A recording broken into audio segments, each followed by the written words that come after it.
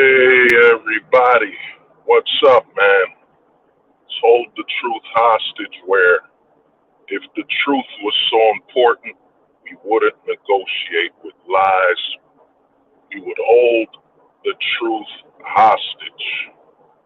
Now, again, I want to warn you, warning, this is a heterosexual male channel. Warning, this is a heterosexual male's channel. Warning, this is a heterosexual male's channel. You know what I mean?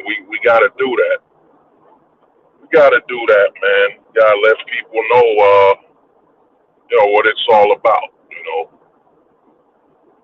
Now, I was thinking about it, and I was thinking a lot, and I realized that, yeah, man, you know, we gotta, I gotta cover it. Gotta cover it. It's been over, it's been over, it's been over, it's been over 2 years. It's been over 2 years since Conan 19. You know, since Conan 19, it's been over 2 years, and I think we gotta talk about that. You can see this overlay. Shout out to the homie Kalala. You know what I mean? He edited it. You know what I'm saying? He made it what it is right now. Back, give me a minute. Gotta see if I can.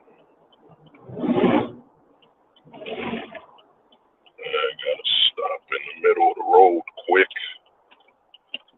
Give me 1 second. Damn, man. Give me 1 minute. Gotta fix something. Give me 1 second.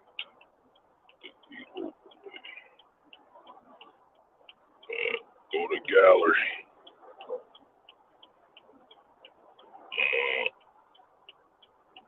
Yeah, gotta.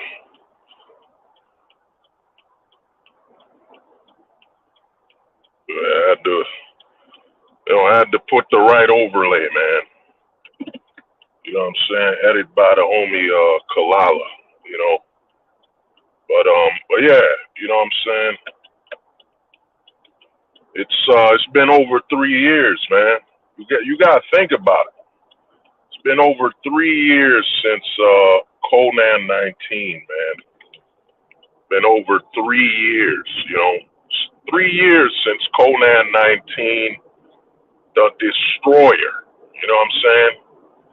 Conan 19, since the pandemic, the quarantining, it's been over 2 years, man. Over 2 years. And, a lot has changed. A lot has changed. And I think a lot of people are not admitting how Conan 19 changed their life. I don't think a lot of people are admitting how Conan 19 made them change their life, man. How it altered everything. I mean, the people that went through it, the people that went through Conan 19 during the pandemic, during the quarantining, the lockdowns. I mean, think about it, man. Just when you say what happened during Conan 19, it sounds like a movie. You know what I'm saying? It sounds like a movie, but it really happened. You know what I mean? We had lockdowns, we had quarantining, we had 6 feet distance we had to maintain. We had stores shut down. We had limited access to stores and retail. You know what I mean? It sounded like a movie, man, but we lived through it. We lived through Conan 19. We had registrations. We had to register. You know what I'm saying? You had serums. You had to get serums, man. You had to get injected with a serum. You know, you had to get rooster shots. Rooster shots a few years later. You know what I mean? A lot happened during Conan 19, man. You know what I'm saying? It was a wild time, you know, and it's crazy that we actually, you know what I mean, we lived through it. You know what I'm saying? We lived through Conan 19, the Destroyer. You know what I mean? I remember when Conan 19 happened. I remember when it started. For me, when Conan 19 happened, I was working at a bar in New York. I was working at nightlife. You know what I'm saying? It was literally, I think it was literally December.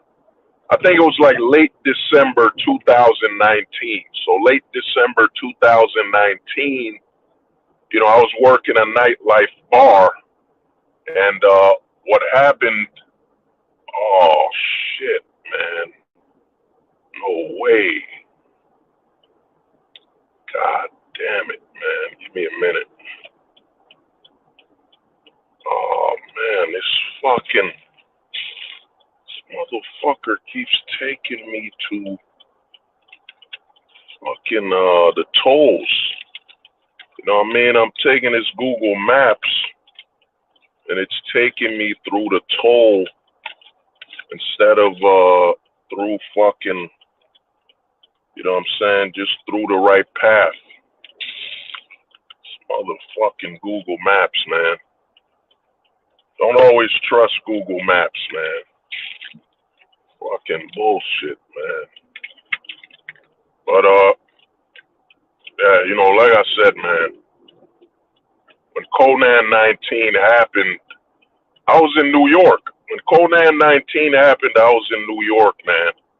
I was in New York for you know, around, it was late December, around December 28th, December 29th, 2019. I was working at a bar up in Harlem, and what happened is, man, I don't know what happened, but around, it was the last day of December.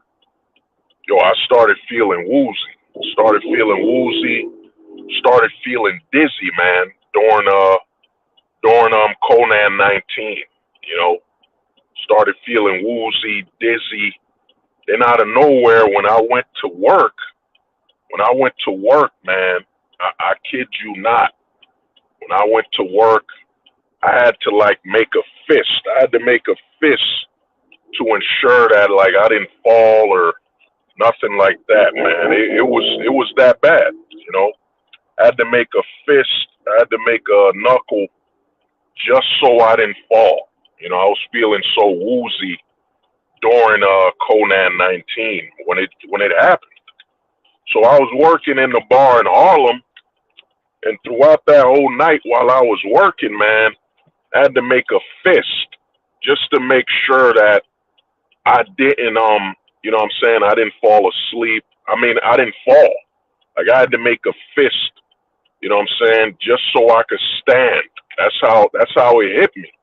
And while I was working that whole night, I was dizzy, man. Things were blurry a little. You know what I mean? It felt like I could fall. You know, it felt like I could not stand when I got hit with Conan 19, man. You know. So after that day of work, man, you know, during the New Year's, after that day of work, I just went home, man. I went home, caught the train, and I was just had to make a fist. Like throughout the whole ride from New York back to Jersey, I had to squish my knuckles and make a fist so I didn't fall, man. That's what happened when Conan 19 hit me. Oh, there you go. How you doing, man? You too, man. So when Conan 19 finally hit me, man, on my way back home, yo, I was dizzy, man. I had to ride the train. I had to make a knuckle throughout the whole ride. You know what I'm saying? Throughout the whole ride, I had to make a knuckle to make sure, like, I didn't fall to the ground while I was on the train. Then when I got back home, man, dizzy, coughing, and all that stuff, and coughing and everything like that. And then what happened is, man, I was in bed rest, dude. I was on the bed, just feeling ill, man, feeling ill, dude. You know what I'm saying? And then I drunk some tea, drunk some coffee, drunk some tea, like Haitian style. It was some ginger tea, man. Ginger tea, like we boiled the ginger tea with some cinnamon, and I got better, recharged. You know what I'm saying? Drunk some cinnamon with tea, ginger tea, and I got better. You know what I'm saying? Drunk some orange juice. One word of advice, one thing I've learned after Conan 19 is that now I drink, you know what I'm saying? I at least drink some orange juice, 100% natural orange juice. You know what I'm saying? You can see right here some of that orange juice. At least like once or two times a week, man. Get that vitamin C in your body, you know. But that's what happened when I got Conan 19. Woke up, then I went to work, and it was like a movie. Conan 19 was like a movie, man. So I was still working in New York. I was still working in New York during Conan 19, and I caught a Uber because I got a job working at the New York Fire Department. So I was working for the New York Fire Department doing some security. Yeah, my brother, man, Eddie, you already know, man, that Haitian ginger tea, man, that ginger tea saved my life, you know. But it was that 100% organic ginger tea, man, and I felt good, you know. But the thing is, man, I was working in New York. So I was working in New York for the fire department. I was doing security for them. And on my way to the fire department, I caught an Uber. I caught an Uber, man. It was crazy, man. It was literally crazy. Because when I caught that Uber, there was no one outside, man. No one. There was no one outside in the streets. You know what I'm saying? Diori was good, man. There was no one outside, man, when it happened. Like when Conan 19 happened, there was no one outside. I was on the Uber ride towards the job, and it was quiet. Like I'm talking, it was like 8 a.m., 8 a.m. in the morning, and it was nothing but dead silence, man. Like I heard while I was on the freeway on the Uber, cause I'm on the Uber on the freeway, no cars, man, no cars at all. You know what I'm saying? It was like I was in a horror movie, man. What was that movie with Will Smith? Yeah, I Am Legend. It was I Am Legend, man.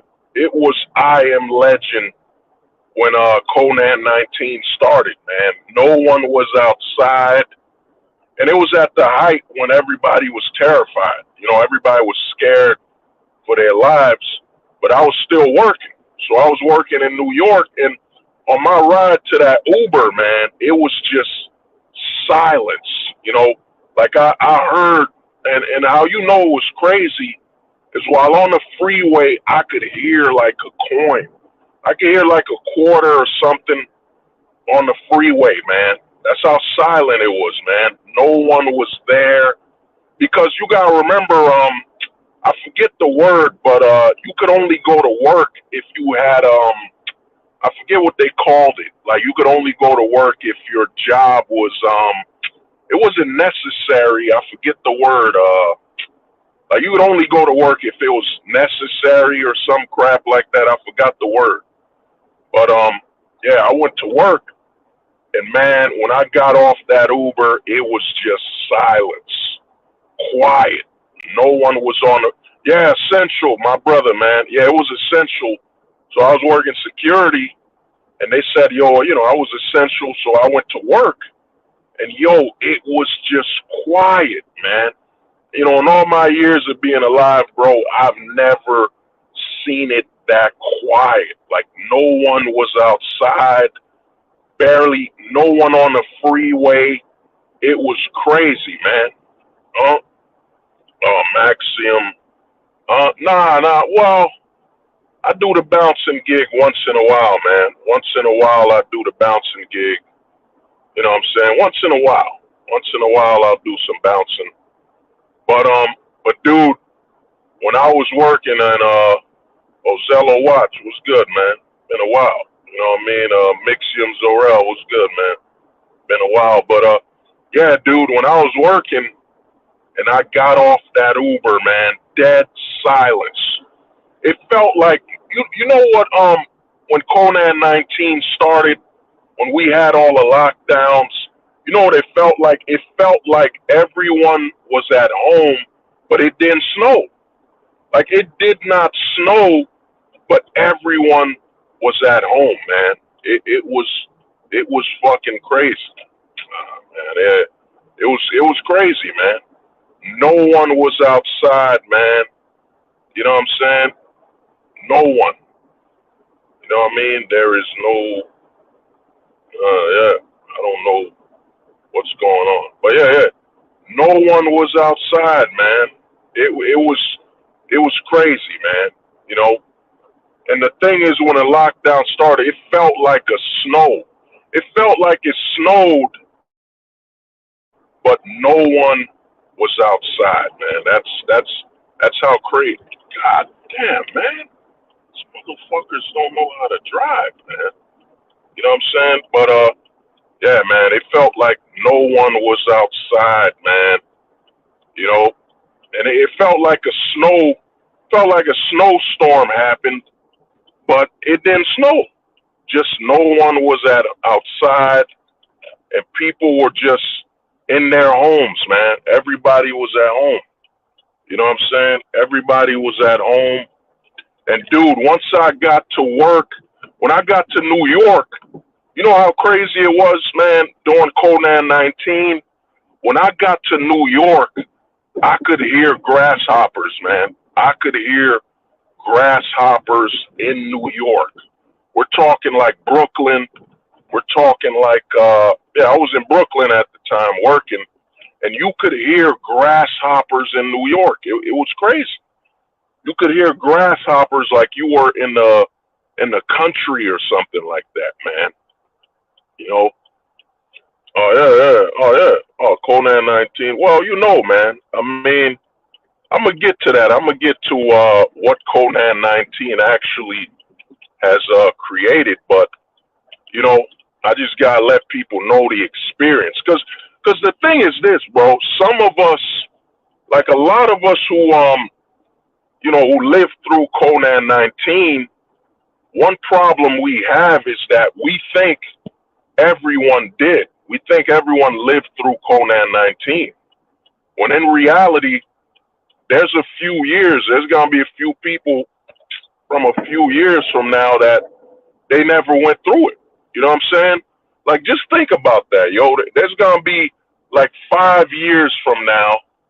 5 years from now, there's gonna be a lot of people that said they didn't have to go through Conan 19.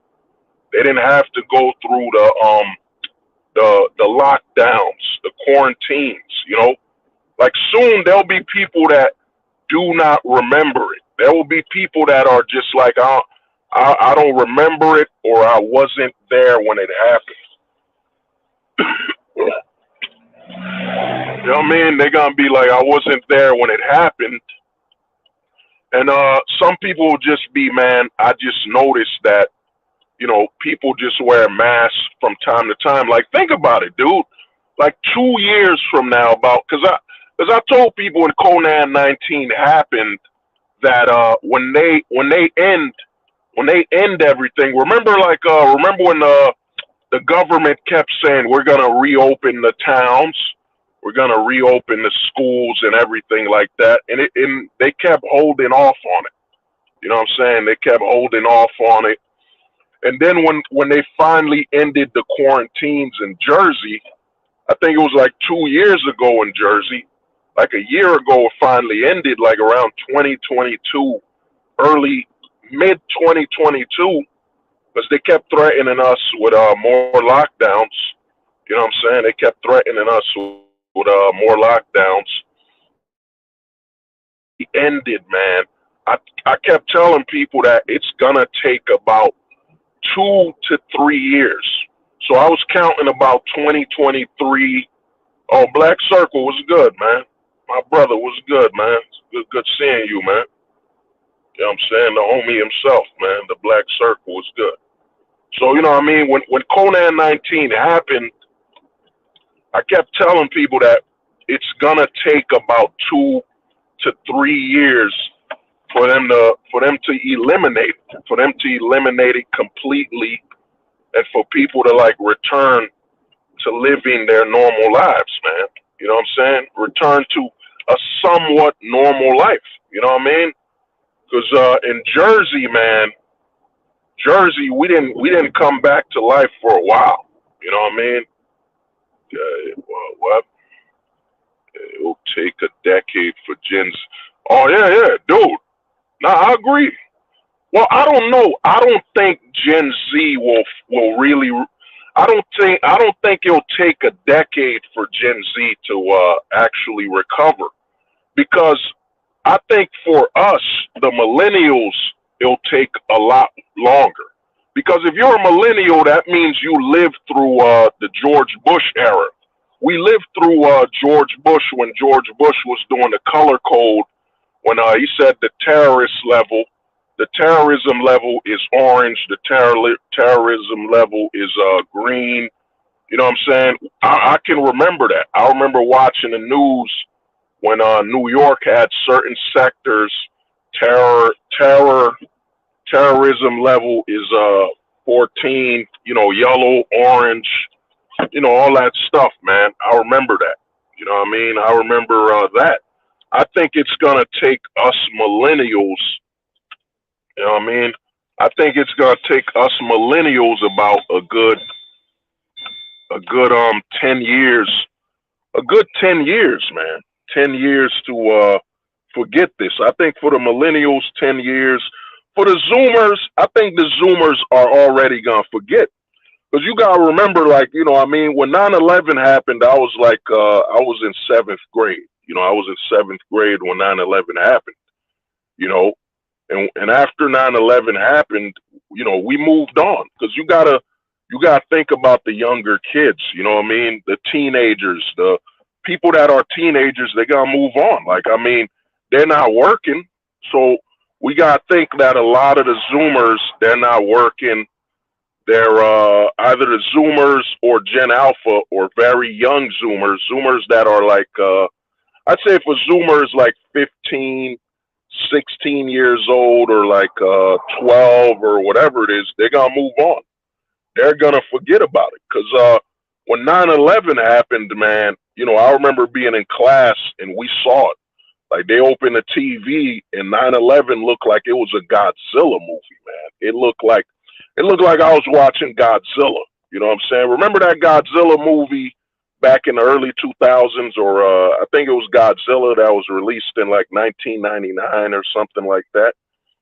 So when Godzilla came out, man, it looked, when I was up in you know what I'm saying, middle school, and I saw I saw what happened to New York, man.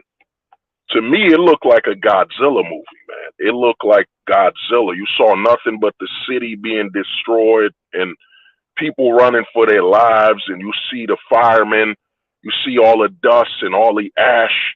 You know what I mean? It looked like a movie. 9/11 looked like a movie, man. Oh man, Black Circle saying Lizzo is the modern day Godzilla. You know, you wild, man. You reckless, man. You know what I mean? But yeah, to me, what I saw was that, man, it looked like, you know, when 9/11 happened. In my opinion, it looked like a movie, man. I didn't believe it was real. You know what I'm saying? I didn't believe it was real, man. And then when I left school and saw that, yeah, it was real. Then out of nowhere, we started getting those terrorist alerts. We started getting those color codes, but we moved on. You know what I'm saying? When you're younger, when you're like in your teens, you know, like all the kids that I think the people that it affected the most will be those kids that were like, I say about 7 to 9 years old. 7 to 9, where they were locked down, they couldn't see their friends. They were being really scared. Cause like, let's be honest, man. When you're a teenager, you're like, it didn't happen where I'm at. So you don't really you care, but you don't. The danger isn't as immediate. You gotta understand. The older you get, the less worried you become about danger, unless it happened to you.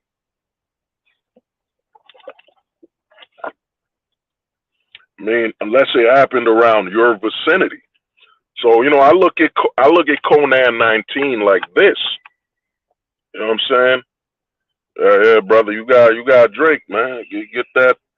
You know what I mean? If you're trying to get that cheap orange juice, man, go to Aldi. You know what I mean? Go to Aldi, man, or Costco, whatever.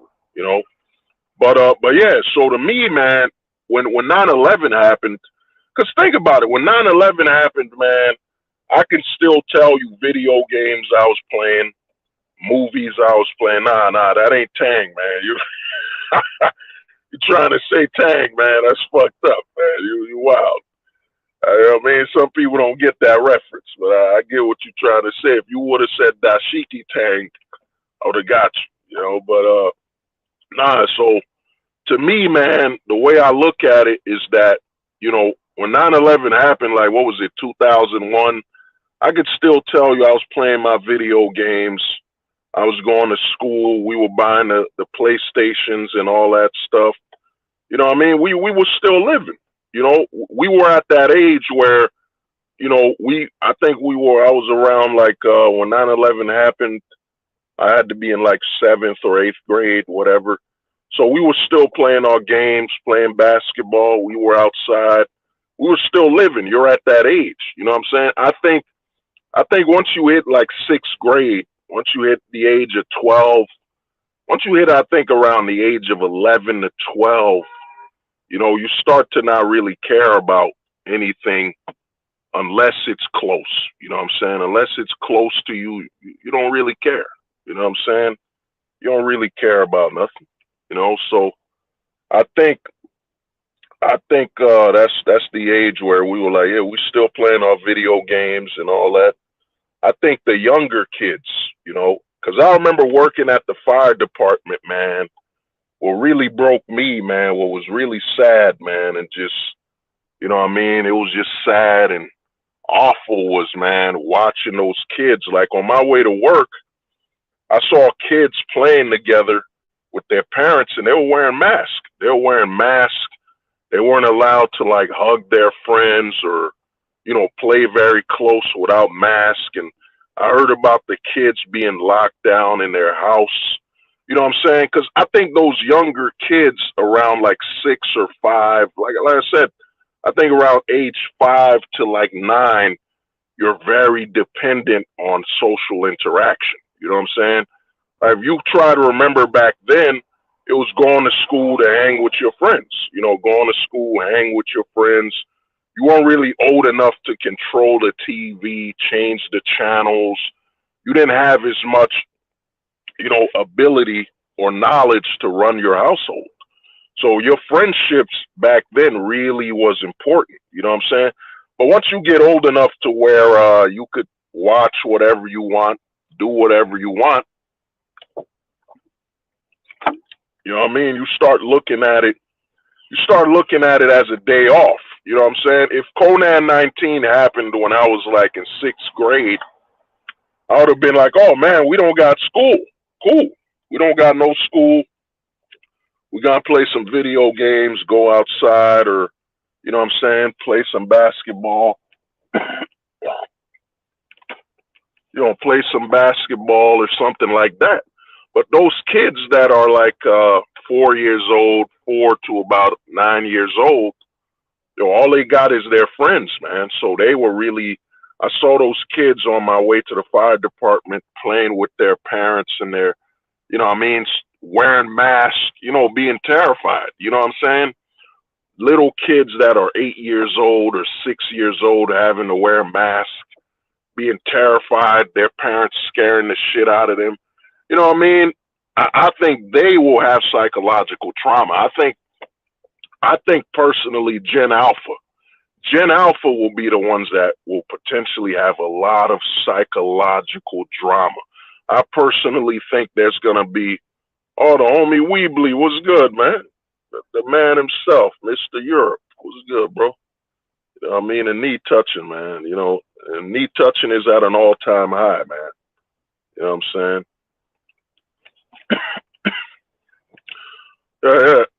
Oh, yeah, Eddie, you're right. I mean, because Gen Alpha, man, you got to think about it, man.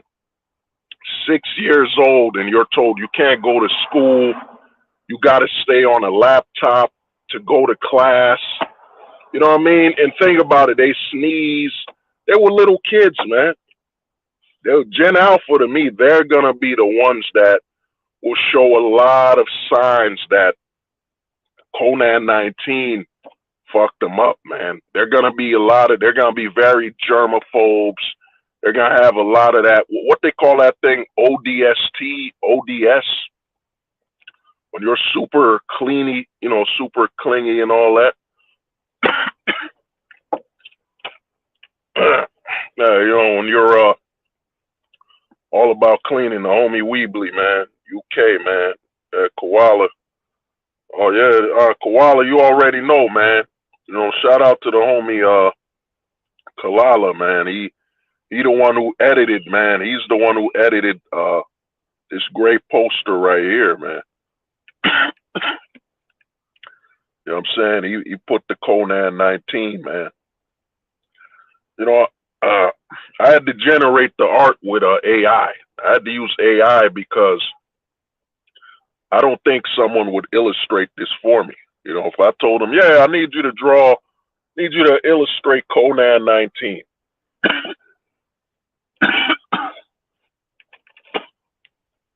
You know, I don't think anyone would do it. You know, Conan 19, the Destroyer. And, you know, shout out to the homie Kalala, man. I'm gonna be working on a book, man. I'm gonna be working on a book called Conan 19, the Destroyer. You know, I already got ideas for like 2 books. You know what I'm saying? The first book will be Conan 19, the Destroyer. You know what I'm saying? And the second book will be Conan 19, the Return of the Destroyer. You know what I'm saying? And I'm basically gonna like fucking parody off of Conan the Barbarian. I'm gonna have it that Dr. Fauci raised a germ, you know, raised a virus as a slave, and he fucking whipped them and all that shit. And you know what I'm saying? You know, Dr. Fauci raised Conan 19, kept him as a slave, as a child, and then Conan 19 wants revenge. You know what I'm saying? He wants revenge. They unleash him on China. They release Conan 19 on China. He's got to make his way all the way back to America, where he'll try to destroy Dr. I can't call it Fauci, so I'll call it Dr. Falsey or some shit like that. And you know what I'm saying? And then the sequel, Conan 19, Return of the Destroyer, will be that they captured Conan 19. They fucking keep him in like a chamber all the way in the bottom of the earth. But what happens is like the fucking variants get out. You know what I'm saying? Yeah, 100%, man. Dr. Falsey. Yeah, the variants get out, man. The variants get out. They escape. And then they gotta release Conan 19, the Destroyer, to kill all the variants, man. You know what I'm saying? To kill all the fucking variants. You know, that'll be Conan 19, Return of the Destroyer, man. You know what I'm saying? We gotta make that fucking book, man. We gotta make that book. Oh, they say we are going to have another Conan 19. Yeah. Well, I don't think so. I don't think we're going to have another Conan 19 because they're about to arrest. They're about to fucking arrest Dr. Fauci. You know what I'm saying? They're about to arrest Dr. Fauci. You know what I'm saying? There's a warrant for his arrest. You know what I mean? But yeah, I call him Falsey. Yeah. That'll be the name, Falsey. You know what I'm saying? But yeah, so they're about to arrest Dr. Fauci, man. I heard they're about to arrest Dr. Fauci, so I don't see another Conan 19 because there was too much money, man. I look at Conan 19 as really a get rich scheme that happened for the pharmaceutical industry. You know what I mean? Big Pharma made out with a lot of money during Conan 19, bro. You know what I'm saying? During Conan 19, Big Pharma never made so much money, man. You know what I'm saying? Big Pharma made all the bread in the world. You know what I'm saying? When Conan 19, oh yeah, dude. Anybody who owned a fucking pharmacy was making gangbuster money, man. I remember going to the pharmacy and I knew this shit because, dude, man. In fact, you know, everybody went through it. Let me ask people here a question, because you know, it happened to me, man. When I went to the pharmacy, man, everything was set up for Conan 19, and it was set up in a very weird way, like very fast. Like, you know, I want to get your opinions. Like, did you notice when you went to your pharmacy that out of nowhere they got all these face masks? All these face masks were in the pharmacy. You know what I'm saying? And it happened. They got all these rows dedicated to it. I was shocked, man, when I went to the pharmaceutical and I saw that they were prepared for Conan 19, man. They had masks, they had gloves everywhere. And it happened just too quick. It happened too quick. And I was like, man, this has to be a setup, man. This has to be a setup for profit. You know what I mean? It had to be a setup. It had to be a setup for some money, because the way they arranged everything for Conan 19, you know, the way they arranged everything, it was just too convenient. It was too quick. Cause dude, I went all the toilet paper. Yeah, I remember the toilet paper epidemic, man. People were going crazy over some fucking toilet paper, but it kind of makes sense. I think it wasn't the men as much. I think it was mostly the women, because like what happens when you run out of that period, I forget what it's called, tampons. What happens when you run out of tampons? You know what I'm saying?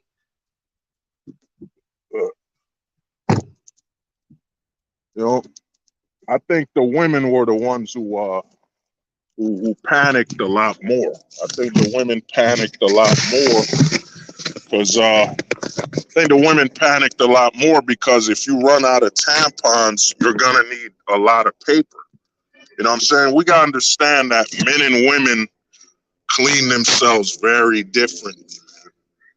So when the toilet paper ran out, I think it was mostly a woman thing. You know what I'm saying? I think the women really needed the toilet paper, because I mean, as a dude, you know, besides using toilet paper for shitting, you know, wiping your ass when you take a shit, like what else do you need it for? You know what I'm saying? We men don't really use that much toilet paper. You know what I'm saying? But I think the women were using it, they use it a lot more. You know what I'm saying? So I think the toilet paper epidemic was really a response from the women, you know. But to get back to Conan 19, is that I don't think, man, I don't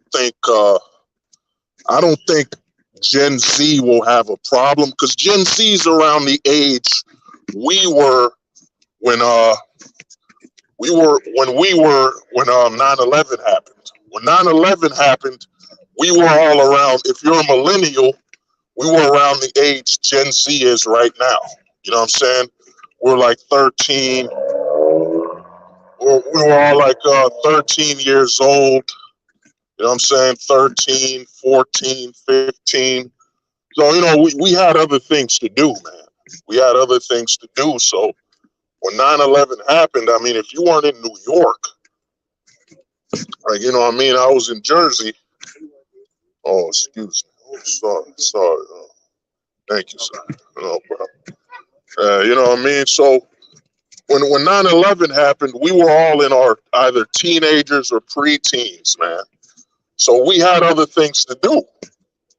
You know, if you were not in New York when 9/11 happened, you know what I'm saying? You really adapted and jumped back very quick. You know what I'm saying? Even the whole terrorist threat thing around Jersey, it became like a joke. You know what I'm saying? It became more of a joke when it came to the terrorist thing. Because, because I think in New York, they wanted you to be afraid of Arabic people. You know what I'm saying? They wanted you to be afraid of Arabic people. But us in the hood, man, I don't think 9/11 affected people in the hoods, the trailer parks, people that are around poverty. You know what I'm saying? If you were growing up around poverty, 9/11 didn't really affect you because you're like, man, I got to worry about people shooting up my neighborhood. You know what I'm saying? I got to worry about people getting shot. What I care about some terrorists coming to blow up, coming to big bang something. I can't use the words like that. So I don't think 9/11 really affected, as many people in the hood. You know what I'm saying? In the hood, I don't think it really affected people. People in urban areas where you gotta worry about gang violence and all that stuff. You weren't really concerned about no terrorists. You know what I'm saying? Me, I used to just make jokes, man. I used to make jokes about Middle Eastern people. I was just joking around. You know what I'm saying? I didn't see a Middle Eastern person and was like, oh my God, I'm scared for my fucking life. Oh my God, he's Middle Eastern. We didn't give a fuck, man. You know what I'm saying? We didn't really give a fuck around my neighborhood or the areas I was in. We didn't give a damn. You know, we got more things to worry about. You know what I'm saying? I think the people that were worried about the terrorists were mostly people in the suburbs. People in the suburbs, people with more money and stuff like that, they were worried. But when you live in a town with gang members, gangs, stuff like that, you got bigger things to worry about than some terrorists. You know what I'm saying? I worry about the Bloods and Crips before I worry about Bin Laden. You know what I'm saying? So I don't think it really affected people. I don't think it really affected people in the hood as much.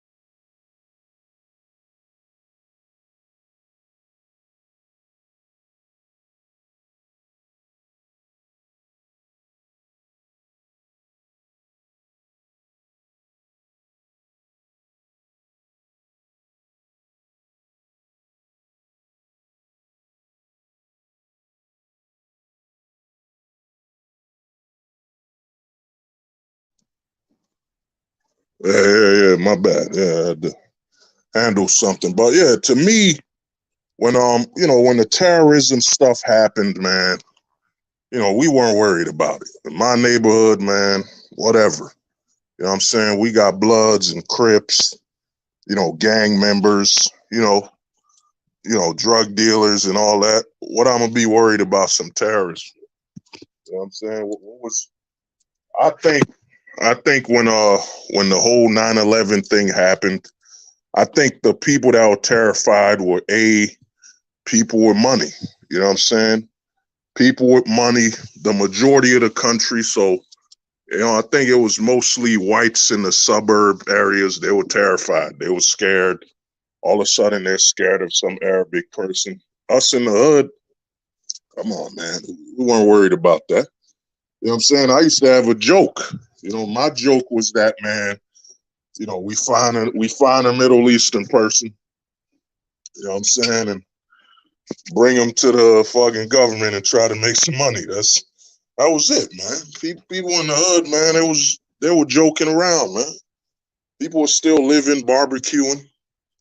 But I think people that were already racial, had some racial tension and already had some racist problems. And I think people that just wanted to test out their guns, test out their firearms. You know what I'm saying? They were looking for a reason to just pull the trigger on a Middle Eastern person. You know what I'm saying? But people in the hood, if you live in an urban area or a hood neighborhood, you already know, like, the people, if you're black or Mexican, you know what I'm saying? And, people are already terrified of you, the foreigners. The foreigners want to leave the Americans alone. You know what I'm saying? The guy that runs the gas station, he don't want to talk to nobody, man. He just want to make his money and leave. They're already scared of you. I mean, when most foreigners move into the hood, you know what I'm saying? Unless they're Jamaican, like, the people in the hood that got a problem, if they move in, they're going to take you out one way or another. If you fuck with them, it'll be Jamaicans, Haitians, people from the Caribbeans, Puerto Ricans.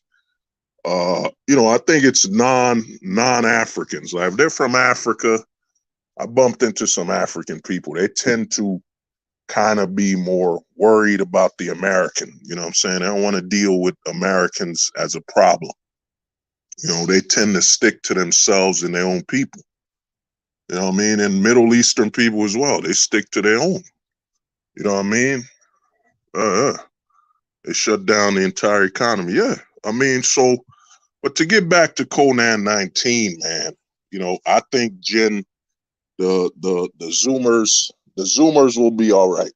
You know what I'm saying? If they're about 12 to about 18 years old, they'll be all right, because at that age, you understand that things will have to return to normal or something like that. You know what I'm saying? You at least had enough of a taste of when things were normal to have an ideal of going back, But the Gen Alpha that were like 5 years old, 6, 8, 9, they were traumatized. You're not allowed to go outside to your friends. Let's think about it. When you're 5 to 6 to 7 years old, you don't really know how to use your laptop and, you know what I'm saying, your cell phone, your phone. You don't know how to use technology like that. So you can't substitute the interaction with friends for technology yet. You know what I'm saying? When you get to around the age of 9 to 10, then you could substitute your friends with, I'm just going to play some video games until everything comes back to normal. You know what I'm saying? People were cheating on exams. Yeah, but another thing is, I'll say this about Conan 19 is that Conan 19 was also a forced adaptation. It was an ideal designed to force people to adapt to the internet. You know what I'm saying? A lot of people don't remember they don't remember when we had that white powder. I forget the name of it. It was a white powder you could get.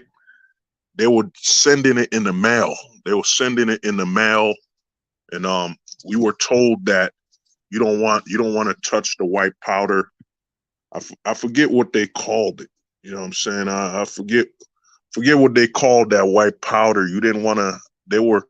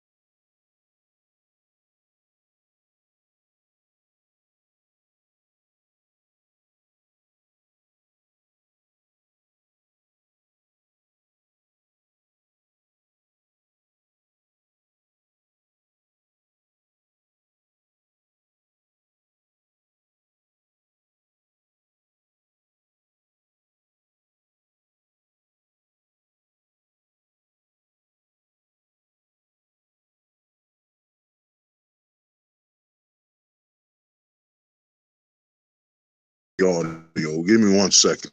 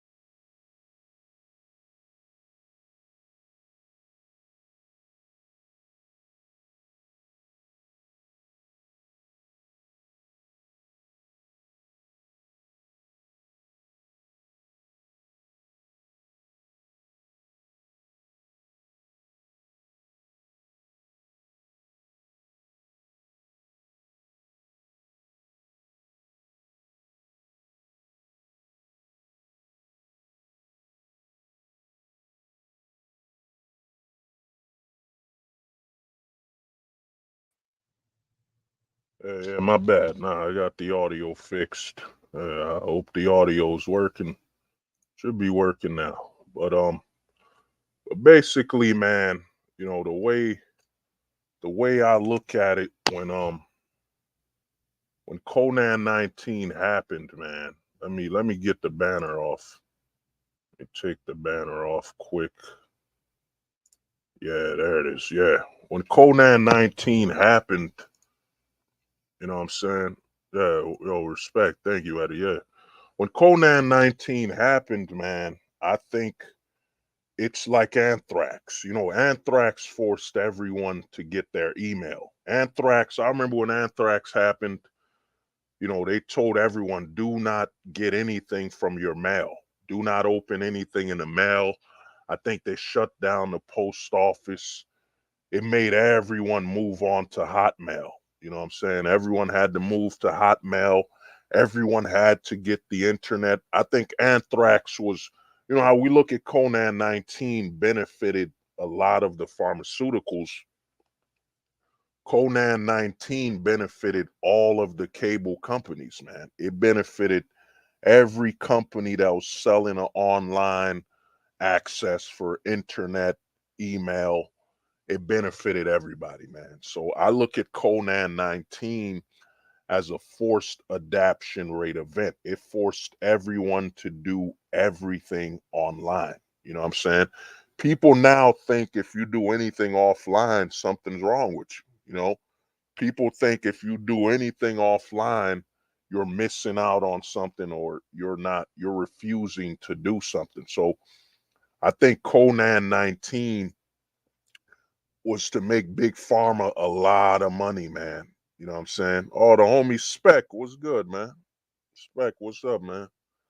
Oh, yeah, yeah, the Y2K, another fake scare. Yeah, Y2K. You know what I'm saying? Y2K to me was funny, man. All I remember about Y2K was Chris Jericho, the wrestler. You know what I'm saying? When Jericho came into WWE, I never understood the whole thing. Oh, the computers they won't remember how to count. They won't be able to count to a certain number and we'll lose everything. You know what I'm saying? Oh, Spec, I'm good, man. I'm good, bro. Good to see you out here, man. You know what I'm saying? I think I hit you up. But yeah, I'm good, man. But yeah, so I think Conan 19, man. Another thing Conan 19 did is that it forced a lot of people to become introverts, man. I think no one's noticing that introversion has gone up like crazy. You know what I'm saying? I think it's affected a lot of the outdoor events, going to shopping, going to buy stuff. I think it forced a lot of people that were not introverts to become introverts. You know what I'm saying? And I also think it had a reverse effect where people that were introverts by choice became extroverts. They became about going outside. You know what I'm saying? Oh yeah. Man. You know about that. You know, the Y2K, man. You know what I'm saying? Chris Jericho. Everybody got email. Yeah. Oh, yeah. Isolation was harder to, yeah. I mean, I think with the extroverts, it kind of forced them into introverts. But I saw a lot of people during Conan 19, you know, they were on Tinder. They were on Tinder dating. So I saw a lot of the extroverts, they became, well, let me bring a bottle to your house. You know what I'm saying? Oh, the homie Bronze Bird was good, man. Much respect for having me on, man.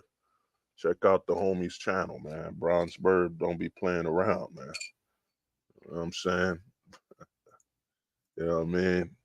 Yeah, so Bronze Bird said, isolation for introverts, ambiverts for peeps like me was a haven. Yeah. I mean, for people I think it also created a lot of what they call it when you're between introvert and extrovert. What do they call that? Forget what they call that. You know what I'm saying? You know what I mean? I forget what they called it. Oh wow, man, mingling at the last lost art now. Yeah, mingling. Yeah, bro, it destroyed that. You know what I'm saying? Conan 19. Let me see what the homie Koala said, man. Conan black pilled me on a perspective of how you can program humans to fascism and how you suppress a different kind of people. Oh yeah. I mean, to touch up on what Koala said is that Conan 19 also remember how all these in respect to Eddie, man, the ambiverts, yeah, respect that. I'm gonna get to that. But Conan 19, they were all bragging. All the Hollywood studios went away from theaters. They went away from physical films and physical entertainment because they thought, well, we got them all at home. We could program them. We could program them with TV shows. And think about it, the woke movement, the whole woke thing, and the whole narrative on pushing the rainbow in the closet heavy started happening around Conan 19. Like around Conan 19, like the homie Spec said, it all accelerated. You know what I'm saying? Well, I don't know about the cashless. I'm gonna get to about the cashless, but what Conan 19 did is it pushed the narrative. They were like, we got them all at home. They're not going to theaters. They're not going to events or music. We have them all at home. So they pushed all of the narrative, man. They pushed, like, I mean, movies about altering your gender, altering your sexuality. It went crazy. You know what I'm saying? You can't turn on a TV like my brother was playing Mortal Kombat. You know what I'm saying? No, not Mortal Kombat. My brother was playing Spider-Man Into the Spider-Verse. He was playing the Spider-Man game for the PS4, man. The PS4, PS5. He was playing Spider-Man Miles. And he was playing Spider-Man Miles. And what was crazy about that game is you're fighting regular women as the villains. Like you can't play any video games now where the video games used to be all the goons are men. You know what I'm saying? The men are the goons. The men are the bad guys. We're gonna beat them up. We're gonna fight them. And when my brother was playing Spider-Man Miles for the PlayStation PS5, he was fighting regular women. You know what I'm saying? And in the next game, Spider-Man 2, Craven the Hunter, if you don't know about Spider-Man like that, his minions are just regular women holding some weapons, man. You know what I'm saying? So they now want you to play video games where you're beating up on women. You know what I'm saying? They got you playing video games where you got to fight the women, and it just feels out of place. Like I saw the trailer for the new Spider-Man game, and I'm like, this is bullshit, man. You know, look at the agenda. I got to play a game where I got to fight some regular women like they're the main villains or they're the main threat. You know what I'm saying? Then the narrative really got heavy. They started pushing everything, man. You know, if you look at it, once Conan 19 happened, the left, all the people with propaganda, they went at full speed, man. They said, we got him at home. It's time to program them, man. It's time to program them. All the agenda about gender neutral, and all these stupid fucking things. You got people identifying they, them. You know what I'm saying? The thing about them people identifying is they, them. What's so stupid about it is that, so how you gonna write a damn sentence? Like, you know, all your sentences and grammar are just fucking broken and stupid. And then since you're using they, them, and all that bullshit, so how are you gonna say they? You know what I'm saying? Like how do you use the word to describe they as in a group of people? It was just, man, it was just full blown idiocy, man. We're like, remember that movie Idiocracy? If you look up that movie Idiocracy, where the guy woke up into the future and they were just idiots. You know what I'm saying? It's kind of like our modern society right now is Idiocracy, that movie. It's Idiocracy with an agenda. You know what I'm saying? You hear the left and the right are just idiots, man. They're just stupid. Oh man, I identify as they, them. Then you identify as a fucking Pop Tart. You know what I'm saying? You might as say you didn't go to school, you can't read or nothing. You're a damn idiot. Anybody who's identifying as they, them, that's the sign that, man, the lack of education and the inability to be, they've abandoned logic. You know what I'm saying? Completely. You know what I mean? They abandoned logic, man. You know what I mean? And they started pushing everything during Conan 19. Like they abandoned all the theaters and they just started pushing everything. Like for example, any movie you watch right now, it's gonna be, for example, Into the Spider Verse, man. They literally have a movie where a pregnant woman is a Spider Woman. She's pregnant, and they got her fighting Miles Morales. They want us to cheer for a woman that's pregnant fighting as a superhero and putting a baby inside of her in danger, because they want people to cheer against what straight and heterosexual men can do, their legacy, and what straight men bring to this world. What straight men bring to this world is the ability to, you know what I'm saying, produce children with a woman. So they openly, in that movie, I was watching Spider-Man Into the Spider-Verse, they want you to cheer for a guy fighting a pregnant black woman as a Spider Woman. And they literally said in the movie Into the Spider Verse that they could take any Spider Man from any point in the universe. So they could take anyone from in the universe, and they chose a pregnant Spider Man, Spider Woman, whatever the fuck, Spider Woman. And they want you to be in the theaters cheering. That's right, punch that pregnant Spider Woman. Punch her, Miles Morales. Punch her, fight her. They want you to cheer for a character beating up on a pregnant woman, man. That's how fucked up the system has become right now, man. That's how fucked up the society has become. And they utilize Conan 19 to continuously. I mean, because if you look at it, what was it, 2020? You know what I'm saying? I think if Conan 19 never happened, I don't think we would have got as much insanity as we get right now in Hollywood. You know what I'm saying? I remember Me Too. When Me Too happened, you know what I'm saying, they started forcing females into the roles that were predominantly men, and they started to demonize the males, and men in the roles they played, they started demonizing them. But I think once Conan 19 hit, when they were like, yo, they got nowhere to go. They got nowhere to go. All of them will be watching TV or watching movies or streaming. We got them right where we want them. And they started funneling mad agenda and propaganda into all the TV shows, films. You can't watch nothing without agenda and propaganda these days, man. As soon as I watch a movie trailer, I haven't watched a movie in a while. I think the last movie I went to the theaters for was I think it was Aquaman, and I think one of the Fast and Furious, and Shazam or some shit like that. But now you can't watch a movie trailer without a scene where you got men fighting women. You know what I'm saying? The women are in the roles where they got to be punched by men. It's kind of like subconsciously they're promoting towards men that we want you to hit women. You know what I'm saying? We want you to hit them.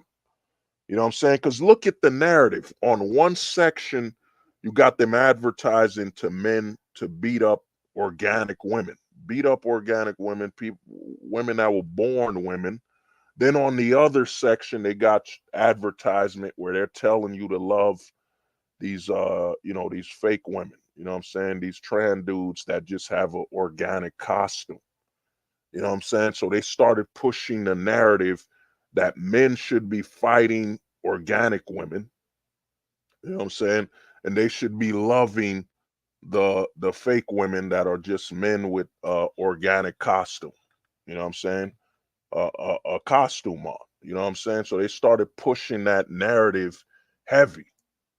Yeah, they got tiny women beating up roided men. Yeah, because the advertisement became conflict. Like a lot of dudes saw Me Too and said, "Yo, man, Me Too was all about, you know what I'm saying, demonizing men and, replacing the male roles with the female roles." Nah. You know what I'm saying? Oh shit. Preston, what's good, man? What's up, brother? What's good? So you know what I mean. What they started doing after Me Too is that, and also, man, congrats, Preston, congrats, man. I got the word, man. I got the word on the streets that I saw what happened. Congrats, man. You got the law, you got the case reversed, man. It's coming back home. Congrats on that. Yeah. So what they did after Me Too, a lot of guys saw Me Too and said, "Oh man, they're just gonna have men. They're just gonna replace male roles with female roles." What men didn't see is that they were using Me Too to have men conflict with women physically. They started pushing all these films and narratives where they have women fighting men and men fighting women, while at the same time they're pushing in the middle of that fight. They're pushing in the middle of the fight between the sexes. They're pushing trannies. You know what I'm saying? They're saying you two in the middle hate each other. Men and women hate each other, love the trannies. You know what I'm saying? Love the trannies and hate each other. It became a narrative where they wanted to capitalize. I heard the Barbie movie, not that I would fucking be watching Barbie. You know what I'm saying? But the Barbie movie, I wasn't surprised. I heard they got Dr. Barbie as a tranny. You know what I'm saying? You know what I mean? They got Dr. Barbie as a tranny. You know what I'm saying? So this is what they're doing. The goal is to destroy the relationship between the man and the woman so they can have men and women pursue artificial men and women because it makes more money. You know what I'm saying? It makes more money for the surgeons and the doctors when you're going after somebody who needs hormone suppressants, somebody who you gonna, because think about it. Let's say you get married. Let's say you get married to a organic woman, a woman that was born a woman. You get married to her, okay, she'll get pregnant. You'll have to pay for the pregnancy. What I'm saying? You'll have to pay for all these other things. But if you were to switch that organic woman and they get you to get a tranny, somebody who has some mental illness issues, now you got to pay for the mental illness issues. You know what I'm saying? Mental organic, man. You know what I'm saying? You got to go to Costco. Shout out to the homie Koala. You got to go to Costco now to find an organic woman. You know what I'm saying? Whole Foods. You know what I'm saying? Oh yeah, I did that. I had to do the warning, man. Warning, it's a heterosexual male channel. Yeah. You know what I'm saying? So what they did, US doesn't have one China policy, so the elites push for Me Too and transgender. Yeah, yeah, yeah. Well, I mean, what they did is, and I get what you're saying, is what they did is they created the battle of the sexes. You know what I'm saying? They want men. It costs more money. You're going to invest more money into the pharmaceuticals. So let's say a guy gets with a tranny, whatever. Now you got to pay money for hormone suppressants, hormone suppressants to fucking, control the way they talk. You got to pay for, mental issues and body dysmorphia. Because one thing they don't mention about the people that transition, that get their body parts cut off, is that a lot of those people suffer from phantom limb. You know what I'm saying? We When do we talk about Conan? Oh, Conan 19. Yeah, no, I spoke about it.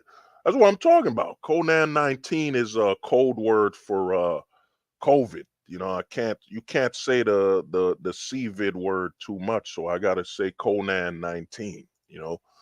But what happened is, what they did is they want you to get, they don't talk about the fact that people that transition suffer from phantom limb syndrome. You know what I'm saying? Where they suffer from the body parts that are cut off. The body parts that are cut off, they still feel it. You know what I'm saying? I was watching a YouTube video, one of the homies shared with me, where some I think it's a chick, I think a chick was regretting becoming a tranny. You know what I'm saying? They were regretting cutting off their body parts to become a tranny, and they're almost there to get that last necktie. You know what I'm saying? To delete themselves, because they're so depressed. They went with the system's narrative. Oh, you got they went with the system's narrative and all that. So they pushed Hollywood, the elites, whatever you want to call them. They saw a golden opportunity to reprogram everybody. The only difference with Hollywood and Big Pharma was that the pharmaceuticals, they made their money, man. They made all their money, you know what I'm saying? Because whether you like Big Pharma or not, you're going to need the pharmaceuticals. You need medicine. You know what I'm saying? You need medicine, but you don't need entertainment from a physical standpoint of survival. You know what I'm saying? You won't die if you didn't watch a movie for a whole year. If you didn't watch a movie for a whole year, you're not gonna die. Maybe your ability to enjoy things might be dying. But what they did is Hollywood burned themselves, lost all this money trying to capitalize. They thought, we'll reprogram these peasants and these poor people to following our ideology and all that stuff, but they lost a lot of money. While all the pharmaceuticals during Conan 19 at its peak during the quarantines, during the lockouts, the big pharmaceuticals made billions, trillions of dollars, man. They made trillions.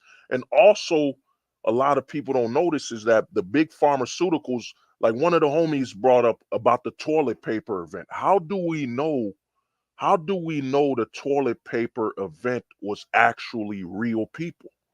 How do we know it wasn't paid actors? You know, the homie right here, man, the homie at Pocket Jacks, he knows about Hollywood and he knows how they hire extras and actors for political events. Like I remember in Jersey they hired people from Connecticut to protest in New Jersey about voting for the mayor. So they hired people to protest from Connecticut in New Jersey. You know what I'm saying? That's what they did. They hired people from Connecticut to protest in New Jersey. So when Conan 19 was at its peak during the lockouts and all the issues that were happening, how do we know those people that went to buy all the toilet paper? How do we know those were real people? You know what I'm saying? How do we know the people that were hired during the toilet paper when we were running out of toilet paper? How do we know, man? How do we know they didn't hire people and actors? Like the homie, my homie right here, Pocket Jacks, he dealt with a lot of acting and theaters and all that. He knows that there's a black market, man. There's a black market for actors. You know what I'm saying? There's a black market for actors.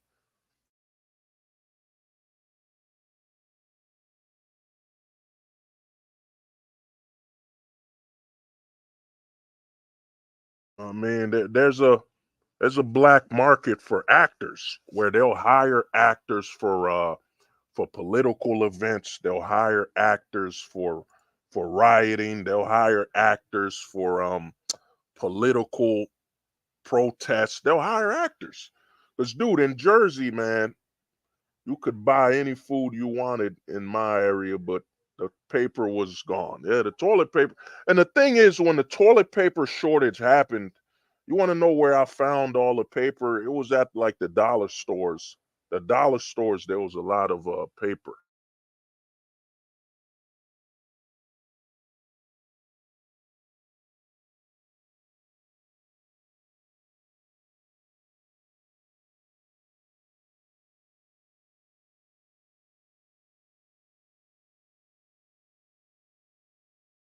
Uh, so,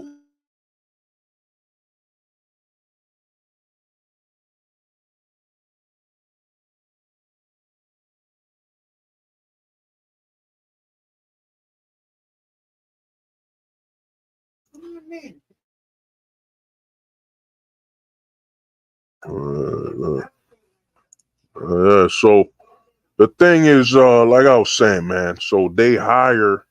Let me see what the homie Ojit said. Yeah, feds infiltrate groups and instigate violent protests. Yeah, I mean, it happened with the Black Panthers. You know what I'm saying? They would have actors pretend to be in their groups. They would have them. So during Conan 19 in the quarantine, how do we know? Like, how can you confirm that all the toilet paper that was bought by people, civilians, and not actors? Like, how do you know that? You know what I'm saying? How can you confirm that the people that bought all the toilet paper were actual citizens? You know what I'm saying? Rather than they plant, you know what I'm saying? You're a big farmer with trillions of dollars on the line. Billions of dollars on the line. Even during the protest, when the protests happened, like I'll give you an example. During Conan 19, I was working for the fire department in New York. I was working for the fire department. The main base, I think the main base of the fire department was in Brooklyn. So I think I was working for the main base during Conan 19, probably 2 years ago, 2020 or early 2021. I was working for the fire department. And guess what? We had a large protest of people that were walking over the Brooklyn Bridge towards the fire department. You know what I'm saying? I think it was Black Lives Matter, all the protests, whatever the hell it was, you know what I'm saying? It was people protesting. And we had to lock down and shut down the fire department because they were worried that people would be throwing bricks and all that stuff. But how do we know? So how do you know if all those people protesting were not, how many of them were actors? We don't know. Just, you know what I mean? We don't know who was an actor. You know what I mean? So Conan 19, you know, let me see what Domi Eddie said here. Conan 19 gave power. Yeah. Well, I mean, Conan 19 also, because it's not all losses, man. There were a lot of wins and victories. You know, the big victory during Conan 19 was that the politicians got exposed, man. They all got exposed. Actors got exposed. There's a video of Arnold Schwarzenegger, and to me, that was the most dangerous video. There's a video of Arnold Schwarzenegger saying, fuck your freedom. And remember, Arnold Schwarzenegger was a former governor, and Arnold Schwarzenegger said, fuck their freedom, force them all to get the Conan 19 serum. You know what I'm saying? This is Arnold Schwarzenegger, former governor of California, or as you would say, cauliflower. You know what I'm saying? The former governor of, think about it. Arnold Schwarzenegger is a former governor. If he feels that comfortable to just say, you know what I'm saying, just literally dictator level of speech where Arnold Schwarzenegger said, y'all better take that damn Conan 19 serum. You know what I'm saying? Fuck your freedom.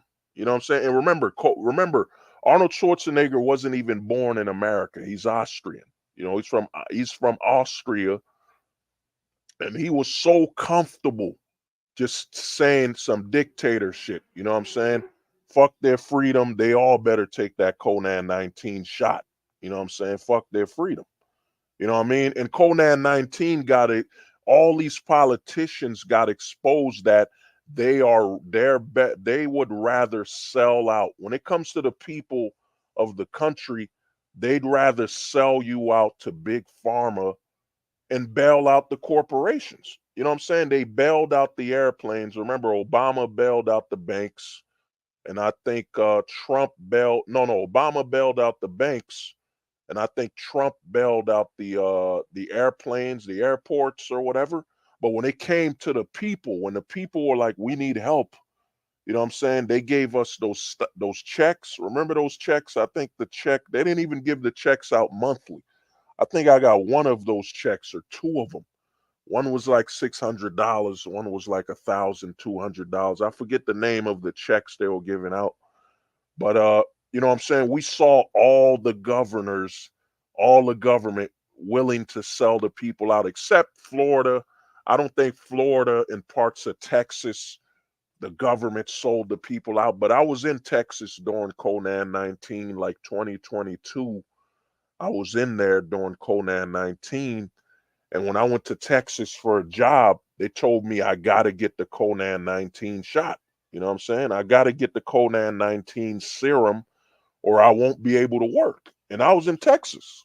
You know what I'm saying? I was in Texas and I was in Houston. I'm not sure if Houston is a liberal because a lot of people think Texas is all red, but I heard Dallas is blue. I heard Austin's red. Like I heard in Texas, certain parts are blue, certain parts are red. But when I was in Houston, man, they were forcing you to get a shot to keep a job. You know what I'm saying? So I had to return to Jersey because, like, you know, I was there and I had no family, you know. And if I had that jab, well, not the jab, the serum, and got sick, man, I would have been done. You know what I'm saying? So to me, man, we saw who the politicians were out. When it comes to the people, the politicians are willing to sell them out. You know, they were selling everybody out to big pharma. You know what I'm saying? Conan 19 serums were not even tested for like a month. I think, anybody remember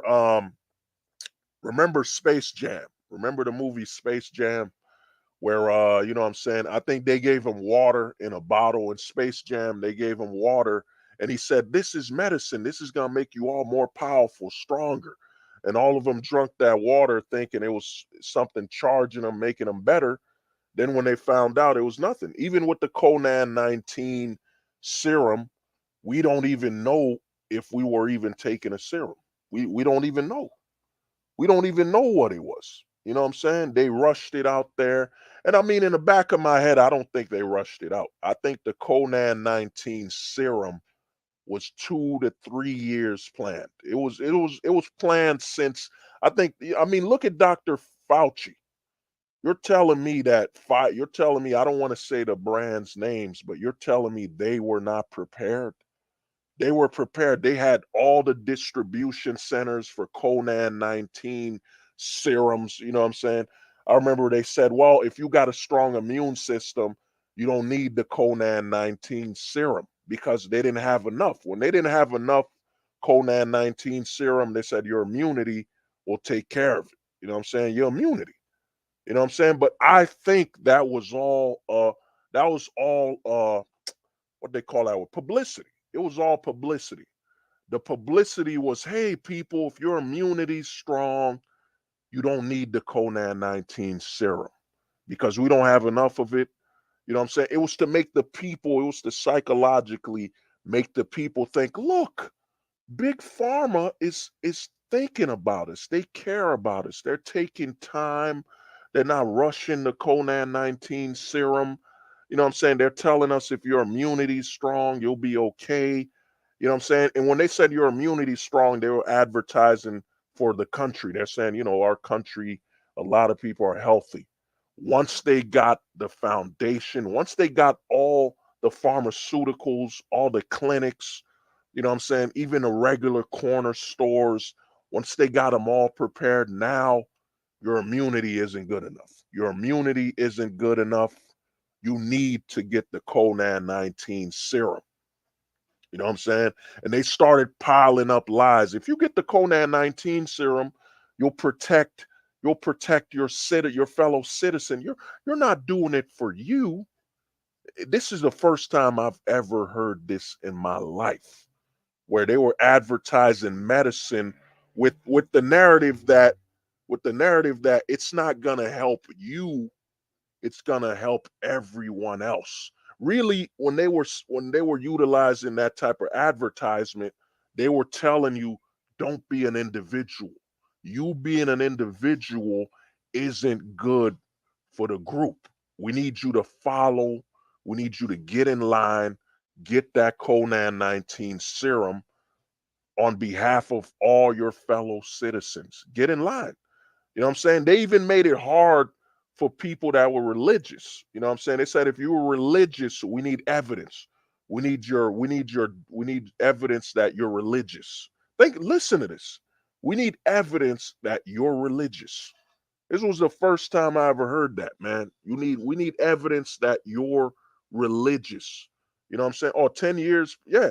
Me personally, I think Conan 19 was planned for over 20 years. You know what I'm saying? I think if you look at the Tuskegee experiment where the government was just randomly shooting up blacks with I forget the name of the disease. It's with a S. I forget the name of the disease they were giving the blacks with the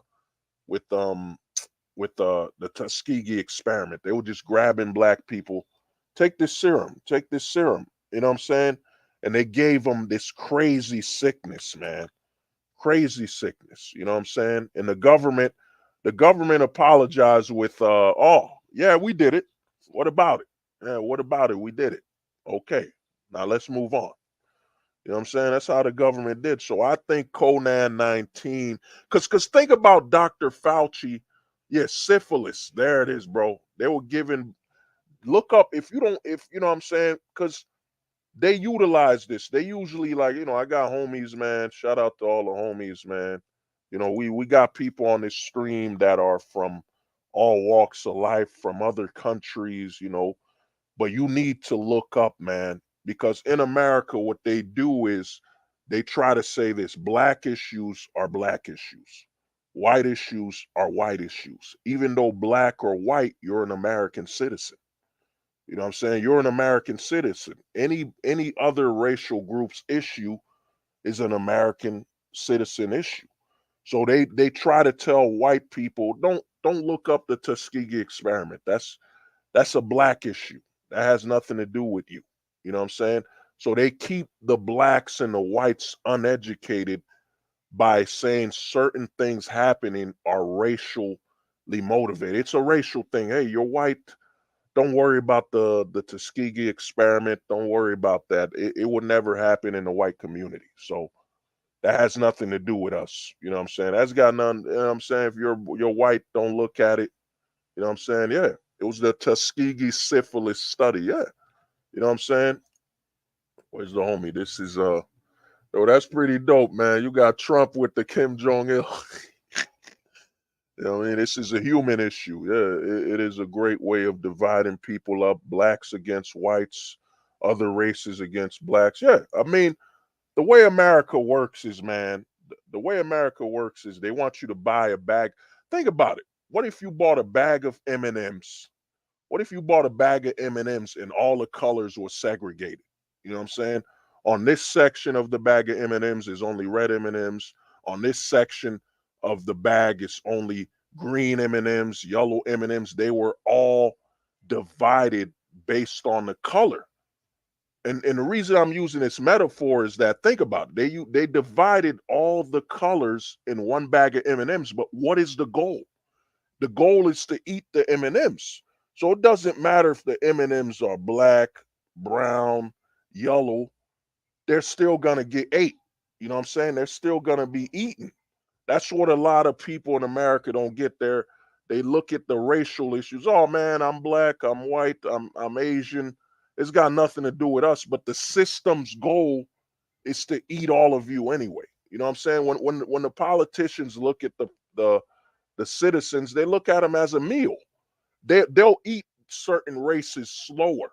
You know what I'm saying? It's kind of like this. You know, you blacks. I mean, I'll use race like food. You know, you blacks are like fried. You know, fast food. You know what I'm saying? We're gonna.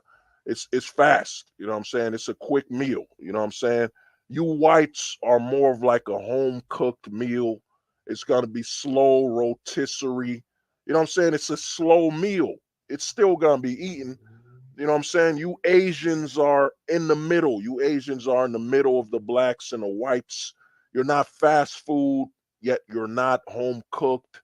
You're like fucking Panamera bread or some shit like that. You know what I'm saying? You're Panamera bread or Chipotle. You know what I'm saying? You Asians are Chipotle. You know what I'm saying? You Mexicans, you're between the blacks and the Asians. You know what I'm saying? So you're not completely fast food. You're not completely fast food, but you're not completely as slow rotisserie. You know what I'm saying? What a lot of people don't get is we're on the menu. It don't matter if you're black, it don't matter if you're Asian, Indian, Arabic. We're on the menu. And the restaurant is called, you know what I'm saying? The restaurant is called, you know what I'm saying? It's called the state. You know, we're on the menu.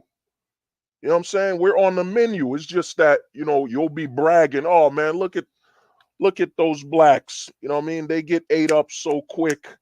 You know what I'm saying? Jail, prison, whatever. It's so fast for them. You know what I'm saying? Then you're white, you know what I'm saying? Then you're Asian, you're looking at, you know what I'm saying? You're looking at the other races. We're all on the menu, man. We're all on the menu. It's just some of us are fast food. You know what I'm saying? I'm fast food, dog. I'm not worried about it. The truth is the truth, man. I'm fast food. And the thing is, some people will bring up privilege. They'll bring up, oh man, the whites are more privileged than the blacks. The Asians are more privileged. Yes, it's supposed to be like that. You know what I'm saying? The white people settled this country. You know what I'm saying? So if you settle the country, of course you're supposed to be more privileged. We had to settle the fucking, you know what I mean? The white people's ancestors, they had to settle the country. You know what I'm saying? They wiped out the Native Americans here and there. They had to name the states. They had to do all this and that. Then the Mexicans, you know what I'm saying? Then the other races of people started coming in, or some were already here. But who settled the country? You know what I'm saying? The white people settled the country. So of course they should be more privileged. You're the majority in the country. You know what I'm saying? You're gonna be privileged. Yo, the law has always been a numbers game. It's a numbers game. You know what I'm saying? So they have you, oh my God, you're white and You don't know what it's like. You're privileged and you know what I'm saying, and this and that. Yeah, of course, you're supposed to have some advantages. You're the majority. Like, if I bring anybody here to Haiti, man, if I bring anybody here to Haiti that isn't Haitian, I'm gonna be the one at the advantage. I'm the majority. You know what I'm saying? When I touch down in Haiti, I'm gonna be like, whoa, yo, nothing but my people up here. You know what I'm saying? You know what I'm saying? I'm dapping up one Haitian, pounding another, you know what I mean? What's good? What's good? And you're Asian or Mexican or white, and you're like, holy shit, man, hold the truth is he's just mad comfortable here, man. He's privileged to be amongst the majority of his people. It's always been a numbers thing, man. That's why, a lot of people talk about elites and all that. Dude, you don't need to be elite. When the majority of the people are stupid, like how elite do you need to be? You know what I'm saying? You literally got people fighting and dying over a privilege that was earned. You know what I'm saying? The white people in America, they earned their privilege, bro. It was earned. They settled the fucking country. Like what do you expect? You know what I'm saying? Cuz I see this, I see this in the black community where they're like, "Oh man, 400 years of slavery, we built this country, man. America would not exist without slaves." You know what I'm saying? The slaves worked 400 years. They built this whole country. So you're telling me before slavery the country was not settled? So the white people before slavery, the Caucasians, the settlers did nothing. They didn't do nothing. So as soon as black slaves were brought into America, that's when America became whole. That's when all the states happened. You know what I'm saying? That's when all the states happened, and that's when we got Arizona, Indiana, New Jersey, Texas. As soon as they imported some black slaves, boom, America was born. No, man. It's a narrative to have you look at your victimhood as the very beginning of this country. You know what I'm saying? 400 years of slavery. Dude, 400 years of slavery don't mean nothing compared to the over 800 fucking years of building the country, settling the country. You know what I'm saying? You know what I mean? Oh yeah, Conan 19, great event where Royal Rumbles took place over toilet paper. Hey man, toilet paper, man, toilet. You know what I mean? You mean WrestleMania. You know what I mean? It was toilet mania. Toilet paper mania, man. I've saw people get elbowed, people steal, all that. You know what I'm saying? But the thing is this, man, you gotta understand, man, and some of it's gonna hurt you, man. This is what the black pill is about. The black pill is about, yo, man, the truths I'm speaking, yeah, man, it hurts me. You know what I'm saying? It hurts me because I was that stupid. I was that stupid to believe, yeah, man, America started with slavery. I was that stupid. You know what I'm saying? I was that stupid to believe all this bullshit, man. You know what I'm saying? None of that matters, man. The whole racial game is a hustle, man. The racial game is a hustle. They want the blacks to believe their destiny in America started during slavery, and they want the whites to believe that their destiny started during slavery. You know what I'm saying? Like their ancestors did not settle this fucking land. You know what I'm saying? You know what I mean? The white people, Caucasians, whatever you want to call them, whether they were from UK, London, settlers, they had to settle this land when there was nothing. In all honesty, the whites that came here made it easier. You know what I'm saying? And I'm not gonna bring up the whole to make this conversation longer. We blacks were here first. I'm not gonna bring up the Vikings and all that. I'm just sticking to the point, man. The whites that came here made it easier for every other race. Every other race that came to America after white people, it was easier. You know what I'm saying? Think about that white settler that, yo, he just landed in America and he's like, what the fuck is this? You know what I'm saying? There's no map. There's no fucking map. There's nothing. And they got to figure out what can they eat that ain't poisonous. They got to dodge crossbows from the Native Americans. You know what I'm saying? Like the whites that came here, they paid the way for everyone else. They made it easy. You know what I'm saying? They made it easy, man. It made it easy on every other race. I'm not saying the way they came here wasn't problematic. You know what I'm saying? Some people came here, sir. I forget it wasn't a slave. Some people came here as indentured servitude. You know, people came here as indentured servants. You know what I'm saying? They never talk about this in history. They don't talk about indentured servitude where like you would come, let's say you came from Ireland, you know what I'm saying? We took care of you. You're going to work on my farm until you pay off the money I paid for you to get here. That's how America used to be. There was a lot of indentured servants. You know what I'm saying? They were Irish indentured servants, white indentured servants, black indentured servants, Africans. You know what I'm saying? They were indentured servants, servitude, where you got to work off. You know what I'm saying? I think that was like the first line of credit. You know what I mean? You're gonna come here like the homie, let's say the homie, Can Man. You know what I'm saying? Can Man, you gonna come here, bro. You come here, we gonna, you know what I'm saying? Once you land, you gonna have to pay me. You gonna have to pay me, man. You indebted to me. So you gonna work my land. You gonna work the land. You gonna work the farm until you pay me off my money, man. You know what I'm saying? Until you pay me off my money. You know what I'm saying? So being an indigenous survivor during that era was a widespread and common. Yeah, you know what I'm saying? See what the homie Maximum Zorel. What are your thoughts on people who claim that they are different races by saying they identify as black or well, I mean, the race thing, it's a scam. You know what I'm saying? The racial thing is a scam. Like, one thing I tell people is get yourself a husky. I want you to go online, look up a husky and look up a Labrador. What's the difference besides their different breed of dog? You know what I'm saying? There's no such thing as race. We're different breeds. You know what I'm saying? The Caucasian person's a different breed of human. That's it. We're different breeds. That whole race thing is a fucking scam. It's to make us look like we're better than the fucking animals. You know what I'm saying? Oh well, look at that dog. He's a different breed of dog. I, sir, am a different race. I'm a different race. You know what I'm saying? You know what I'm saying? They walk up with their chest up high. I I am I am of the black race. I am of the Indian race.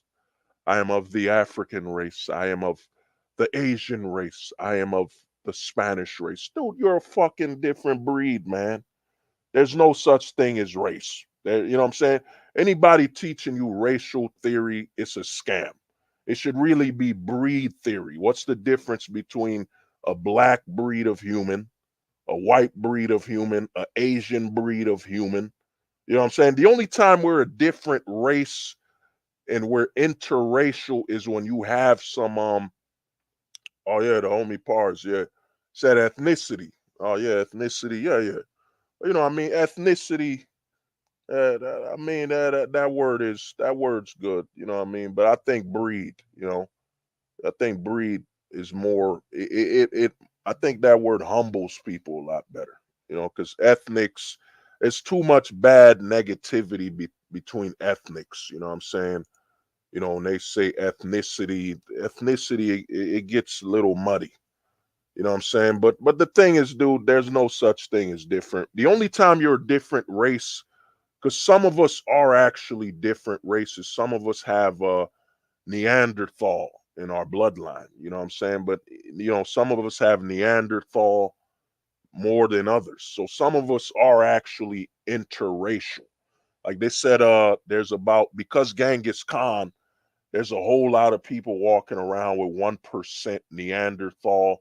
They even found out there's this island where people are a high percentage of an extinct human race, what they call hominid. That's when you're interracial. If you can come up to me and be like, yo, hold the truth, man, I'm 25% Neanderthal, and I'll be, holy shit, man, you an interracial bastard. You know what I'm saying? Whoa, fuck. Oh, that's cool. You know what I'm saying? But if you come to me, I'm half black, I'm half Native American, I'm a different race. No, man, you're a crossbreed. That's what the fuck you are, man. You're a crossbreed. You know what I'm saying? There ain't no such thing as race, man. Unless you're part Neanderthal or whatever the fuck the other extinct humans were. You're not special. You're not a different race. Race is nothing more but a word created to dignify and make people feel better and more dignified or special. You know what I'm saying? There ain't no such thing as fucking race, man. You know what I'm saying?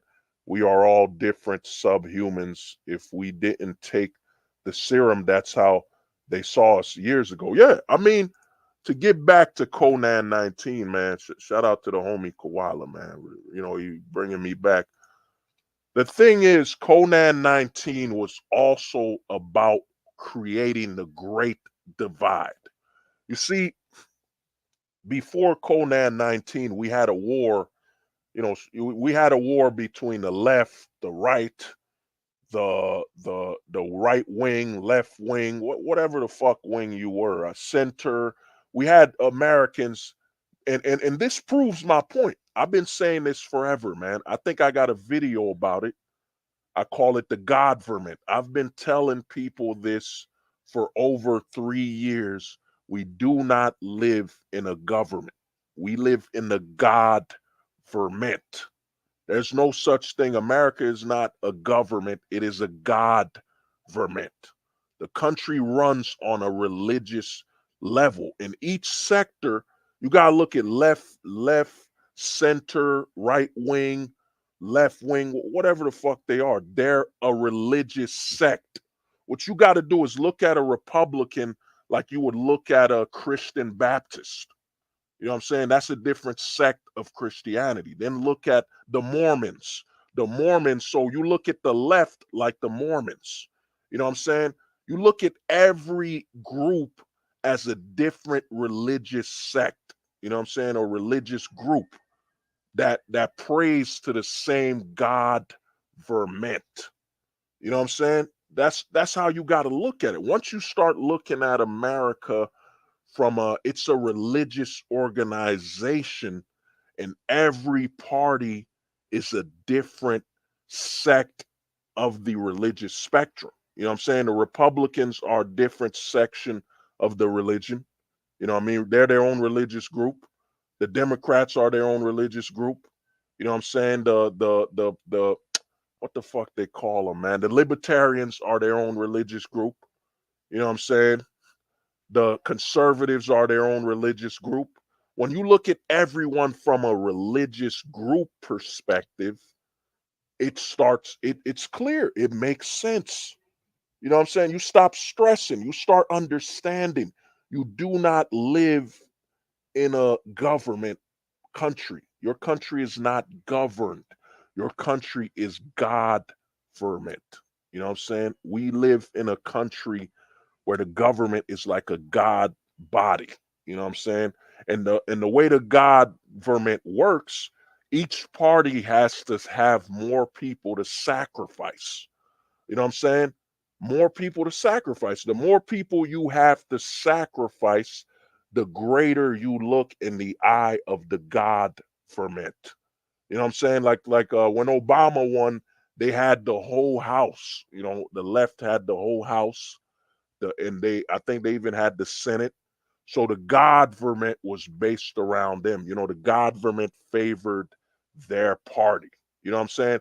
Like if you go to, you know what I'm saying? Like I've had it where the Jehovah Witness knock on my door. You know what I'm saying? The Jehovah Witness will knock on my door and say, "We're the best. We're the greatest. We're the true believers of God. We're Jehovah. We're the best group in the religion party." You know what I'm saying? Then I talk to some Mormons and they're like, "No, we're the best. We're the best at worshiping God." You know what I'm saying? The Mormons. Then I spoke to some homies that are Muslim. We're the best at worshiping, Allah, the super, the highest person, whatever. You know what I mean? You know, then I had the same thing with Islam and all that. It's the government. You do not live in a government. You live in a God verment. You know what I'm saying? And what the homie Koala brought up is what a lot of people didn't see is what happened. And I spoke to some people on the Discord about this. We were chopping it up. We're talking on the Discord is that what happened with Conan 19, the serum, when they made everybody get the serum, it was about showcasing your loyalty to the government. You know what I'm saying? I love my government so much I've injected its will into my body. You know what I'm saying? It was about who worships the government the most. That's what Conan 19 serums were about.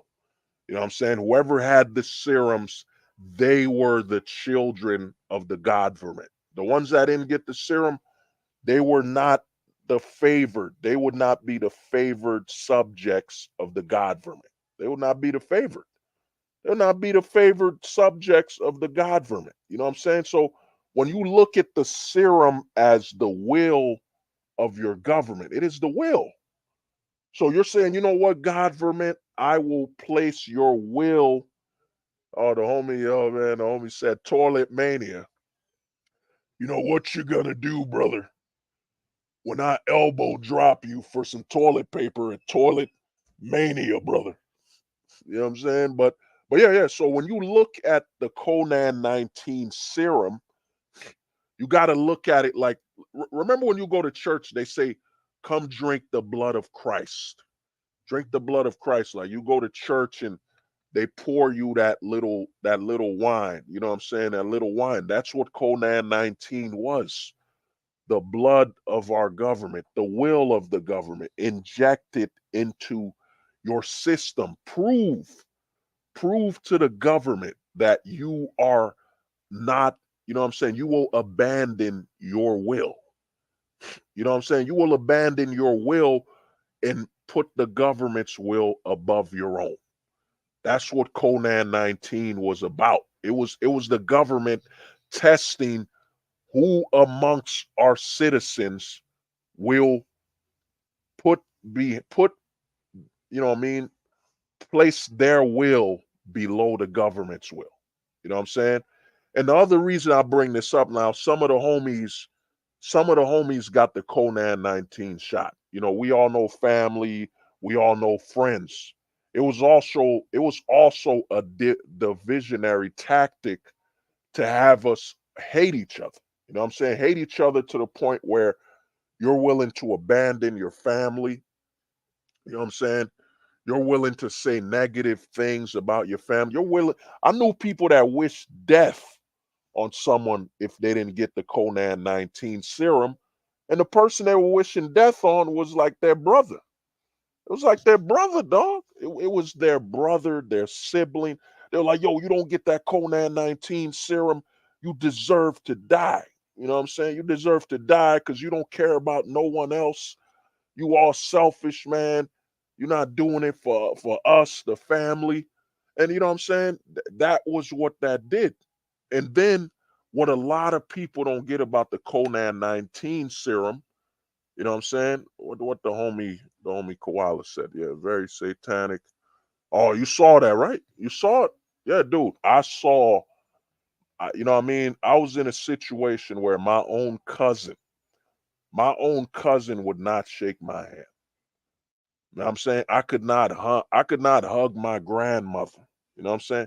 I could not hug family. I could not embrace my own family. Think about the isolation that does that. You can't embrace your own kin, your own flesh and blood. You know what I'm saying? They chose the Conan 19 serum over their own flesh and blood. And what was crazy about it is that even and how you knew these people chose the serum and the government over you is that it was proven that even if you got the Conan 19 shot, you could still get sick. You could still get sick and you could still get other people sick. So there was people in the family that knew, yo, even if he didn't take the Conan 19 serum, it doesn't matter because we can all still get sick. So who cares? You know what I'm saying? Well, what's good? You know what I'm saying? I got embraced by people I saw in the streets, man. I got my associates, people I associate with, they gave me more love than my family. You know what I'm saying? On certain situations. You know what I mean?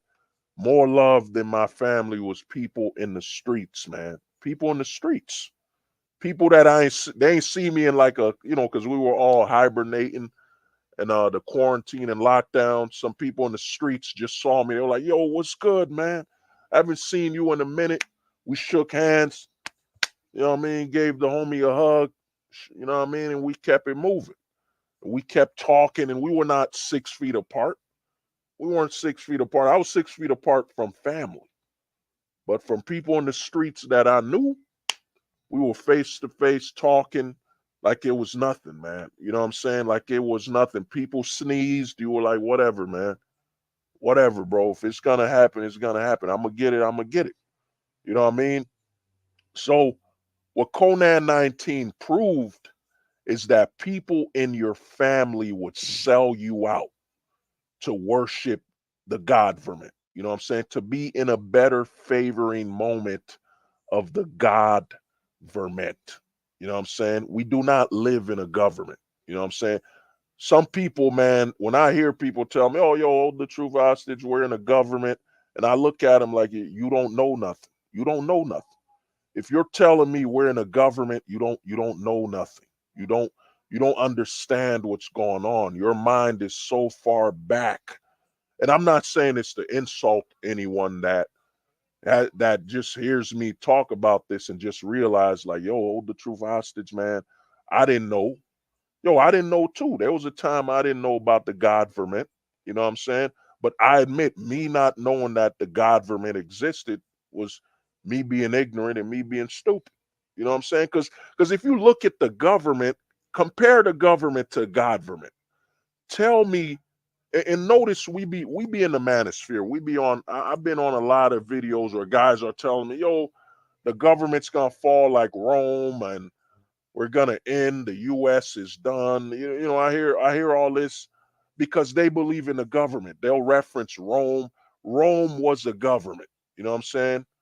Rome was a government, and not only that, Rome was a government that could easily be manipulated by one person. You know, I'm gonna tell you the test. This is the test I'll give you. How you could tell you're not in a government. Tell me once in the United States history where one person held the government hostage. Tell me once where somebody succeeded the government, like they went over the government. You know what I'm saying?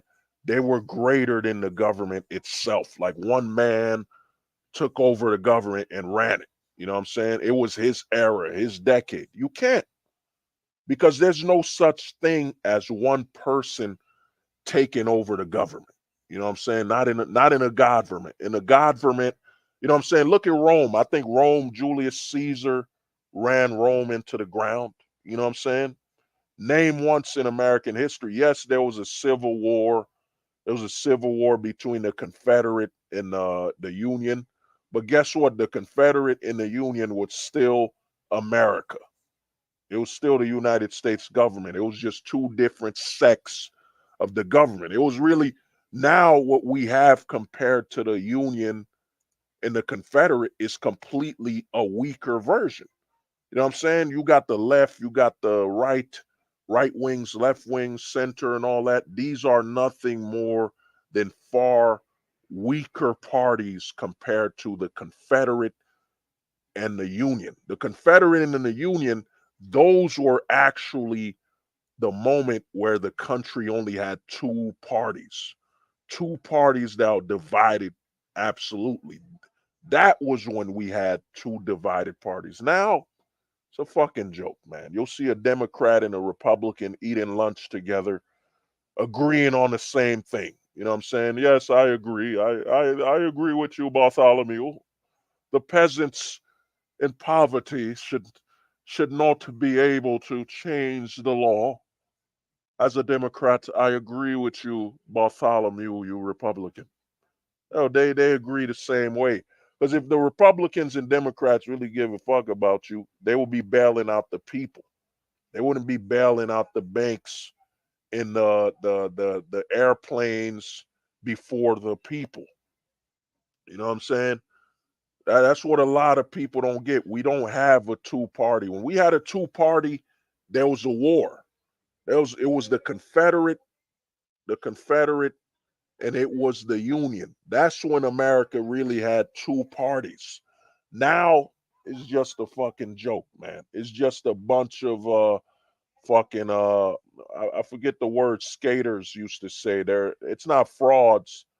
I forget what the skateboarders used to say. You're not a fraud, you're a phony. Yeah, we got a lot of phonies, posers. There it is, posers. We got a lot of posers in the government, man. It's posers, bro. They're not there. There will never be a moment in the United States like when we had the Confederate in the Union. Two parties so opposed to each other. They went, yo, we going to war. We ain't talking, man. It's winner takes all. You know what I'm saying? Whoever wins takes it all. We're not talking, man. We're not talking. We're not gonna have no lobbies. We're not gonna have no filibusters. We're not gonna have none of that. We're going to war. You know what I'm saying? You are we in the Union, you in the Confederate, it's war. I see you, it's on site, man. There is no votes, there is no conversation. It is war. You know what I'm saying? That's when we had two parties. Now it's a bunch of posers, man. You know what I'm saying? It's really just, you know what I'm saying? One mother, it's a bunch of guys that meet up and eat and don't agree on everything. You know what I'm saying? We both parties are posers, man. You know what I'm saying? Yeah, both parties support. Yeah, they support the. You know what I'm saying? I gotta think. I can't say that word. I gotta think of the word. Yeah, the crane. You know, the crane. There it is. You know what I'm saying? Crane. Yeah, the crane war. They would support the crane war before they support feeding Americans, lowering the income of rent and all that. Think about it. We're going to war before we care. Because at the end of the day, the government comes first, man. You know what I'm saying? You know what I'm saying? The crane. That is right, man. The crane, my brother. You know what I'm saying? Everybody eats in the government. Yeah, everybody does eat. You know what I'm saying? And the main meal is the public, the citizens. That's what a lot of people don't get. You're bringing up elites. The elites don't matter, man. How you know the elites don't matter is look at what happened to Mark Zuckerberg, worth over $100 billion, and poor ass government senators got him on his knees. You know what I'm saying? They got him on his knees, sweating. You know what I'm saying? They were like, Mr. Zuckerberg, how do you feel about, taking people's data and sharing it without their approval? Let me do what the pastors do. You know what I'm saying? I'm Mark Zuckerberg, just sweating. They were interviewing him. They were like, yeah, Mr. Zuckerberg, how do you feel about stealing people's data? You know what I'm saying? How do you feel? Can Facebook make me a burrito? You know what I'm saying? He had to sit down for hours on a lot of questions that made no fucking sense. Mr. Zuckerberg, can Facebook make the Underground Railroad? You know what I'm saying? Can Facebook find us and mine? Can Facebook mine gold? And Mark Zuckerberg was just there sweating, looking like a fucking idiot. You know what I'm saying? That's why a lot of people keep saying, yeah, make money, bro. You're gonna be powerful. You're gonna be. There's no such thing, man. When you're in a government, bro, you will never surpass the government.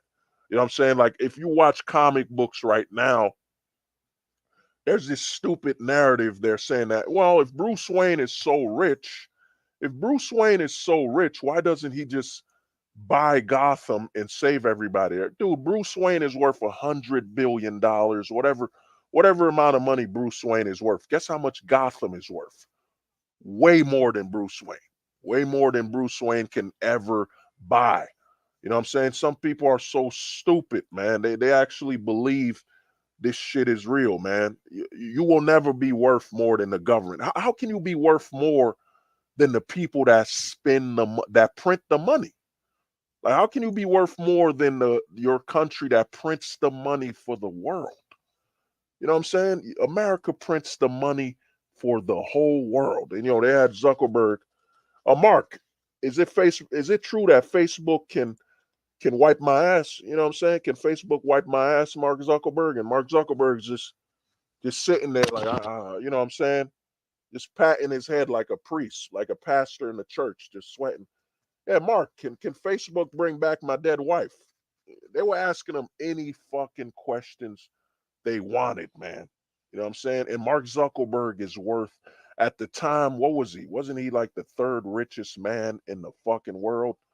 And he got no respect, man. You know what I'm saying? The only time you could be worth more than your government is if you're outside of America. You know what I'm saying? Like if you're worth, for example, let's say you're in like a poor country and you're worth over $10 billion or $100 billion, you're worth more than a country's GDP. Then you could be worth more. But guess what? If the United States or the other players in the supreme nation say, nah, he's too powerful, we gotta take him out. He's got to go. He's got too much pull. He's not worshiping us. He's got to be destroyed. All of a sudden, a coup happens. Your food was poisoned, or you were assassinated right in front of your children. You know what I'm saying? You will never be worth more than the government. You know what I'm saying? A lot of countries outside of America, they got corrupt governments. They got dictatorships. Like you got China where one person could dominate the whole government. You know what I'm saying? One person could dominate the whole government in China. One person could dominate the whole government in North Korea and all these other countries. You know what I'm saying? Oh yeah, dude. Mark Zuckerberg, you know what I'm saying? Let me try to put that face he had. He had this look, this.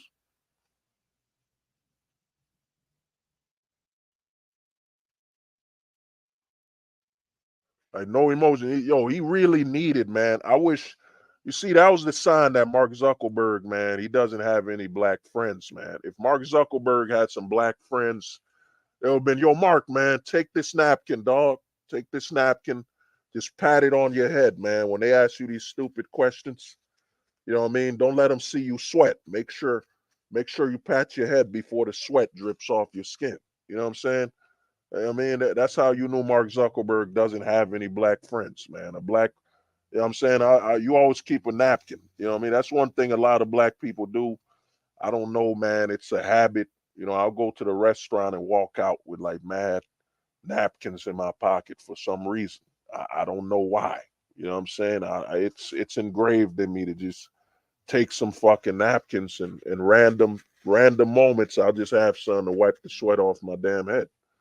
You know what I mean? But to get back to Conan 19 is that let me see what you said here. Rich people like Zuckerberg are isolate. Yeah.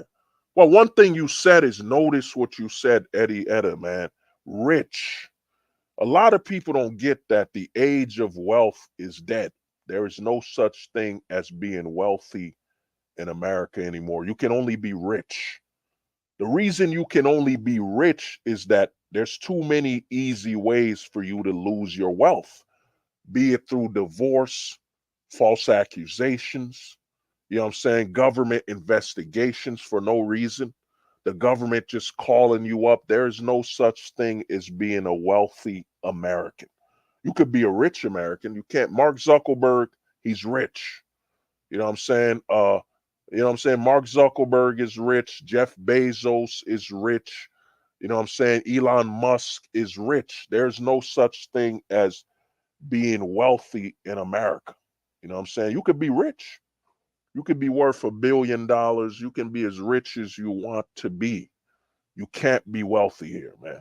When you could lose your money like that, I mean, I forget his name. I think it was Vince McMahon who owns WWE, WWF. If you never watch wrestling again, he got in a lawsuit where he had to pay this a couple women a couple $1 million. You know what I'm saying? Because I think he was sleeping with them or whatever. Or as an adult, he walked up to him and said, "You know what? You want to have sex? You want to have intercourse? You know what I'm saying? You want to have intercourse?" And he got in trouble. You know what I'm saying? You can't really have access. Now, the men back in the 1900s, let's say let's say I think the men back I think it was the 1800s. No, no, not even the 1800s. I think the last time you could really be wealthy in America was probably, I think, the 1700s. You know what I'm saying? I think the 1700s was when you could be wealthy. You know what I'm saying? I think about 1700s to about 18 1840. The reason I say that is that once the Civil War happened, you know what I'm saying, the wealth was dead. You can't be wealthy no more because the government could declare war at any time if they deem so. Because the Civil War didn't have to happen. The Civil War, a lot of people want to bring up in America, yo, the wars we wasted, people, was the war in Iraq. The war in Iraq was not the waste, man.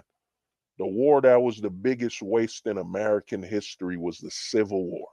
The Civil War literally destroyed this country, and we still haven't healed from the Civil War, and we never will. People lost their wealth, people lost their money, people lost the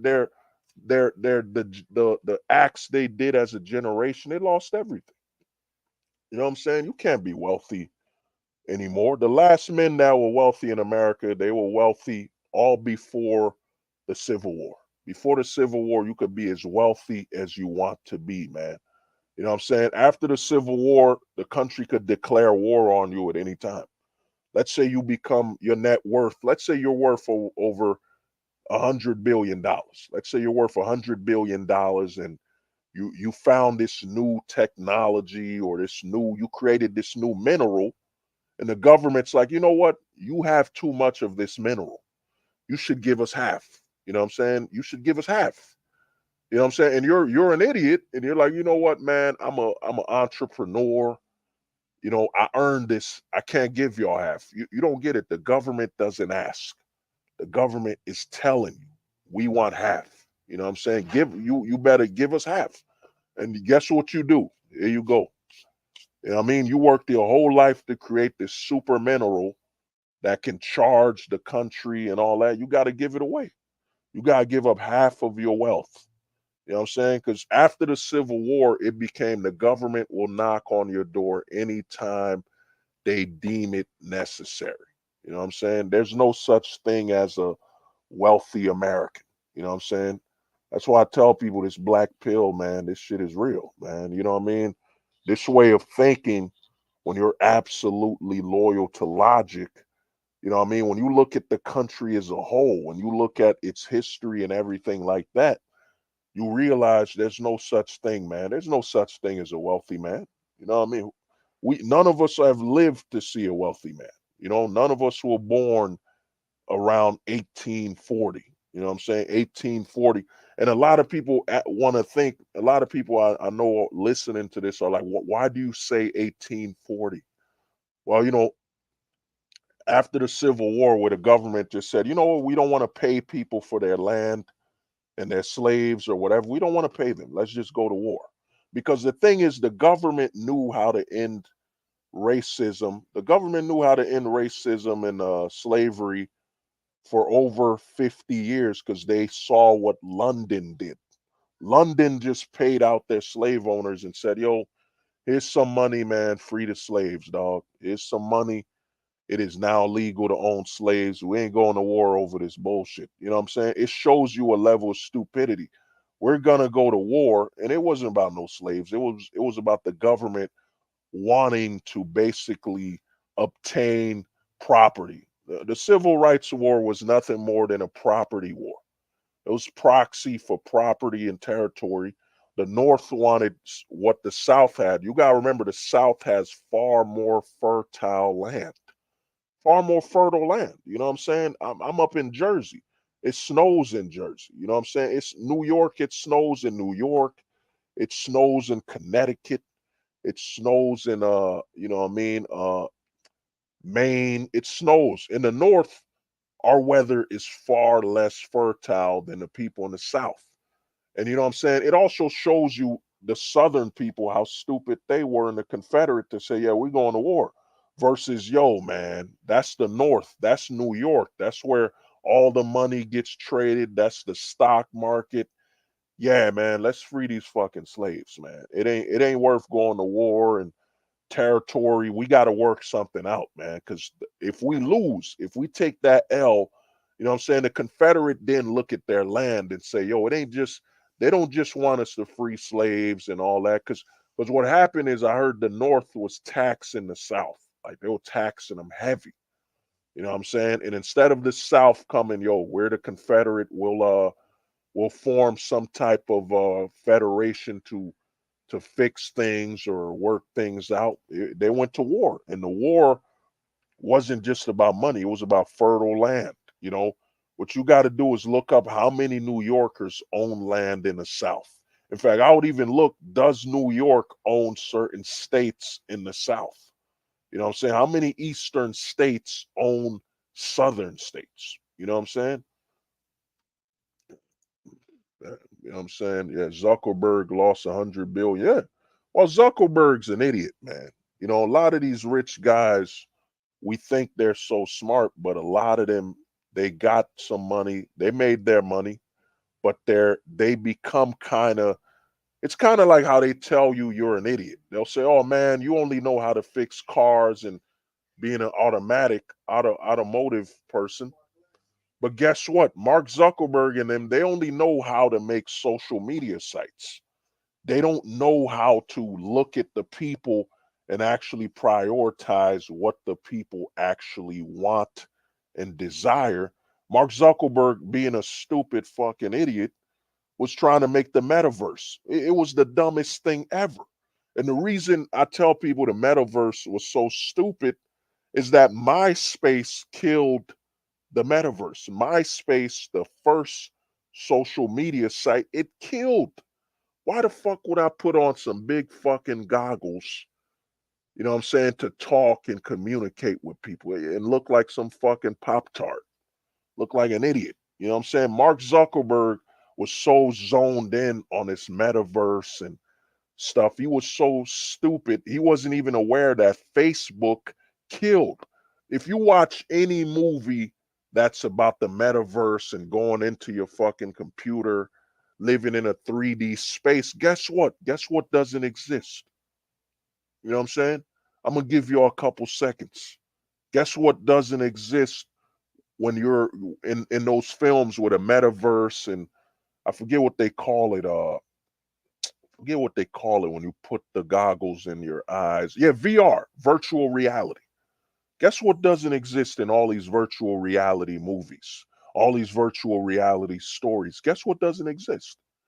Social fucking media. Social media does not exist in anything that focuses. Look at the Matrix. Look at the movie The Matrix. Guess what didn't exist in the Matrix? Social media. You know what I'm saying? Social media didn't exist in the Matrix. Social media didn't exist in that whole virtual reality movie.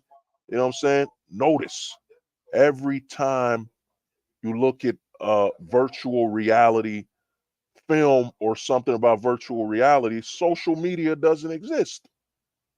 So Mark Zuckerberg was so stupid he couldn't calculate and understand why would an Instagram thought, let's say an Instagram model, why would she want a 3D character in a VR suit? You know what I'm saying? Wouldn't that make her ability to build a brand far harder than her real body, which men would be paying for that want to sleep with her, that want to sleep with her, that want to get access to her body? If everyone could make a 3D model character, then how special you gonna be when you could easily replicate that person and you can't, and let's be real, man, this is a man's world. This is a man's world. That means the value will always be around sexuality. You know what I'm saying? The value sex sells, it will always be the main value. You know what I'm saying? The Instagram model is making all this money because men are fiending over accessing her body. Men want the money and think they can afford to buy her. It has to do with tangible, physical, real people.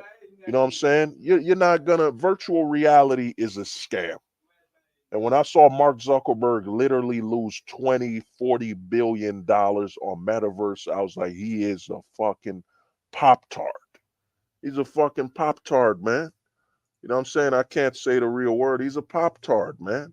He wanted you to wear a fucking mask. Who's gonna spend 300, $800 to wear a goggle, wear a stupid big glasses, you know what I'm saying, just to chill with people? When I could pull out my phone, I could video chat with you right now on my damn phone. You know what I'm saying? I could video chat. You know what I'm saying? Mark Zuckerberg has too many yes men. Mark Zuckerberg is really that highly technological kid that got no social skills, that got all this money and made this money, bro. He made all this money, bro, and he has no social skills. Anybody with social awareness would know that VR is a fool's game. Like the homie Eddie said, only fools took off instead of Meta. Yeah, only fools, yeah.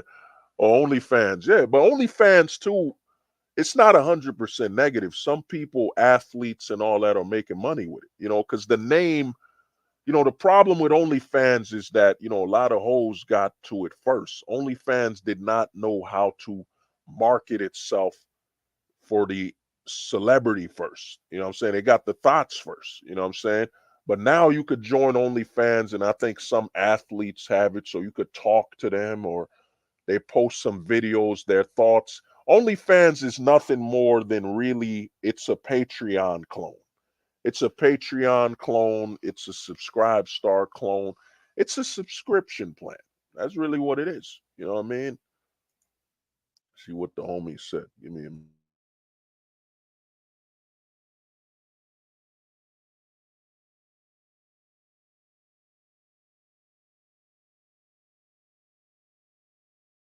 you know what I mean? So, indeed, you can video chat on WhatsApp. Yeah, you know what I mean? To be honest with you, VR could be utilized with only fools. I can see the simps definitely getting into. Well, here's the thing, man. I'm gonna tell you something, man. OnlyFans, and this got something to do with Conan 19 as well.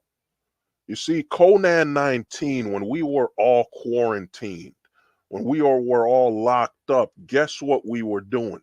We were on here 24/7. You know what I'm saying? The phone literally became, we now have a symbiotic relationship with our phone. You know what I'm saying? One thing Conan 19 did during the quarantine and having people locked up in their home is it made them bond with their phone. Like, I mean, it made you bond with your phone to the point where you have a second sense. You know what I'm saying? You were video chatting with people. Like, a lot of the streams I did when I was streaming for like 8 hours, 10 hours, like going crazy streaming. You know what I'm saying? When I was in Texas, because of I was up there. I didn't have much to do up there, you know what I mean? Funds were limited. I was on this all day, every day, man. Streaming, talking to people, chatting with people on there all day. You know what I'm saying? Only fan, Conan 19 made us bond with our phone like never before, man. You know what I'm saying? It made this phone become, we can't live without it. You know what I'm saying? It made people, you can't move without it. Because guess what? When you were quarantining away, they told you to stay 6 feet away from other people. It never told you to stay away from your phone. So all the energy people had that they used to put around being around people, hanging with people and all that, it went to the phone. It went to the phone. The phone became our number one source for talking, our number one source for venting and all that. So your phone became the number one option. It's more than entertainment. You know what I'm saying? It literally is the only source of access you have that not even a pandemic can, limit you from accessing. So a lot of people are looking at their phone as the holy grail to everything they got in their life. Because during Conan 19, when we were locked up and quarantining, I never lost access to my phone. You know what I'm saying? I lost access to my friends. I lost access to family. I lost access to some jobs, some work, going to the bar. But guess what? I never lost access to my phone. So, Conan 19 bonded people with their phone. It's become like a symbiotic relationship. And the other thing is, because of Conan 19, when it happened, we need to contact our family members and so on. We got even deeper into the phone because the phone became our only source of talking. You know what I'm saying? The homie Koala's bringing it. Yeah, Discord went from gamers to any community, even schools were on it. Yeah, 100%. I was on Discord. I even learned before Discord nuked my first Discord. Like I've been telling people in this Black Pill community, man, why we gotta network, come together here and there and talk is that we had a Discord up on we had a Discord and Discord nuked it. Shout out to the homie Mike. I was talking to Mike, Pop's son. I haven't seen Mike in a minute. That was my man. You know what I'm saying? Me and Mike were talking about signs and propaganda, and out of nowhere I woke up. Discord said, "We got to nuke your Discord because what you were talking about, we don't support, we don't agree with." A lot of guys need to understand, man, when you become absolutely loyal to logic, when you join this black pill way of thinking and perspective, you are a scarcity. I used to say the black pill is a rarity. We are a scarcity. Oh man, who that? Herschel Kirk. Hey, hold the truth, man. Do you think Camilla Harris is going to be the next president? No, actually, with Camilla Harris, I'm gonna say this, man. Camilla Harris was actually supposed to be what Obama was supposed to be. You know what I'm saying? Obama was supposed to be our vice president. The the um the progressives and the leftists really fucked up, man. They really fucked up with Obama becoming a president instead of the vice president. Because if Obama was the vice president and Joe Biden, look at how they got Joe Biden as the president and they got Camilla Harris. Camilla Harris was supposed to be Obama's position. You know what I'm saying? Because if Obama was never president, the left could always sell to blacks, minorities. You know what I'm saying? They could always sell to blacks and minorities that we're the only party that will make you into a president. We're the only one that will change and fix things. But when it happened, when Obama became president, he did nothing. You know what I'm saying? Besides giving a rainbow an entire month, Obama, supporting that heavy, the rainbow.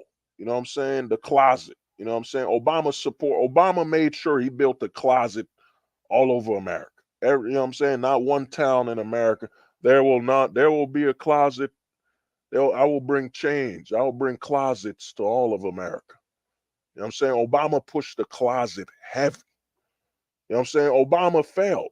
The failure Obama has is if his daughter drives, I was talking to some of the homies, shout out to the homie Bronze Bird. You know what I'm saying? I was on Bronze Bird's stream and I told him Obama failed because if let's say Obama's daughter's driving in a car, let's say she doesn't have Secret Service.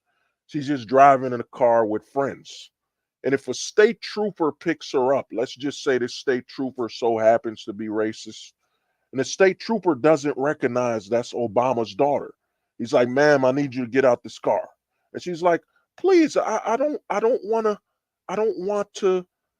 I'm Obama's daughter." You know what I'm saying? And the state police, he doesn't care.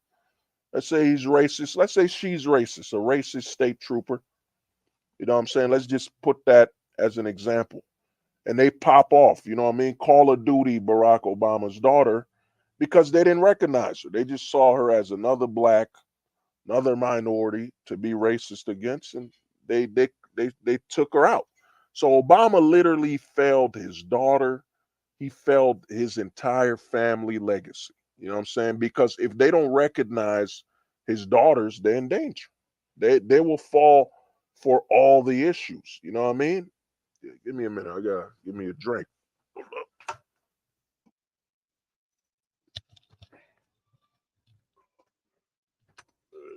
Saying, gotta that orange juice. Saying so you know what I mean. When you look at Obama, man, Obama destroyed the left, and Conan 19 exposed the left because which party was more communism? Which party was more communistic, fascist? It was the left. The left was the ones that said you got to take the Conan 19 serum. I mean, New York, literally, New York became in camp. It became a camp. You know what I'm saying? New York trapped people. New York literally became a communist state, man. They just were locking people up. Like I remember I went for a job in New York. I haven't been to New York in like almost 2 to 3 years, man. I said I ain't going there, man. I'm done. I'm done with New York, man. I'm out. You know what I'm saying? I went to New York for a job. And you know, I overqualified, man. I've been a supervisor, you name it, I've done it with security. So I went for the job, and when I applied, they said, "Well, sir, you didn't take the serum. You didn't take the serum, so we can't give you that many hours. Uh, we can't give you higher pay. You can't qualify because they used Conan 19 to discriminate on people when it came to employment. They used Conan 19 to discriminate on you during employment. You know what I'm saying? You got to think during Conan 19, how many people were hired that didn't qualify? Their only qualification was they had the Conan 19 serum. And I knew some homies that, you know what I'm saying, they got the Conan 19 serum papers. They ain't really take it. You know what I mean? I knew some people that was doing that. So they use Conan 19 to discriminate on people during employment. You know what I mean? For Conan 19. Now, I was almost going to forget this, you know, when I was talking about why Conan 19 getting the shot, getting the serum was actually a tool to see who believes in the government more, you know.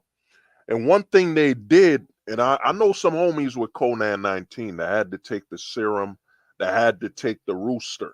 You know what I'm saying? I had to take the rooster shots. You know what I'm saying? The rooster shots. You know what I mean? I know some people. A lot of people didn't get that the Conan 19 serum, it expires. It expires. The way they advertised it, the way Dr. Fauci, that demon, you know what I'm saying, that demon named Dr. Fauci, the way they advertised Conan 19, they advertised it as though it would stay in your system your whole life. When in reality, your body will sweat out the Conan 19. I think the reason they wanted you to be on rooster shots is that they wanted you to maintain the effect. You know what I'm saying? Let me see what the homie said. Yeah, we have to take the third. Oh wow. You gotta take the third rooster. You know what I mean? The thing is, dude, your body sweats it out. Think about it. We got all these flu shots. You know what I'm saying? We got all these flu shots. How would it help the pharmaceutical industry, which makes money on you being a returning customer, that they would give you a shot? They'll give you the serum. They'll give you a serum that's permanent. You know what I'm saying? The Conan 19 serum is not permanent, man. Your body holds it up and eventually takes it out. Your body eventually spits it out. and they wanted everyone to, with the rooster shot, the Conan 19 serum, they wanted you to hate anybody without the Conan 19 serum. You know what I'm saying? Because you thought it was permanently in your body. It ain't permanent, man. It is not a permanent thing, man. Why would the pharmaceuticals that sell things that limit the side effects? Like I went to the pharmaceutical. I was just looking for a cure for, like, I had it wasn't a cold or something. You know what I mean? I wasn't feeling good. I was looking for the cure. Guess what, man? They don't sell cures. They sell stuff that will limit the symptoms or some shit like that. You know what I'm saying? 'Cause I think I had what they call that word. Yeah, I had a, what is it, UTI. You know what I'm saying? It happens. I'm gonna give you a warning, man. Drink a lot of cranberry juice. Drink some cranberry juice, and make sure you drink stuff that helps your urinary tract. You know what I'm saying? I went in there with a UTI, and I was looking for the cure. I was like, yo, man, where's the cure for the UTI? All they sold was, this will stop the side effects for 3 hours. Then you gotta take another pill. This will stop the side effect, but give you a stomach virus. You know what I'm saying? They don't sell cures. The only thing you get cured of, and here's the thing, I forget the name of it. I think it was polio or whatever it was. I don't know if it was polio or chicken pox. I forget what it was. But you know what I'm saying? Oh, there, look at the homie, man. The homie dropping some knowledge right here. He said, take some cherry extract and Manos for UTI. You know what I'm saying? It is natural and can have benefits. Look at the homie, man. UTI, yeah. I had a UTI, man, urinary tract infection, whatever. You know what I'm saying? I drunk some cranberry and all that stuff, and I cleaned my system, man. I was good. But they had no cures, man. They had no cures. We big pharma, you got to look at the pharmaceuticals like a fast food restaurant for medicine. You know what I'm saying? Fast food restaurant for medicine. Rite Aid, Walgreens, CVS, they're nothing more. Most of these pharmaceuticals are nothing more than junk medicine. It's like, you know how they used to call it junk food, then they changed it to fucking fast food because they didn't want you to mentally think that the food you're ordering is junk. So they changed it to fast food instead of junk food. You know what I'm saying? You said creams for skin, eczema is farmer's biggest grift. Yeah. I mean, they won't tell you. And so you got to look at the pharmaceuticals, because how I knew, there was one day, man, I arrived. It was like, I made a whole video for it. I call it the flat line theory.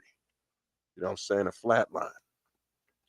So one day I was at a pharmaceutical, and I'm going in there and I'm like, yo, this is a pharmacy, so it's gonna be healthy and good for me and all that. I tried to buy juice. So what I was trying to do is, I'm gonna put this right here. I was trying to buy juice without high fructose corn syrup. You know what I'm saying? I was trying to buy natural juice, 100% juice. And when I kept opening the fridge in the pharmaceutical, everything had high fructose. It had this poison, that poison. Then what happened is I had an epiphany, man. I arrived at the flatline theory where I was like, wow, the pharmaceutical literally sells what will get me sick, and it doesn't sell the cure, only something to limit the symptoms. So they sell the illness, and then they sell what limits your symptoms. You know what I'm saying? It's like two sides of evil. You know what I'm saying? And you're in the middle. You'll either buy something to get you sick. You know what I'm saying? They sell all these chips. You think the pharmaceuticals will be, we only sell the healthiest food in the pharmaceuticals, where our image is to get you healthy. You won't find fried chips and all that. You're gonna find like baked. We only sell baked chips. We only sell healthy shit at the pharmaceutical. Instead, when I went to the pharmaceutical, they sell the poison, man. They sell the illness, and then they sell to you the other stuff, man. You know what I'm saying? Oh yeah, yeah. Nah, yo, bro. Yo, I only drink juice, man. I don't drink soda, man. I only drink soda when it's like a Jack and Coke. When some of the homies offer me like a Jack and Coke or something like that, then I'll drink it. But I gave up soda years ago. One day I was walking, man. I was walking in, and it sounds like a movie, but I was walking up a hill and I was holding a bottle of soda, and I was like, dude, that's all I drink. That's all I drink. I was like, yo, I drink only soda. I gotta stop. And I quit soda cold turkey, man, because I was drinking more soda than water. You know, anybody in the hood, man, you know what I'm talking about. Them CNC cans, man. You know them CNC cans, man. Them CNC cans of soda, bro. I'm gonna tell you this, man. Coca-Cola got nothing. They got nothing on CNC, man. CNC is the best and most addictive soda ever. They got like 1,000 flavors. They literally, I remember when I was little, I bought a soda from CNC, and dude, the flavor was beer. It tasted like beer. Like I'm talking alcohol. And it was soda. I gave it to my uncle. My uncle drunk it, and it was like, oh man, this tastes like a beer, a good ass beer. What the hell is it? I was like, yeah, it's CNC soda, man. You know what I'm saying? CNC is the most addictive soda brand in America, man. They got over 1,000 fucking flavors, man. You know, cherry, and it's got flavors you won't see. Like, you know how Coca-Cola, you got Coca, of course they got Coca-Cola. They got a bootleg Mountain Dew. You know what I'm saying? They got bootleg root beer. Yeah, my man. Yo, Eddie, you know, man. You know, dog. You know that CNC, man. That CNC soda is a drug, man. It is a drug, man. Or ginger. Nah, they got you ever tried their fake Mountain Dew, man? They got a flavor called Mountain Path.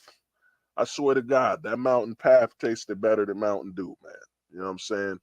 Or blue raspberry. They had like all these flavors, man. CNC soda, man.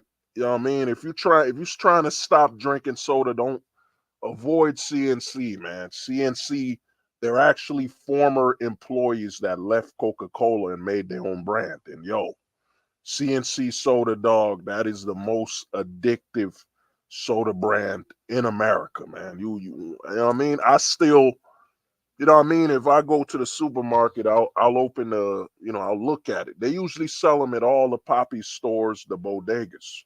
CNC, man, it is the devil. Man.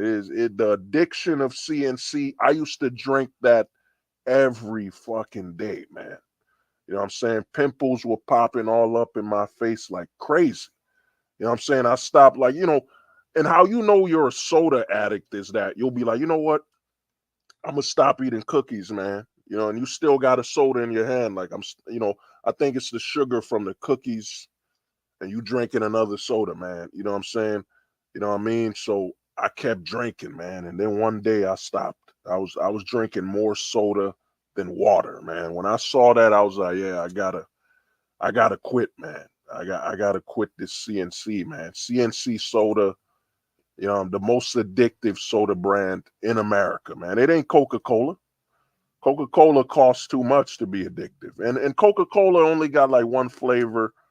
And you know what I'm saying? Coca-Cola Zero tastes like garbage, man. It tastes like some fake ass sugar you be drinking in there. You know what I'm saying? Yeah, the dependence. Yeah, dog. You know. Yeah, it's a drug. Sugar's the number one drug in the world. So man, I stopped that. But to get back to Conan 19 is that, man, everyone who took, and I've seen it where homies, family members attack people that got it.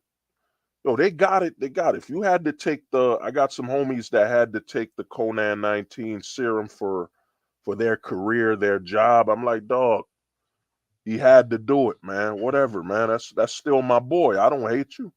I don't hate you. You know what I mean? I didn't interrogate the guy like, yo, why did you take it, man? Because there's a lot of people that will interrogate you. They look at it as, oh, if you took the Conan 19 serum, I got to interrogate you, yell at you. Dude, he took the damn serum, man. Whatever. You know what I'm saying? Who cares if he took it? You know what I mean? I mean, I won't lie, I was scared, man. I was scared every time somebody told me they took the Conan 19 serum, man. I was scared for them, man. I was scared for them, but you know, people had to do it, man. Oh yeah, American obesity. Well, I mean, the number one religion in America is obesity. You know what I'm saying? A lot of people think, and you know, that's the thing with the way I stream, man. I stream 3, 4. I'm gonna stop going over 3 hours from now on. But you know, uh, I mentioned this that the number one religion in America is obesity. Because think about it. You know what I'm saying? The reason obesity is the number one church is that you don't need to read. You don't need to read. You don't need to follow anything. You just need to eat. And then think about it. I was there, man. I was there as a millennial. I remember when Wendy's said Wendy's drive-through is now open at 12 a.m. I was like, oh, wow. Yo, Wendy's is open at 12 a.m., man. The drive-through. You know, in Jersey, we got White Castle, man. You know, a lot of people don't know that the White Castle brand is in Jersey. It started in Jersey. So I was like, oh, shit, man. Wendy's is open till 12. Think about it. Think about it, man. Let me ask the homie, do you think Conan 19 affected the obesity in the US? Yeah. Well, Conan 19, man, you know, one thing it did that was crazy is that it used obesity as fuel. A lot of people didn't notice that Conan 19 used obesity as fuel. Basically, people that were obese, you know what I'm saying, Conan 19 would cause blood clots. It would cause blood clots. And if someone's obese, they shouldn't even be taking the Conan 19 serum anyway. It only increases the danger. But the government advertised it, Dr. Fauci, that demon. Dr. Fauci, to me, man, when it's all said and done, this is why I say a lot of these people don't believe in God. They don't believe in religion because their actions speak louder than their words. That's why when I see somebody praying, yo, man, amen, thank you, Lord, you know what I'm saying? I see a politician saying, in the Lord we trust, and I'm like, get the fuck out of here, man. You don't believe in no God, man. You don't believe in nothing but money, your greed, and you actually get a high. A lot of them get a high off abusing people. You know what I'm saying? Dr. Falsey, yeah, oh yeah, you're right. Should use that instead of his real name, Dr. Falsey. A lot of these politicians and people in power, their drug is abuse. Their drug is abusing people. It ain't cocaine, man. It's not coke. It's not the money they make. It's the abuse. You know what I'm saying? If you want to abuse people and hurt them, you become a politician. The high they get, man, the high they have from, because a lot of people that are in power, their belief when it comes to a sovereign and a God is how much abuse that God's wrath. They're all about the wrath of God. You know what I'm saying? A politician, um, a lot of people that are, you know, your Mark Zuckerbergs, your Elon Musk, and you know what I'm saying? They get a high, man. They get a high that you can only afford this high if you're either in politics or you're worth over $100 million. You know, if you're in the billion category, you will get a high that most people can't access to. And that high is being able to abuse, outright even kill people, man. You know what I'm saying? There's some people, you know, allegedly, I heard Elon Musk's factory, people were dying. You know what I'm saying? I heard people dying, losing limbs. The high they get, man. You know what I'm saying? There's a high that you get, man. You know what I'm saying? More, yeah, perverted high. Yeah, no, it's more than you think. A lot of people think, you know what I'm saying? You see that movie coming out, The Sound of Freedom, where they break out the pedals, you know, they go find pedals and all that. That ain't what gets the politicians high, man. You got to think about some politicians can literally Guantanamo Bay. They can Guantanamo Bay a person. What I mean by this is they can torture somebody until that person no longer lives. And they get this high from it, man, to torture, to know that your life is in their hand, to know that they are at the moment God. You know what I'm saying? They are at the moment in front of you, they're God. They're like a God-like being. I will decide whether you live or die. You know what I'm saying? The high a lot of corrupt people get from that, man, there's no turning back. There's no turning back, man. I mean, think about when Barack Obama had to give that order to drop that to drone. When he used that drone, I heard he used the drone on a wedding just to potentially eliminate one person. Over 100 people had to die just to take out one. Think about that high, that demonic. You know what I'm saying? I'd say it's worse than demonic. This thrill that Obama got, Hillary Clinton got, the thrill of knowing that they've wiped out people, man. You know what I'm saying? I remember when people were telling me, "Yo, don't vote for Trump, vote for Hillary," and I looked at them like, "You crazy? You know how much blood is in Hillary's hand?" You know what I'm saying? Hillary, there's enough blood on her that could fill up an entire ocean. The amount of blood in the Clintons' hands, you know what I'm saying? When they supported the crime bill to lock up people, the death toll they've done overseas. You know what I mean? There's a lot of blood on their hands, man. And I said, I look at Trump, I was like, which one's got more blood on their hands, Hillary or Trump? And I was like, it damn sure ain't Trump. You know what I'm saying? So whoever voted for Trump, whatever, I respect it. You know what I mean? I respect whoever you voted for on that, as long as it wasn't Hillary. Hillary Clinton came to, you know what I'm saying, came to Hot 97 with hot sauce. Hillary Clinton came to a bunch of black people with some fucking hot sauce. Yeah, yeah. Oh, there it is. That's the word. The God complex. Yeah, dude. The politicians, because, a lot of people, when they bring up the Illuminati, they bring up the Illuminati, they bring up all these elites, they bring up the basics, they bring up stuff we all know. We all know what those basics.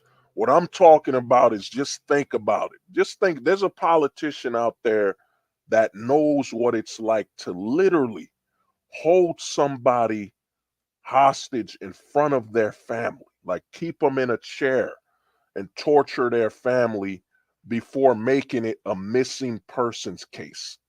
You know what I'm saying? They're walking amongst us, man. And the thing you got to look at, there's 350 million people in America. You know what I'm saying? 350 million in the population. You know what I'm saying? Who will notice a couple thousand disappearing every few years? You know what I'm saying? Who will notice that? Who will notice a couple thousand, a couple missing children, missing adults? Who will notice? You know what I'm saying? Who will notice that? And that will be a politician's play toy. You know what I'm saying? A billionaire's toy is a human. You know what I'm saying? The ultimate sign of power is how you abuse other people. You know what I'm saying? So who knows what billionaires? I'm not looking at the basics. Oh man, they're pedos. They're taking money from people. I'm not looking at that. You know what I'm saying? If you want to think what a billionaire is doing, it's gonna get you sick. You gotta think of the worst things possible, and it proves their power because it's about what can you get away with. And once they do that, there's no turning back. You know what I'm saying? Their hobbies become literally destruction. You know what I'm saying? Only God knows what they do to prove they are loyal to the government. Oh yeah. Yo, man, the things they've done. Because I heard this thing. I can't say it, but I heard it's called, let's just say it's called adrenaline chrome. It's called adrenaline chrome. I heard it's this substance that somebody puts out of their body. I heard children or something when they're nearing the light. You know, they're nearing the light. They'll take this substance that the body oozes out, and they'll get high on it, man. Because dude, it ain't drugs. It isn't the normal crap you gotta think of. You know, the drugs, the orgies. That's basic. You gotta think of the absolute worst. Because to me, man, a lot of people need to know that, you know, hell is a condition. You know what I'm saying? If hell's a condition, then hell can be replicated. You can replicate a condition.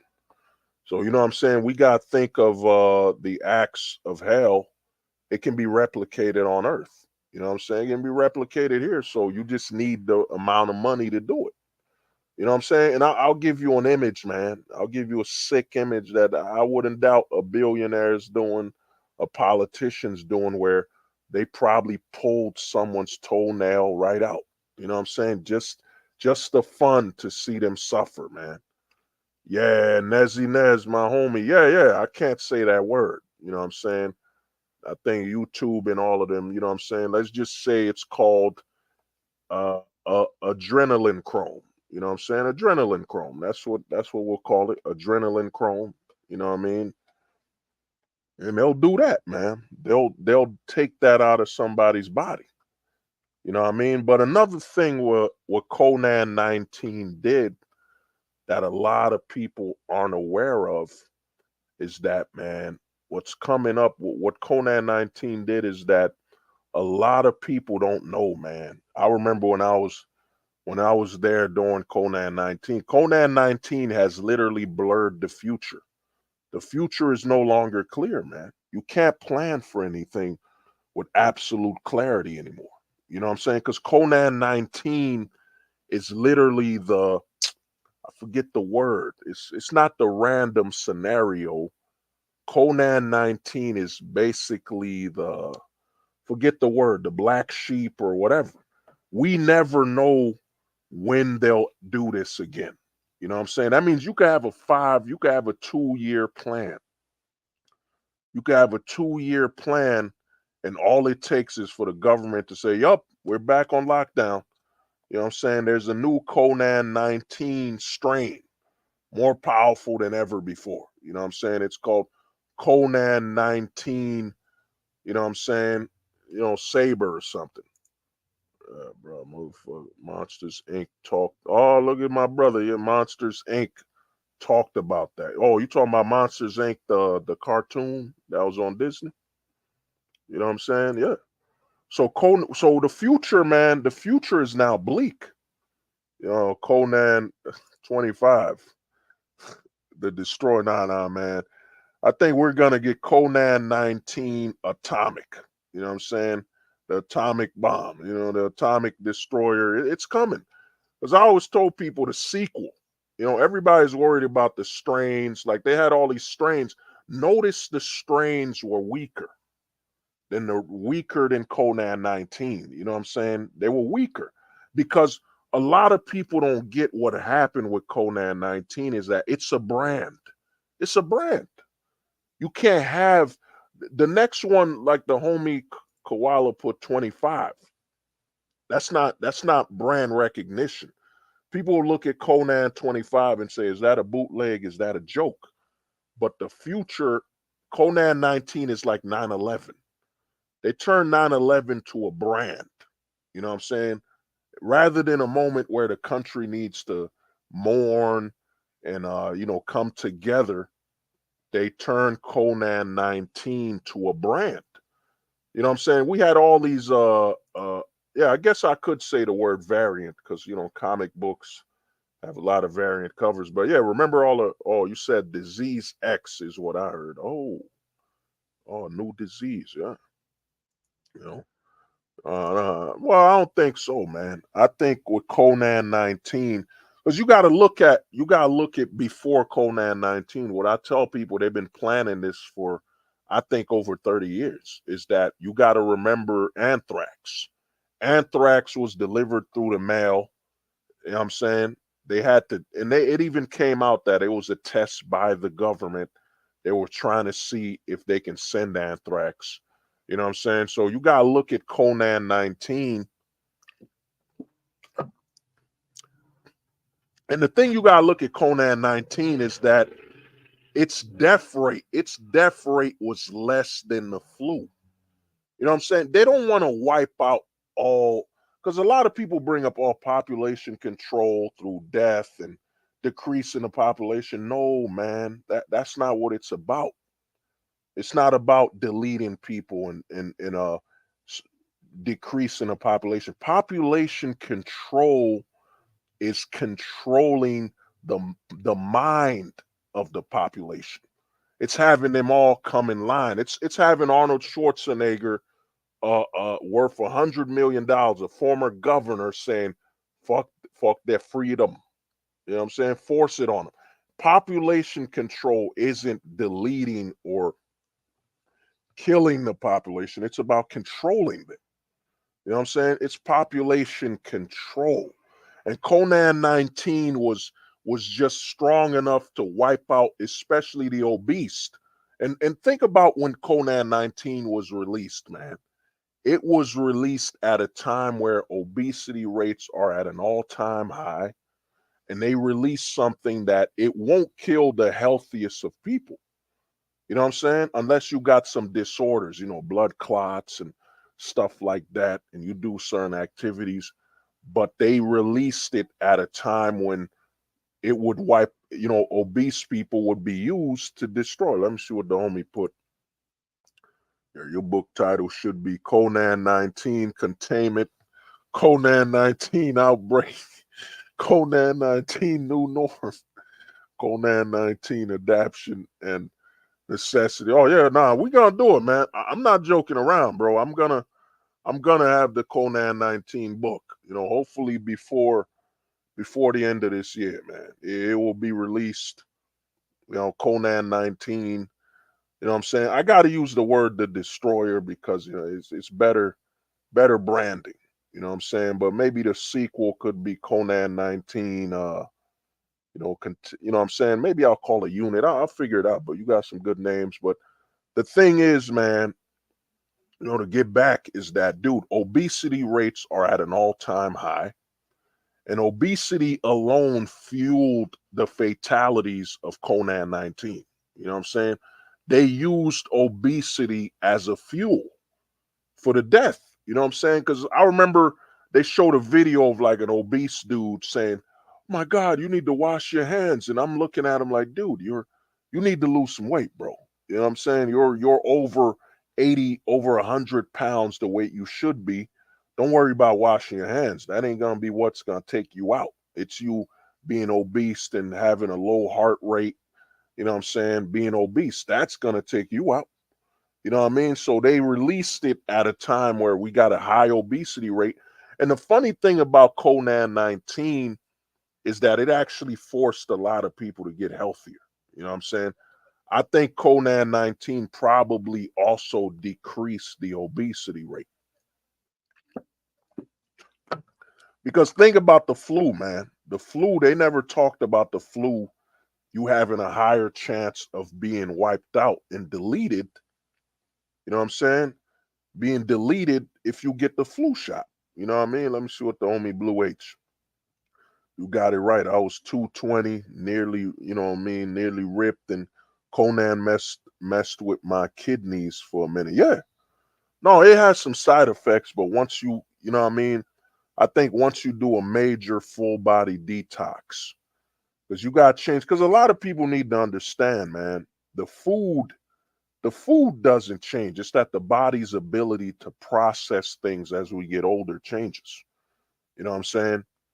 So I think with Conan 19, guys had to change their diets. They had to change the way they live, man. You know what I'm saying? Because Conan 19 was doing that much damage, man. You know what I'm saying? Let me see what the homie Koala said. When I saw the videos of Chinese falling on the street, made me hit a diet and lose weight. Yeah. Yo, bro. Conan 19 made a lot of people go, lose weight, change the way they eat like never before, man. You know what I'm saying?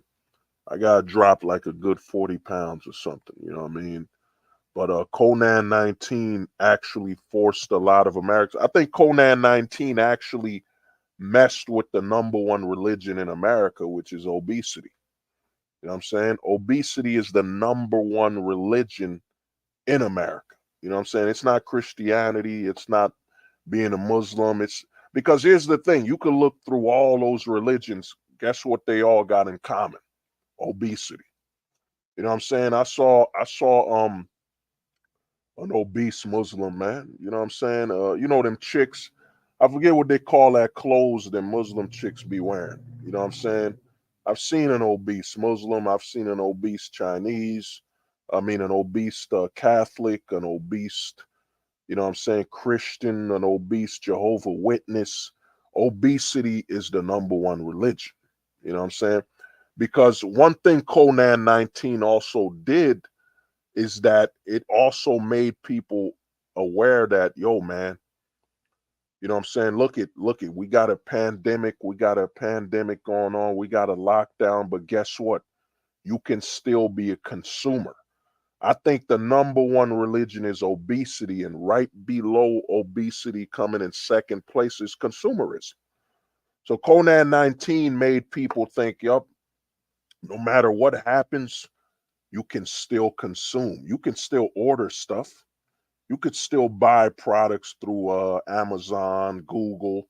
You could still order things on your phone. So also Conan 19 made a lot of people even more loyal to consumerism. You know what I'm saying? Because consumerism was the most stable thing in their life. You know what I'm saying? It was the most stable thing they can participate in during Conan 19. You could still buy stuff. You can still participate in consumerism. You know what I'm saying? Even if you're obese and all that, and they've simplified things. You know, supermarkets, to me, the supermarkets should have been doing this. I mean, you got to think of the billions of dollars, trillions they left on the table by not delivering. Like years ago in the 90s, they should have been doing it. You know what I'm saying? Look at the homie, man. DoorDash. Yeah, my brother Blue H, man. DoorDash went public. Oh, yeah, DoorDash went public.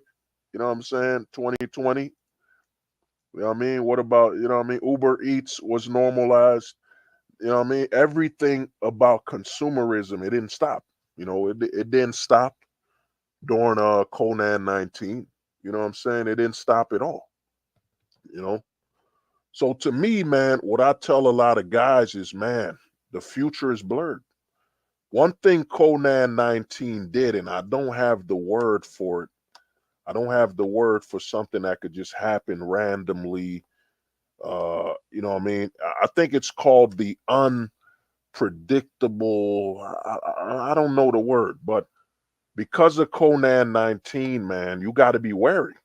There's some people that went homeless. A lot of people went homeless during Conan 19, bro, because they were about to put some money down on a house. And when Conan 19 happened, they became unemployed. A lot of people went homeless. And I think one thing, I think the homie Koala said, I think Conan 19, it did black pill or made people break away from the dream. You know what I'm saying? I think a lot of people became aware during Conan 19 that you can't do anything permanent unless you can guarantee it. You know what I'm saying? It became about guarantees, man. And I mean absolute guarantees. You know what I'm saying? Can you afford to live somewhere knowing that when Conan 19 happened, it shut down all the stores in a nice community? It turned like in New York, bro. I was walking through New York, mad places are boxed in. We're talking right near 42nd Street, Manhattan. A lot of stores are closed down. You know what I'm saying? It became like a ghost town, you know? So I think a lot of people after Conan 19 will become more mobile. I think a big movement that's coming, and we had it with the video with the women living in a van, the people converting their a bus into a home. We had those, you know, but I think after Conan 19, I think a lot of people are wary of stationary living. You know what I'm saying? I think the next generation, I give it about 5, I think it's either going to be the Zoomers or Gen Alpha and more more millennials that break out of the Gen X cycle, I think a lot of them. Oh yeah, oh the homie Nezzy Nez. I'm gonna get to that Nezzy Nez. You're dropping some jewels. You're dropping a golden statement. But I think a lot of people are realizing you can't afford to be stationary. You know what I'm saying? After Conan 19, a lot of people started realizing an RV, a mobile home, you know, it's not just an option, it's a great option. It's a great choice because if your state like New York literally went Nazi mode. New York went full blown Nazis, man. You can't leave here. You can't go here. New York had this identification card for you to go buy some pizza. Dude, I couldn't buy pizza outside because I didn't have a Conan 19 identification card. New York went full blown Adolf. You know what I'm saying? New York went full blown Adolf Hitler mode. You know what I'm saying? New York, you had to have an identification. This einem Weisenbrauer. You know what I'm saying? Where's your identity? You know, where's your identity? You know what I'm saying? Yeah, the homie Nezzy Nez. I'm gonna get back to that, bro. I'm gonna get that. A complete intersection bordered out where I am.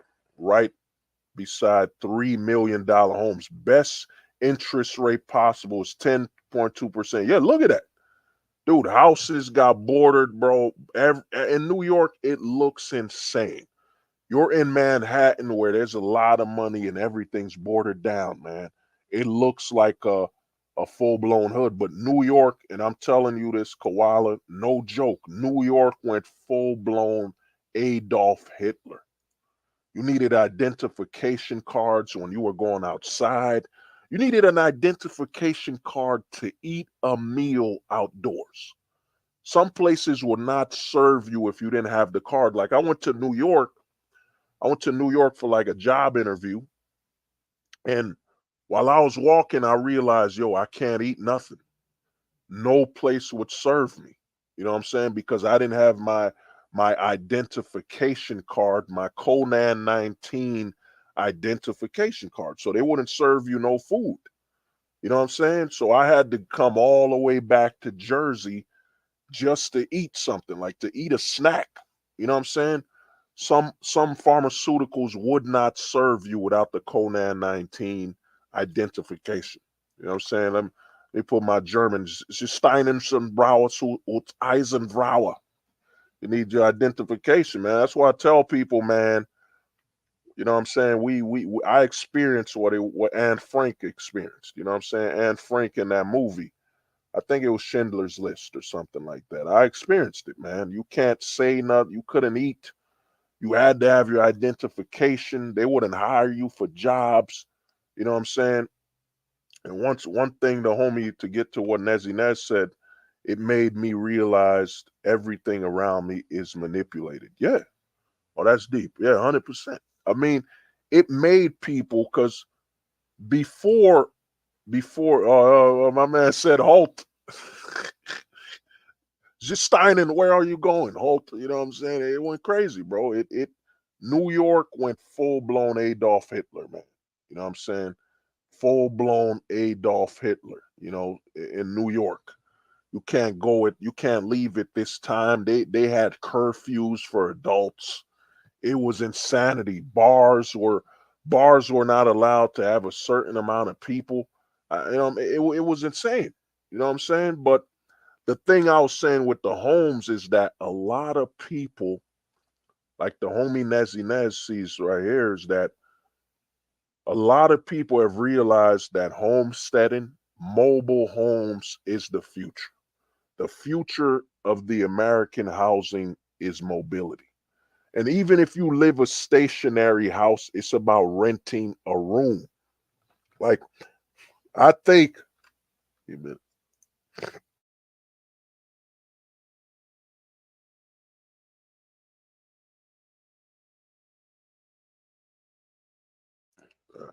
I think, man, after Conan 19, I think Gen Alpha and I think the Zoomers, because, you know, millennials, a lot of the millennials idolize the Gen Xers. You know what I mean? The Gen Xers who idolized and dreamed about the boomer life.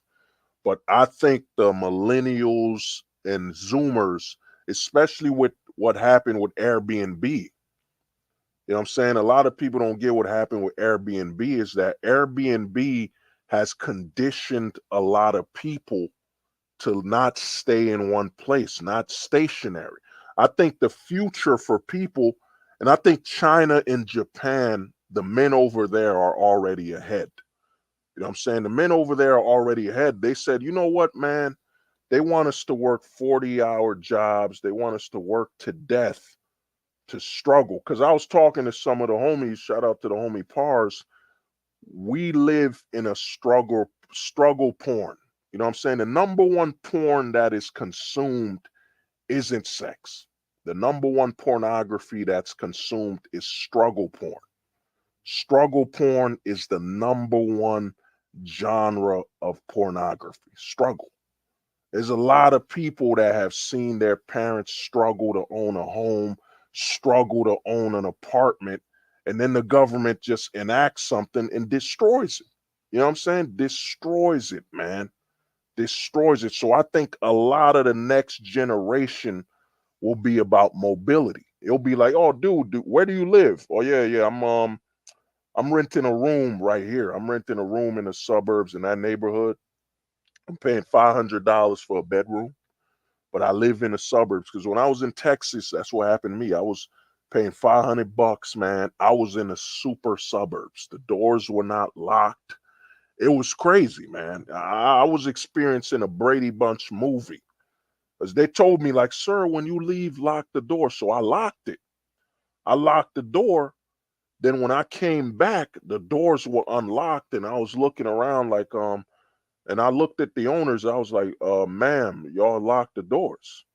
And they were like, oh, don't worry about it. It was like a gated community. I think the next generation, especially the Zoomers, I think the Zoomers, because I'm gonna tell you a secret, man. I'm gonna tell you a secret that most people won't tell you. You know, you have to admit that the generation before you are failures. You know what I'm saying? They keep telling you to idolize and respect the generation before you. Know you got to compare the generation before you, and you got to compare, were they successful or were they failures? Once you can look at a previous generation and say, yeah, they fucking failed. You know what I'm saying? They failed, man. When you can say the generation before you failed, then you can start looking at what they did right. You know what I'm saying? What they did right, and start adapting that into your life, man. You have to be able to look at the generation before you and grade it to where you could say, did they fail or did they succeed? You know what I'm saying? Did they fail or did they succeed? And if you look back at most generations, you'll realize the majority of the generations before you failed. You know what I'm saying? They went along with what the government sold them. They chose failure. They ignored the laws. You know, what's hypocritical about people, and you know, we're in the manosphere, is they'll say we're pessimistic for not wanting to get married or not getting into a situation where we have a legal disadvantage. But this will be the same people that tell you, don't drive past the red light. You know what I'm saying? Don't drive past the red light. You know, don't jaywalk. Don't break into people's homes and all that. Don't do it. You know what I'm saying? So if you're telling me to follow the law when it comes to driving and all these stuff, then why are you upset when I'm following and accepting the law that as a man, as a heterosexual man, I'm at a disadvantage? You know what I'm saying? So I accept the law just like I accept that I shouldn't jaywalk. I shouldn't drive in past the red light. I accept the law by saying, I accept it, I'm not participating. You know what I'm saying? I'm not participating in it. You know what I'm saying? Let me see what the homie Dark Path said. Yes, speaking as a Gen Z, yo man, Respect to the Zoomers, man. Unlike other people, you know what I'm saying? I'm not here to hate on the Zoomers, man. I'm not here to hate on the next generation because anybody hating on the next generation, man, they're not accepting accountability. You know what I'm saying? I can't blame the Zoomers for what they are. I can't blame the Zoomers for what's going on with them because what's going on with them is the fault of Gen Xers and millennials. Like one of the homies Pars told me, shout out to the homie Pars, he right here. The homie Pars told me, man, you know, he got people hating on him because he's a Zoomer, and the people that hated on him are the Gen Xers and millennials that raised him. You know what I'm saying? The Gen Xers and millennials that raised him. You know, but let me read what the homie said. Yes, speaking as a Gen Z, I think a lot of my generation had their eyes open, but a lot of us are black pilled prior to Conan 19. Yeah, yeah. I mean, what's gonna happen is, and I told guys this, man, we're gonna have an increase of the black pill, but it's gonna be really people that, you know what I'm saying, it's gonna be people that join the black pill and become aware of it. You know what I'm saying? Become aware of the black pill, but you know what I'm saying, they'll become aware of the black pill. You know what I'm saying? The next generation. But what's going to happen is a lot of Gen Z, the gray pill, we're heading towards the gray pill in the 2020s. A lot of people, and I think it's the Zoomers too, the Zoomers consuming content from Andrew Tate and all of them. The red pill isn't enough, man. You know what I'm saying? I look at other channels, dude. I got Passport Bros. I got people siphoning content from this channel. Some people got thousands of followers, hundreds of thousands. The black pill is the source now. You know, the red pill isn't enough. And I think it's leading a lot of Zoomers towards the black pill because they talk to a red pill, okay, dude, just be strong, bro. Go to the gym. You know what I'm saying? Get money, bro. You know, it's not yours, it's your turn. And when a Zoomer, remember the Zoomers are far more detached. You know, I made a whole video on the Zoomers. To me, as much hate the Zoomers get, the Zoomers are actually far more advanced than us millennials. You know what I'm saying? Because they grew up less attached.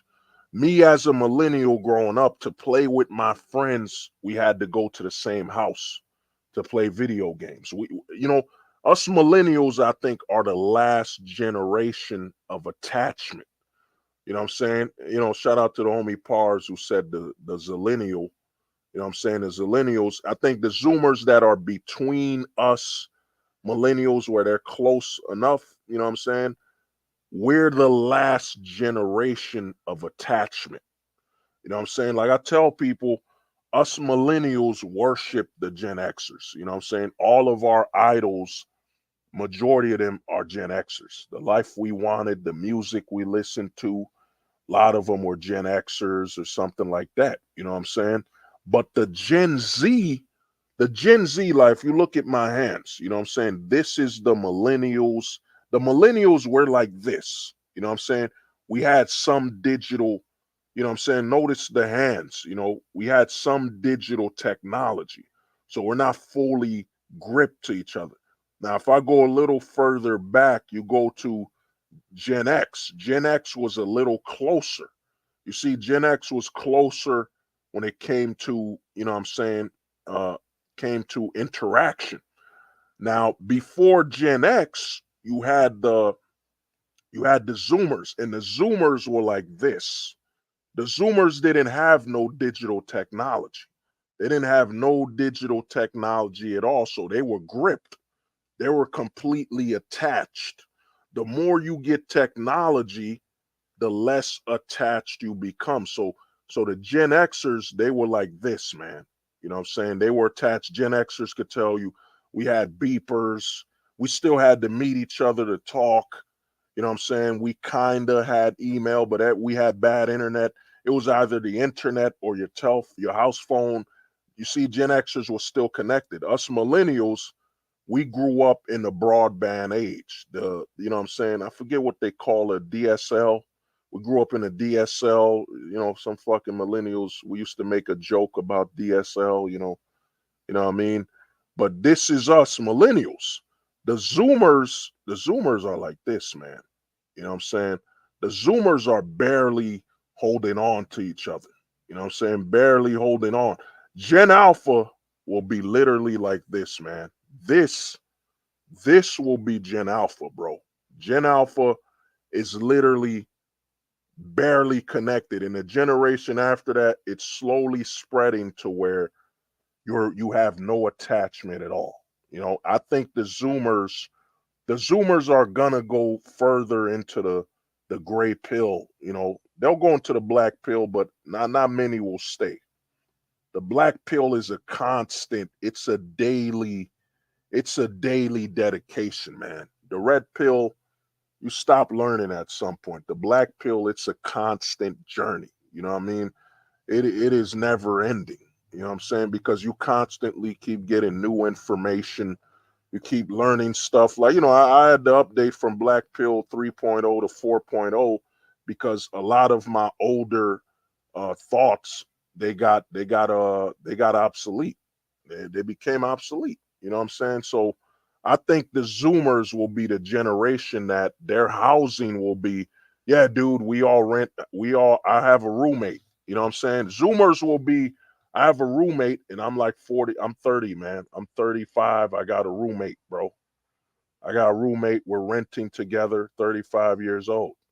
You know what I'm saying? The Zoomer will be 40 years old. Yeah, bro, I'm still got some roommates, bro.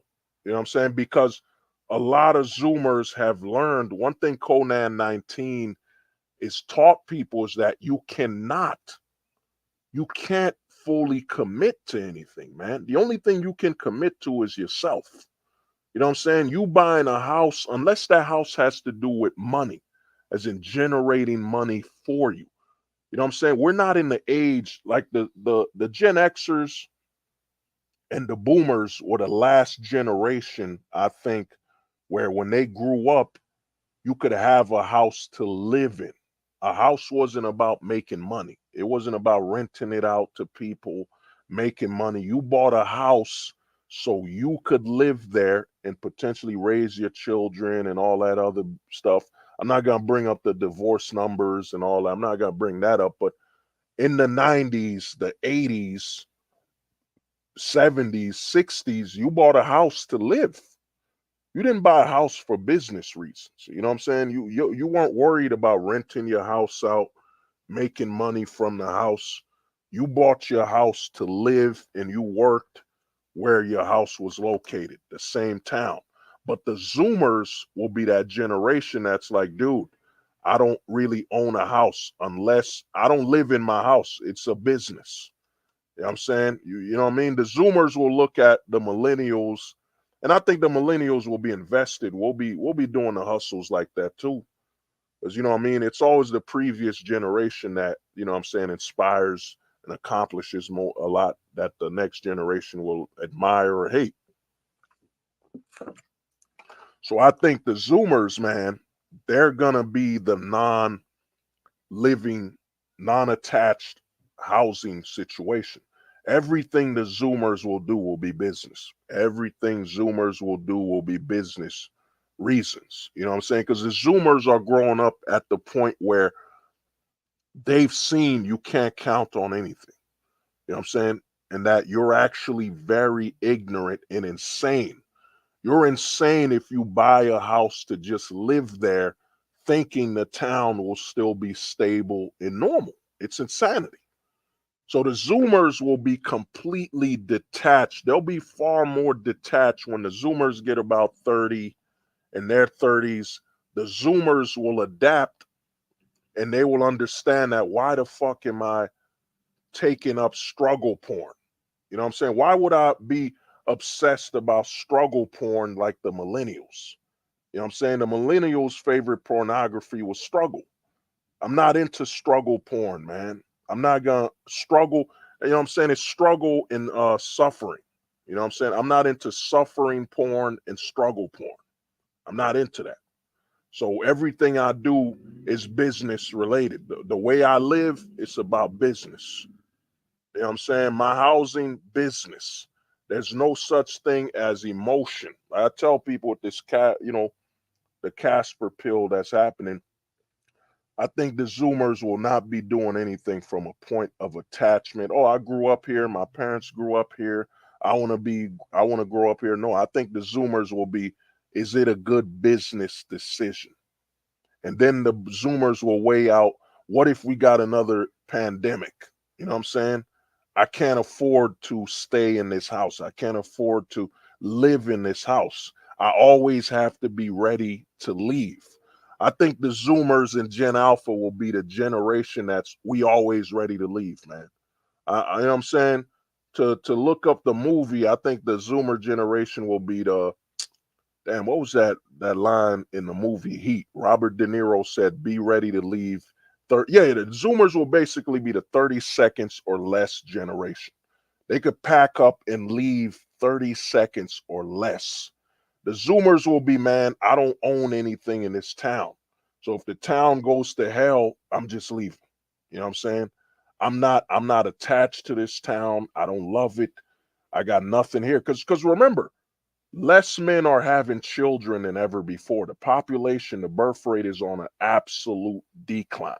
The birth rate is on a nosedive. You know what I'm saying? So that means the Zoomers will grow up in the generation where it's normal to have a birth rate decline. That means the Zoomers will not be invested in having children or starting a family. You know what I'm saying? And after living through Conan 19, seeing stores get shut down. You know what I'm saying? Think about it. Conan 19 was less fatal than the flu, and they shut down all the stores, all the businesses. So the Zoomers will be that, man, if Conan 19 did that, we can't stay any place. If we stay anywhere permanently, we're making it easier for the government in the next plague they release on us to destroy our lives.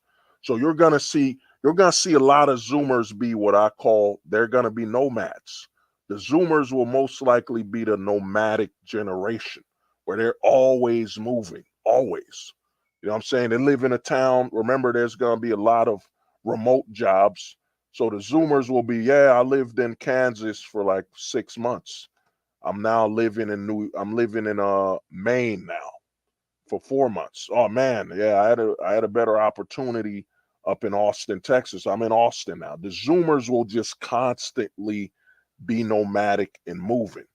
But let me get to the homie's question. You know, Herschel. You know what I'm saying? Herschel. Hey, hold the truth. What is your opinion on anti?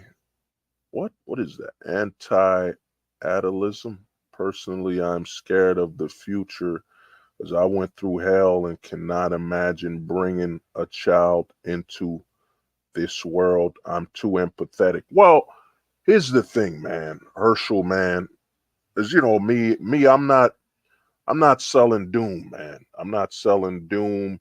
There's a lot of black pill channels that are selling doomerism, but I'm gonna tell you this, bro. You're good. You're in good hands, man. You're actually the thing about this generation is it's the freest generation. Unlike us millennials and Gen Xers, you know what I'm saying, and boomers, the millennials and the current generation living like such as myself, living through it right now, we are the freest generation of men. The reason I say we are the freest generation of men is that we have no reason to be loyal to our nation. You know what I'm saying? When it comes to spreading our seed, once a man loses a reason to invest in a country with his seed, that country, that man is no longer gonna be one that will die or live in that country. The thing you gotta do is eliminate the world. One thing you said on this message that was bad is you said the world. the world is a very bad word when you're referring to your nation. You got to say this nation, man, this domestic location. You've gone through hell in this domestic location, and you don't plan to have a child here. You know what I'm saying? I did this on TikTok. I got to put the video together, but I kind of forgot it. I call it the L's. You got to have the three L's, man. You got to be loyal to logic. You know what I'm saying? You got to be aware. You got to be aware of, you know what I mean, loyal to logic. I forget it, but you got to understand it's the location. You know what I'm saying? Everything you want to do here, because the doomer channels and I call it the dark gray pill, the depression pill. You know what I'm saying? That there's a lot of depression channels, you know what I'm saying? They will tell you that your life is over. They'll tell you, oh, dude, your life is over. No, bro, your life is not over, man. You are in the best position men have been ever. You could start a company, you can travel, you can dominate, man. It's never been better to be a man, man. Right now in American history, when it comes to, you know, obtaining resources and succeeding, it has never been better. You know what I'm saying? It's never been better because you don't have any reasons. One thing they did with the divorce laws and all the laws they created is that they made you a man in America absolutely optimal. You're optimal, bro. You're optimal.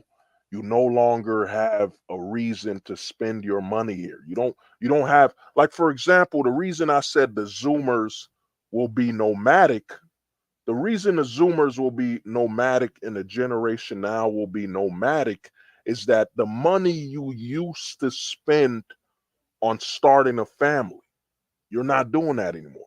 You're not going to be moving out. Like, let's say you move out your house. Instead of moving out your house to get your own apartment, your own house, you're now moving out to find a shared room. You're now moving out to find a shared room to save money because a lot of men don't understand that you move out the house, you get your own apartment, you get your own house. That's training. You're doing all that for training to be a father, training to eventually be able to live in the same house with a woman, live in the same apartment with a woman and have children there. It's all steps. So think about it. If you live in a shared room, you live in a shared room, like what how are you going to start a family in a shared room? You're not going to do that. You know what I'm saying? Men now are becoming nomadic, man. We're no longer, we're becoming just like the government. The government has told us that it's not loyal to us. During Conan 19, it proved it ain't loyal to you. It doesn't care. So you're becoming just like the government. You're treating them, you're doing fight fire with fire. You're the government's detached to me. I'm detached to it. You know what I'm saying? I'm detached to my hometown. I'm living for me, man. You know what I'm saying? And you know what I mean? So a lot of men now in the US will become nomadic. You know what I'm saying? It is the optimal best solution is nomadic, man. You know what I'm saying? There is no more. You shouldn't feel guilt, pessimistic. One thing I give the men, shout out to the men, man, in Japan. Shout out to the men in China. They've evolved. They've already adapted to this level of nomadicism. Like they're no longer working at the rate that the government is telling them to, you know what I'm saying, telling them to live by. You know what I'm saying? The men are no longer living by this roadmap that was written for them to have value in the system no more. Like the men in China, I heard, because a lot of people don't know in America right now, there's a job shortage. There's a huge job shortage, man. There's a huge shortage of employees because a lot of men aren't working full time anymore. A lot of men have become part time employees, part time gig workers. Like a dude will work 30 hours at a job and he'll work like a DoorDash or something like that. You know what I'm saying? And then he'll live in a shared room or he'll live with a couple buddies in an apartment, and we're talking multiple, and they're all saving a lot of money. A lot of men are becoming and adapted to the gig economy. And what happens with the gig economy is that it poisons these corporations. Like right now, dude, Target around Jersey is paying 16 an hour. I heard the rumors that McDonald's might start paying people like 18 to 20 something an hour. They're that desperate. The generation, the millennials and the Zoomers, and we millennials, they call us the silent quitter generation. Like we'll quit a job quietly. We'll disappear on some ninjutsu shit. You know what I'm saying? They'll look for a millennial at work. Where's Derek? Boom, we're gone. You know what I'm saying? So a lot of employers, we're not like the Gen Xers and the boomers where they just worked and hoped that the employer would give them a raise, and you know what I'm saying? They lived for that validation. The millennials and the Zoomers, and especially us millennials, we millennials have established that, yo, if you ain't gonna, I know you ain't gonna pay me, bro. I know you're not gonna give me the money I need. I know you don't care. So I don't give a fuck. I don't care too. You know what I'm saying? I'm gonna quit. I'm not even gonna tell you when I'm gonna quit. I'm gone. I'm gone, man. You know what I'm saying? So we're that generation that doesn't care, man. And a lot of millennials are quitting. You know what I'm saying? You Herschel, you're good, bro. You're good. What you got to do, I would say, man, you need to go on a scouting trip. You need to rent a spot on Airbnb. Leave your town for a while. Just take a quick little Airbnb for 2 days, 3 days somewhere outside of your town. You don't even need to take a flight. Just take a Airbnb. I'd say do an Airbnb for a certain amount of time to chill. You know what I'm saying? The reason I say do the Airbnb is Airbnb is actually one of the greatest ways to break you out of stationary living. Because when you rent an Airbnb, yes, you're renting a house, but guess what? You aren't renting it to stay or own it. You're just renting it for the time being, and you're leaving. It reflips your mind. Us millennials, we grew up with the white picket fence, your own apartment. We were raised that way. You know what I'm saying? By the Gen Xers. Because, you know, as a millennial, I grew up idolizing the Gen Xers. You know, the bigger kids, the strongest people with Gen X, or I idolize the fucking boomers. You know what I'm saying? Chuck Norris, Rocky, you know, if you look at all the movies featuring boomers, what were they doing? They all lived in a house, you know what I'm saying? They had the American dream notion. You know what I'm saying? So that's how we grew up. But the Zoomers are growing up where, yeah, dude, I could go to Facebook and rent a shared room. You know what I'm saying? I could work part-time, then do a gig. You know what I'm saying? They don't want to pay me. I don't plan to have kids here anyway. I don't plan to have kids. I don't plan to start a family. So I don't plan to rent a whole apartment, a whole floor in the apartment, because I'm not going to ever have kids here. I'm not having children here. You know what I'm saying? I'm not going to sacrifice a child to the American government. You know what I'm saying? A system that's saying save trans kids. What the fuck, man?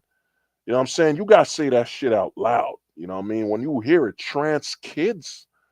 So you're saying you want to save trans kids, is and they're basically saying we need to force body mutilation on children. We need to body mutilate children. That's what they're saying, save trans kids. It's insane, man.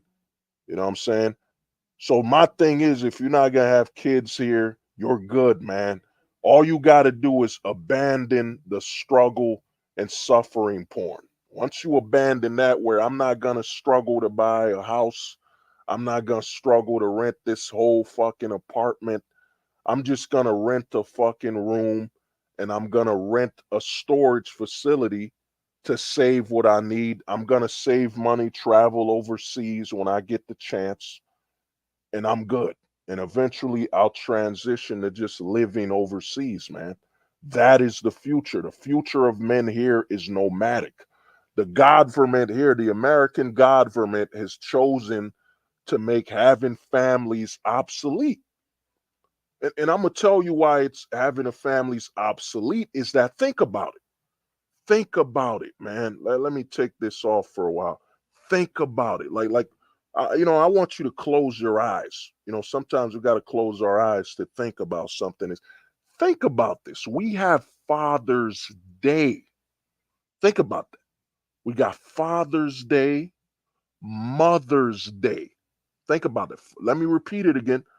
Father's Day, Mother's Day. But guess what we don't have? We don't have Family Month. So think about it. There's a whole month dedicated towards the closet.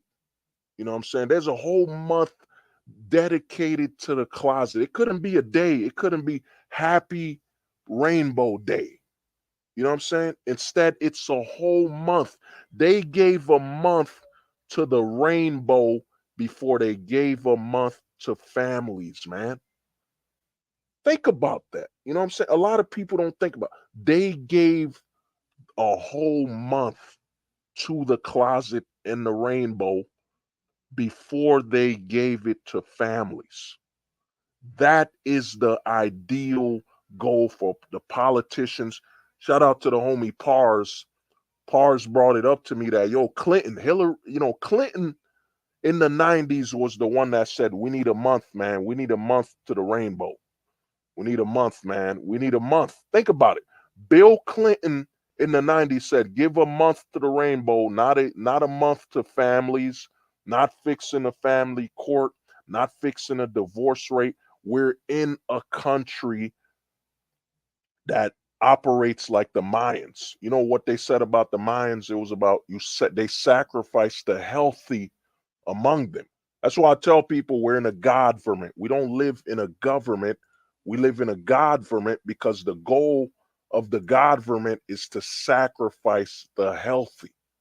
You know what I'm saying? Sacrifice the healthy. A whole month dedicated to dysfunction, body mutilation, not to family, not to fucking family. You know what I'm saying? Not to family. Think about that, man. You got a day for fathers, a day for mothers, not a month for family. They'd rather give a whole month to body mutilation, you know what I'm saying? Mental body dysmorphia, you know what I'm saying? Self-destruction over giving a month to families, man. So to me, Herschel, dude, you ain't doing nothing wrong. You're not doomed. You're in a great position, man. All you got to do is worry about yourself. Do not watch or seek to be in a suffering and you know what I'm saying, struggle porn. Because there's a lot of men in America that are literally actors in a suffering porn and you know what I'm saying, struggle porn. Oh man, dude, I work 4 or 5 hours to own my house that all I can do is sleep. I work 40, 90 hours just so I can sleep in this house. I work 100, 200 hours a week just so I could sleep in this condo. You know what I'm saying? Don't be like them, man. Don't be like the previous generations that want to be an actor in a suffering porn movie, in a struggle porn movie where look at me, dude. I work 80 hours. I work 24 hours a day just so I could sleep in this house. Just to sleep. I work 24 hours a day just to sleep in this condo. Just to sleep. You know what I'm saying? Not to live in it, not to have a barbecue, eat, or chill out. No, I struggle, dude. I'm an actor in a struggle porn. I'm an actor in a suffering porn just to obtain the validation of the system. You know what I mean? I hope that answered your question, man.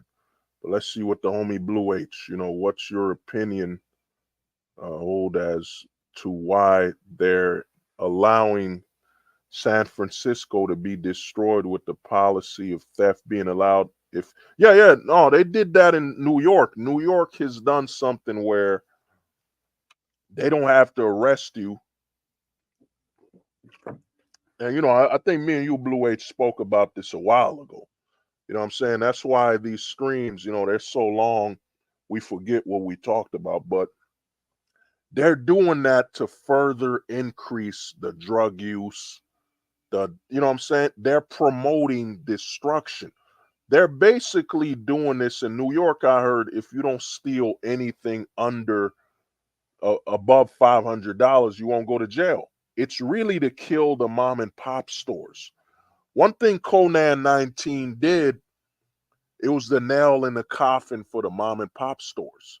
McDonald's, Wendy's, all the big chains, they could survive during Conan 19. But the mom and pop store that needs people to come, they need awareness, opening a new mom and pop store, they need it for traffic. They need it. What they're doing with the you don't go to jail unless you steal a certain amount is to empower the larger corporations that can afford insurance on whatever they have in the store. It's another way to wipe out the mom and pop stores. Wipe them out so they can buy the land. Remember, a lot of people don't understand that American land, American real estate is wanted all over the world. All over the world, people want to live in California, San Francisco, New York. You know what I'm saying? They can't afford to live in New York. They'll move to Jersey. So what they do, and I've noticed this, yo, Blue H, I've noticed this. You probably noticed this too. They've been building, they've been building a lot of condos in poor communities. They've been building a lot of gated condos and apartments. So what they do is they kill the mom and pop stores. They wipe them out. Then they break that area apart and they build a condo. Those people with real estate get it for cheap. And now you have an apartment condo complex where you can have it as a private place and sell it. And they're selling the land. Remember, we're in the internet age. Like people in India can see that real estate is available in New York. People in Africa can see that there's real estate available in New York. People in Brazil, you know what I mean? I remember when I was in New York and I heard over 100,000 Americans left New York. But guess what? I bumped into a lot of Polish people. I bumped into a lot of Australians. And I was talking to them. It was like, well, I'll just move in today. I'll just buy crocky. I'll move in today. Broke me blokes, broke me blobs. Yeah, a lot of people are buying the American real estate, man. All this thing is, you got to remember Obama. Back in '08, Obama, when he got elected, man, he killed the mom and pop stores. Obama was he killed it. He said you have to supply health care. And you know what I'm saying? You got to supply health care to the mom and pop stores, and Obama killed them. Obama killed the mom and pop stores by forcing healthcare requirements on them. And Obama also killed the amount of money you could actually earn. Because what mom and pop stores used to do, shout out to one of my homies, he told me you could work at a mom and pop store. They didn't pay you as much. They didn't pay you as much as Walmart, Target. But guess what? They gave you more hours. You could be working for $8.99 at a mom and pop store and get mad overtime. I remember in the early 2000s and in the 90s, some of the homies used to be like, yo, I need a new car. And they got a new car in 2 weeks because they did all this overtime. They were working double on double, triple. They were working as much as they wanted to. Obama killed the ability to work as much as you wanted to. You know what I'm saying? Obama ensured you would struggle with healthcare. So money that would be a raise at your job is this healthcare. You know what I'm saying? This healthcare that you might have gotten cheaper by yourself. So Obama killed the job market, and Obama killed and put a nail in the coffin and made it a lot harder for mom and pops. You know what I'm saying? American mom and pop stores. And now what we're having in America, and I think it's happening in Canada as well. You could correct me if I'm wrong, Blue H. But what's happening now is they're shutting down and breaking a lot of places and turning them to condos. Like around where I'm at up in Jersey, I see mad private condos and private housing sections built. I see mad of them. You know what I'm saying? So that's what they're doing with this whole you don't go to jail unless you steal over 1,000. And I think what's gonna happen, I figured this out when I was working in New York back in like 2015. I believe we're heading to a great class. We're gonna have a major change with the class as more jobs leave people due to digital requirements. They can't train everybody to work. What we're gonna have is we're gonna have universal income, and what they're gonna do is they're gonna segregate certain parts of towns. Look, this is the universal income section of the town. Only people that qualify for universal income can live here. You know what I'm saying? So they're gonna turn ghettos and broken down towns to universal income camps or universal income territories where you can only move here and you can only live here if you qualify for universal income. You can't live here any other way. You know what I'm saying? You can't live any other way, man. You know what I'm saying? So that's what's gonna happen. That's what's coming up. And a lot of people don't understand and don't get what's going on. Let me see. Being homeless might be since I don't want to be in a place anymore. What? Yo, man. Yo, Herschel, man. You gotta, you know what I'm saying, stop being a doomer, man. You got a lot of options, bro. You know what I mean? You got a lot of options and a lot of reasons to live, man. Don't give up on that, you know. So to me, man, it's coming, bro. It's coming. We're heading to that. They're gonna because they got all these New York, all these drug addicts, San Francisco. They've turned a lot of people to drug addicts, and very soon they will start camps. They will start segregating certain parts of the town for just the homeless and drug addicts. You know what I'm saying? That's what they're gonna do. That's what they're gonna do, man. So I think we're heading to a time where we will have the digital and the manual. You know what I'm saying?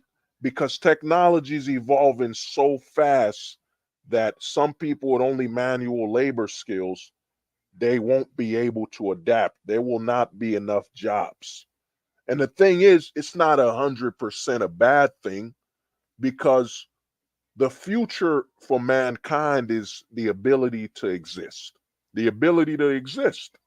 That's the future. The future is gonna be we got technology, we got automation, growing fruits and all that. It's gonna be what do you want to do as a human being?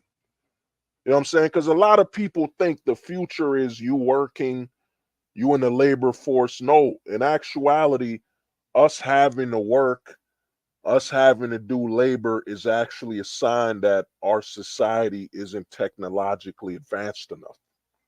It's not technologically advanced enough. You know what I'm saying? That's the true sign. It's not technologically advanced enough. Because the sign that a society is technologically advanced, everything is automated. Everything. You don't work anymore. You know what I'm saying? You just exist and do what you want. And it's already happening. The experiment of that is look at Instagram influencers. Look at all the influencers that they get enough validation, enough numbers, and enough influence. And you look at influence like a point system, and soon these influencers don't even got paid for food. They just go eat wherever they want, man, because they got over 100,000 people watching them. They're influencing people. They're like a marketing tool and all that. That's where we're heading, man. Very soon in the future, as technology expands, It ain't gonna be about working no more, man. Working in actuality is a sign that your society isn't technologically advanced enough. You know what I'm saying? That's what it really is. That's what it truly is, man. You know what I'm saying? Let me see, are used. Just walking there. Yeah, my brother, I told you. My brother Koala remembers, man. Yeah. They use the poor and homeless as advertisement that you're in a better situation if you while you're in a struggle porn working 90 hours a week. Because I saw it one day when I was in New York, I saw a homeless person and I was like, yo, I get it now. I get why they increase homelessness. They're using the homeless as advertisement that at least you're not homeless. Get back to working 40, 60, 80 hours a week. Because you know what I'm saying? At least you're not on the lowest totem of the system in a society. And also the dark aspect of the homeless is that a doctor told me that, yeah, he told me for up and coming doctors, new doctors, they use the homeless as experience. To obtain experience, they use the homeless. You know what I'm saying? That's one aspect they're doing, you know. But let's see what the homies say. Yeah, Obama privatized. Yeah, Obama privatized everything, man. And Nezzy Nez, man, the government. It's you know what I mean. If you join the Discord, I'll send you like this PDF I wrote. You know what I'm saying, that explains it. You know, it's a book I was working on. I need to finish. You know what I'm saying, but yeah, yeah, yeah, yeah. So to me, Obamacare, man, it was the nail, man. Obamacare was the nail in the coffin. Cause, dude, I remember, man, I remember having some homies that were Gen Xers just working, or even when I was able to work, some of the homies will be, I'm buying a car, and I was like, what? You buying a car? He's like, yeah, I'm just gonna work I'm gonna work 4 weeks, and I'm gonna get this new car. And I was like, oh, word. And he was working overtime. He was working mad overtime and he got a new car. Once Obamacare hit, where Obama privatized and forced every employer to provide health care instead of allowing the employee to obtain health care and create a free market when it comes to the the healthcare system, Obama manipulated the healthcare system by saying we are forcing employers to provide it. And then Obama placed it that you can't work more than 40 hours anymore. You know what I'm saying? That they would punish certain employers. So you now can't work as much as you want to get all the money you want.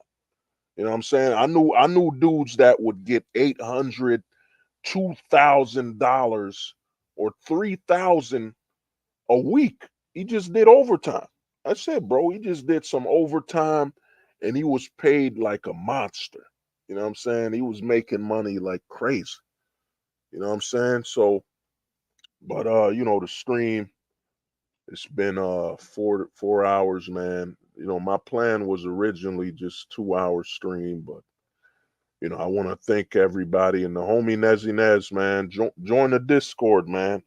Once you join the Discord, I'll send you this document because it explains. And I was talking about the government earlier. Like, in fact, you just gotta rewind the stream. I spoke about the government and I explained everything. Also, if you join the Discord link is right here. If you join the Discord, I'll just send you the file. I'll send you the document I wrote. If you want to read my thoughts on what is a government, I'll just send you the document. But I want to thank everybody, man, for being on the stream. And like I said, man, Conan 19, the Destroyer, has changed everything. Oh, I almost forgot, man. I almost forgot something. Respect to the homie Eddie Etta, is that I almost forgot. You want to know what Conan 19 also exposed, man? It also exposed my theory that I was 100% correct, that there is no such thing as a single woman. No such thing. No such thing as a single woman because guess what, guys? I don't know if y'all remember. Remember if you went on dating apps during 2022 and 2021, mostly 2022 and late 2021, a lot of women were saying, well, if you don't got the Conan 19 serum, we can't date. You know what I'm saying? We can't date, man. Oh, the homie, man. Yo, not a lot of black men. Yeah, yo, my brother, man. My thing is, man, I've evolved. I'm gonna get back to I've evolved where, we gotta understand. I was there, man. 2014, 2013, I was like a full blown fucking leftist, man. The left was just consuming my soul, man. I fell for it, man. I was, and to think, you gotta understand, man. I want to say, man, I want to apologize. I want to apologize to all the black people that are born here, man. I apologize because I got so driven by the left that I was taking up the black Americans' culture. I was taking up the suffering of their ancestors. As a Haitian man, I was saying, yeah, 400 years of slavery, but I'm Haitian. You know what I'm saying? The slavery in America got nothing to do with me as a Haitian man. And to me, it was very disrespectful. I apologize. I was tell some black homies where their ancestry is deeply rooted in America, the over 400 or 500 years. I always tell them, I'm sorry, man. I'm sorry that I even thought, what I'm saying, I even thought of claiming, the suffering of your ancestors is something I went through. I deeply apologize for that. What I'm saying?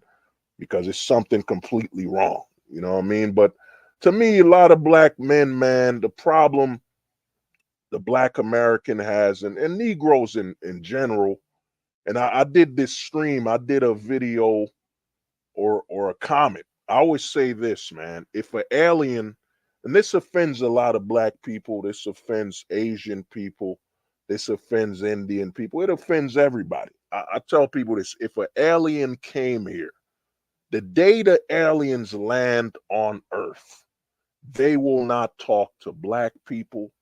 They will not talk to Indians. They will not talk to Africans. They will only talk to one race of people. And the thing is, it makes sense. The number one representative of the human race will be the white people.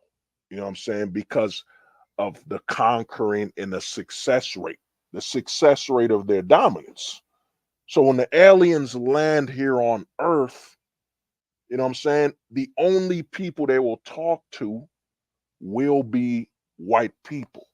You know what I'm saying? And it makes sense because why would you talk to the other breeds of people, the other ethnicities, whatever you want to call it? Why would you talk to other humans that worship another human? You know what I'm saying? Why would the aliens talk to anybody but the white people when you got black people worshiping a god in the image of whites? You got Asians cutting up their eyelids so they can get what they perceive as white looking eyes. You know what I'm saying? You got all the other ethnicities worshiping one breed of the human race. You know what I'm saying? And they earned it. Whatever. They're the most dominant. They won, man. They dominated. You know what I mean? You will always have a more dominant race or dominant species amongst your race. You know what I'm saying? And more power to them. They did it. They did it. You know what I'm saying? So if the aliens, when you understand that, when your mind is willing to accept where you stand on the podium, on the racial podium of your own breed and your own identity, you know what I'm saying? Your own breed. Yeah, oh, pars, you 100%, man, 100%. When you can accept this level of knowledge, man, that dude, you know what I'm saying? If the aliens came, like if an alien literally landed in the hood, let's just say an alien landed in the hood, he would be like, "Yo, man, take me to the neighborhood where there ain't that many black, brown, or yellow."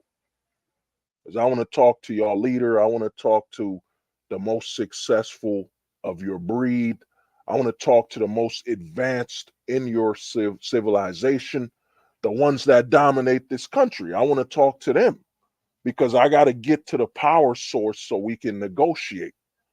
You know what I'm saying? So if the aliens landed here, you know what I'm saying? That's who they will talk to. And that's when every race of human being will be like, yo, man, yo, white guys, man, you know, you got the whole human race on the whole human breed, the whole human race on you, man. Please, whatever you white guys do, man, just talk to the aliens, man, and be very careful what you say. The whole human race is on the line, white guys. So be careful how you talk to these aliens. We counting on you. That's when every race will get behind the white people. It'll be once the aliens land, they'll be, yo, white guys represent the human race, please. Yo, we counting on you, bro. We believe in you. Just go talk to these aliens, iron out some type of peace treaty or something, whatever. You know what I'm saying? You're the most successful in the human race. You know what I'm saying? You're the most dominant. Go talk to these aliens, man. Yo, white guys, please. White guys, don't fuck this up, man. You know what I'm saying? Don't fuck this up, please. Whatever you do when you talk to these aliens, bro, don't fuck it up, man. You know what I'm saying? That's when every breed of human being, Asian, Mexican, Indian, every other breed of human will finally accept their role that they are not the dominant. You know what I'm saying? That they are the, I forget the submissive. Is it submissive? I forget the word. You got the dominant, yeah, the recessive. You know what I mean? But that's when every other breed of human being will accept their position. You know what I'm saying? The most dominant breed of human is the Caucasian or Anglo-Saxon breed. You know what I'm saying? Because I had to get my mind like that. I had to separate from the whole racial and all that bullshit. Because I asked, like, you know, when you watch a nature, like when you watch a nature document, you know what I'm saying? You watch a nature document on lions and tigers. You know what I'm saying? You see a coalition of lions. Like that's how lions work. They're in a coalition. And when they succeed, when they beat a group of lions, you're like, yo, they're the best. They're the most dominant lions. They won. Just like when you see a tiger wins against another tiger, you're willing to give the tiger their props. You know what I'm saying? You're willing to say that's the most dominant tiger, man. That's the strongest tiger breed. Like we can all admit, like I watched a lot of nature growing up. I can admit that the Siberian tiger is the strongest tiger on earth right now. It's the most powerful, most successful tiger. So if I can say this about an animal, why can't I say this about the breed of human? You know what I'm saying? White or black, whatever it is, it's still human. It's of our human race. So the most dominant, most successful race of human right now is the white race. You know, every other race had their time. You know, the blacks dominated. Well, you know, not blacks. The Negro race dominated way back. You know, the before Christ. You know, Genghis Khan dominated when he had his time. Every race, every breed. My bad. Every breed of human had their chance in the limelight. You know, every breed had their chance to dominate the world. You know what I'm saying? You know, there was a time where everybody was in Africa, man. Then they spread out. You know what I mean? And their body and physiology changed. Everybody dominated at once. You know what I'm saying? Where they try to control you is they try to get you to say, well, you know, if you say China Asian people are the best, most successful human on earth, you're against yourself. No, that's a human, man. That's the number one human, whatever. You know what I'm saying? They still represent a human race. Once you've become, once you've accepted this level of truth and logic, you know, everything else becomes very simplified. You know what I'm saying? What I just told you about is I'm worried about whether the right white person will represent the human race when the aliens come. You know what I'm saying? Hopefully it ain't Dick Cheney. You know what I'm saying? Y'all remember Dick Cheney when he shot his homie when they were hunting a turkey? Hopefully it ain't that type of white dude. You know what I'm saying? It ain't that type of white dude. You know what I mean? So to me, once you understand that, you advance, man. You evolve beyond, you know what I'm saying, beyond the media. The media can't fuck with me, man. They can't mentally mess with me because I've accepted the absolute level of truth, man. You know what I'm saying? I've become humble on a level of, where I know where my breed stands. You know what I'm saying? Where the Haitian breed stands. You know what I'm saying? On the scale of humans, me being Haitian, our breed is, we're a little lower on the podium, whatever. It is what it is. You know what I'm saying? Oh, koala, yeah, Biden. Yeah, man, we pray to God Biden doesn't represent us with the aliens, man. You know what I'm saying? Sniffing an alien, you know what I'm saying? And then we get annihilated. You know what I mean? We bet you know who we need to represent us, man. If it's a white dude, we need the only man I could see representing the human race is what's the name of my man, man? He does I'm gonna show it to you, man. I'm gonna show you him diner diners and oops. I'm saying what's his name? What is his name? Give me a minute, man.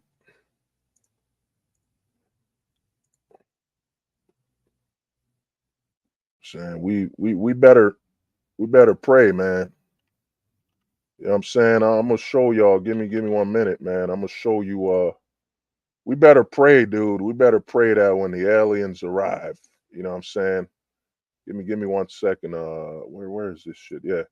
We better pray that when the aliens arrive, man, our representative will be, you know what I'm saying? Let me share it right now with you, man. That's we better pray we better pray he represents us, man. You know what I'm saying? We better pray that the aliens meet up with my man right here, man, who hosts that show, uh, Diners and Driver. Diners and Drive. We better hope, man, that Fiore, man, Guy Fiore is gonna be the guy who represents the human Earth, man. You know what I'm saying? When the aliens offer him some food and he's like, "Yo, I'm good. I'll eat it. I'll try it." He's the guy to represent the human race, man. You know what I'm saying? We better pray to God it's him. You know what I'm saying? So, but to get back, you know what I'm saying, the last thing I was gonna say is that, I made a video way back. You know what I'm saying? Oh hell yeah, dude. Guy Fiore, man. Guy Fiore must represent the human race, man. When the aliens come, Guy Fiore better be the dude that we send to talk to them, man. You know what I'm saying? Because man, I've watched his episodes. Whether he was in an Asian place, a black, he ate whatever, man. He was chilling wherever he at. We need him to represent us. You know what I'm saying? But the thing is, I prefer dark. Nah, yo, OG, you gonna get that. You know what I mean? But the thing is, like I said, man, I made a video a few years ago called "No Such Thing as a Single Woman," and Conan 19 proved it. Conan 19 proved I was without a shadow of a doubt 100% correct. Because when Conan 19 happened, you went on dating apps, I think around 2021 to 2022, it was recommended by these chicks. Don't talk to me if you haven't gotten the Conan 19 serum. You know what I mean? Y'all remember that? You remember that? A lot of broads on these dating apps, and they could be fake. It could be some fake accounts, but it was a lot of them. I even met some chicks in real life that, you know what I mean, they said if you don't have the Conan 19 serum, we will not date you. You know what I'm saying? They won't date you. It shows you that the women in the country, when given the same voting powers the men, are absolutely under the government and corporate control. You know what I'm saying? Under the government and corporate control. Look at what the homie said. If you ain't if you ain't got serum, if you don't got the serum, swipe left. If you don't got the serum, swipe left, man.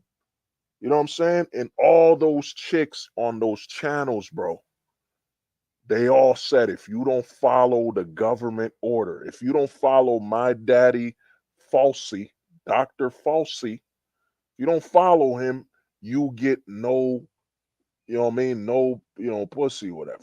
You know what I'm saying? And they know that the men here are just so under control. That's why they see content creators like myself and they see the danger. They're like, oh, these guys are dangerous. They're pessimistic. They've even deemed that, they've deemed that incels, they've said incels or icels, as I call them, they said they're the most dangerous men in America. Listen to this. They said during Conan 19, the most dangerous men in America are incels. And it flew over the head of a lot of men. A lot of men, it flew over their head. They were like, yo, man, you know what I mean? Incels are that dangerous. You know what I'm saying? Incels are that dangerous, bro. You know what I mean? Why? Yo, how? They were saying incels are the most dangerous men. Why? Because men like us know how to navigate and talk on the online with each other over the border. You know what I'm saying? Overseas. I got shout out to the homie Weebly, man. He up in the UK. I got the homie Thomas. He up in us, what I mean, somewhere in Europe. We talking to a lot of people. They said the most dangerous men are the men that can articulate online. The men that are not bound or attached to the physical world where we can manipulate them. You know what I'm saying? Where we can manipulate them. They're the most dangerous men. It flew over the head of a lot of people. A lot of people said, oh man, they got these incels Call of Duty in theaters, you know what I'm saying? Incels Call of Duty in malls. You know what I'm saying? Like they're not planned actors. Like a lot of people don't get it. 9/11 happened, man. After 9/11 happened, you gotta understand a lot of people are actors or plants. You know what I'm saying? If you can think that if you think the government could, take down the towers, what do you think's putting somebody in a mall? You know what I'm saying? What do you think? How hard is that? How hard is it to put somebody in a mall, put somebody in a bank? You know what I'm saying? Let them loose. What, he's going to take out 8, 10 people? What is that compared to 350 million people in a population? It's nothing. It's a drop. It's literally a drip in the ocean. It's nothing. They said incels are the most dangerous men in America. They literally, you know what I mean? What is it? Biden started a whole fucking organization where we will investigate incels and stop them and all that stuff. You know what I'm saying? The reason they deemed incels guys that are introverted and guys online, and they've deemed anybody live streaming, he got no life, he's talking to people, he's an incel. Because these are the most detached men in society. You know what I'm saying? You're on a stream with me for what? 6 hours. I've been on streams with certain guys, and we were talking about life and what's going on. I've never met none of these people. We've been on streams for 12 hours, man. 14, damn near 14 hours I had a stream. And what happened is StreamYard didn't even full YouTube wouldn't even allow. That's when I knew I was super shadow banned, is that YouTube would not allow a stream where I streamed over 12 hours on YouTube. The stream I did called the stream was called Social Skills, not Game. It's about, I think it's 12 hours or something, or 11. That stream was over 12 hours long. YouTube only allowed about 11 something hours, man. You know what I'm saying? Because they know they had to shadow ban and block what I'm saying, because we are the men that are saying, you know what, man?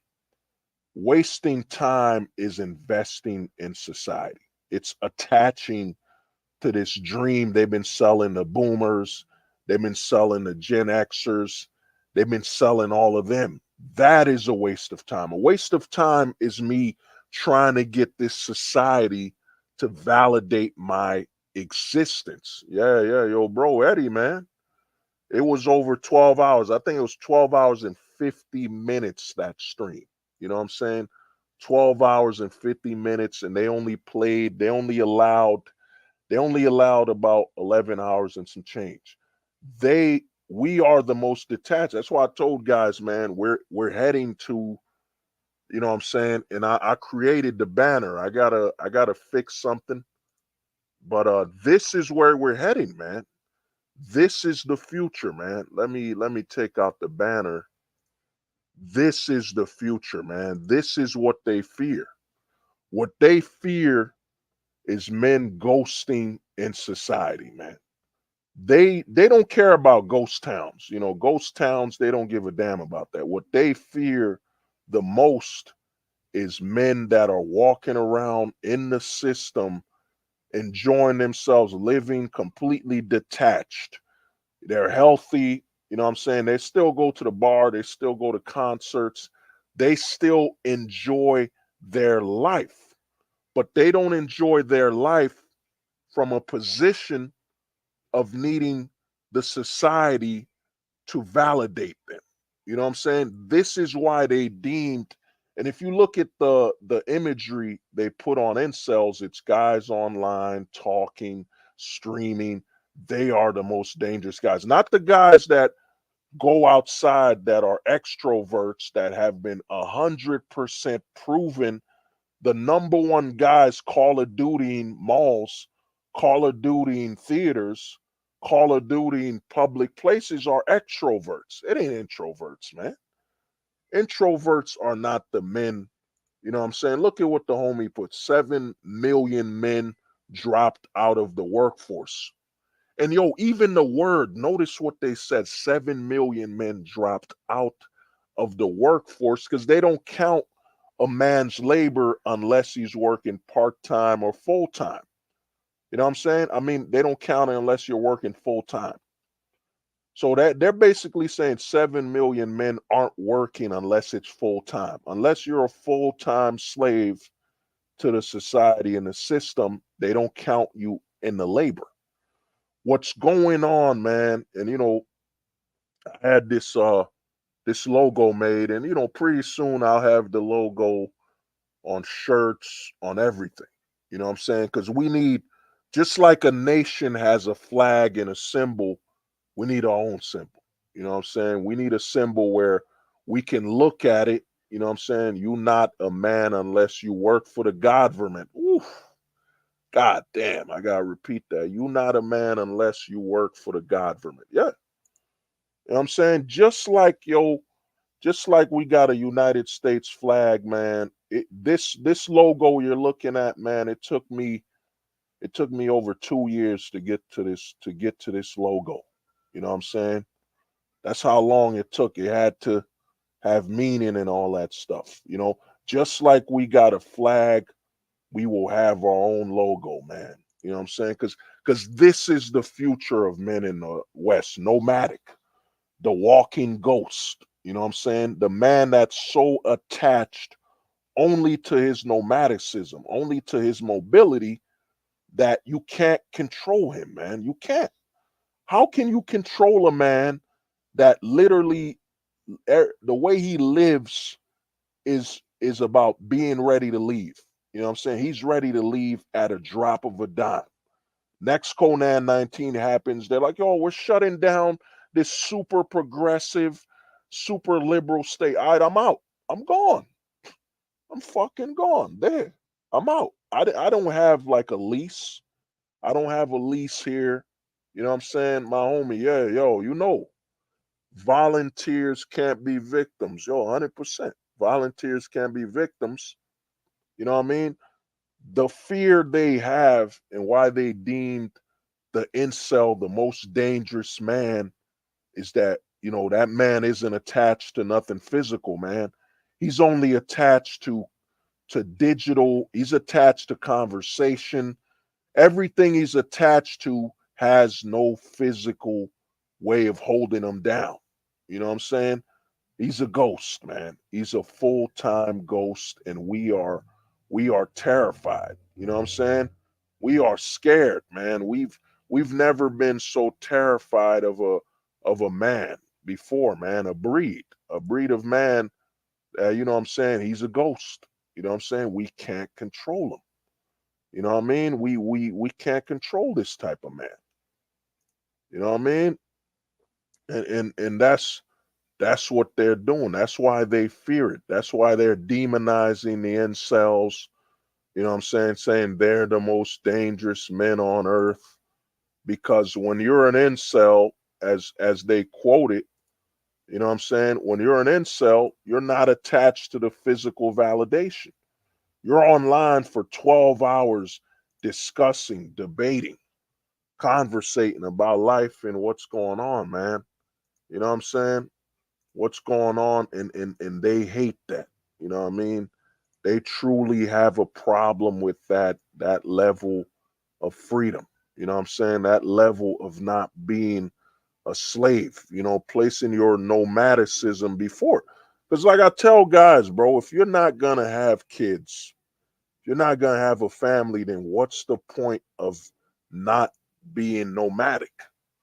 Being nomadic becomes the only option and your best option in life. You know what I'm saying? It's not about being stationary. Stationary no longer has no value to you. You know what I'm saying? It's about being nomadic, constantly on the move. You know what I mean? All the time, man.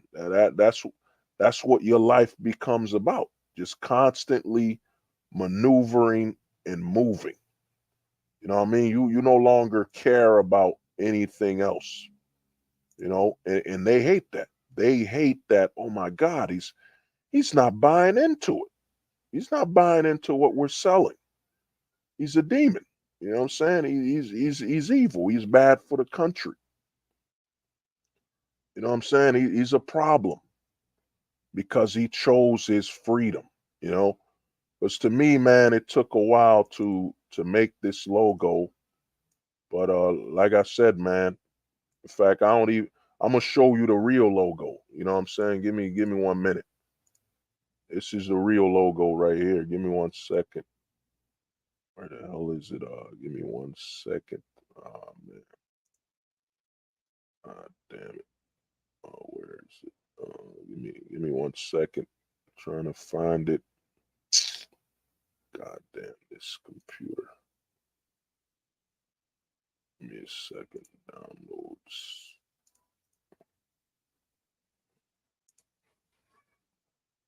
Give me 1 minute.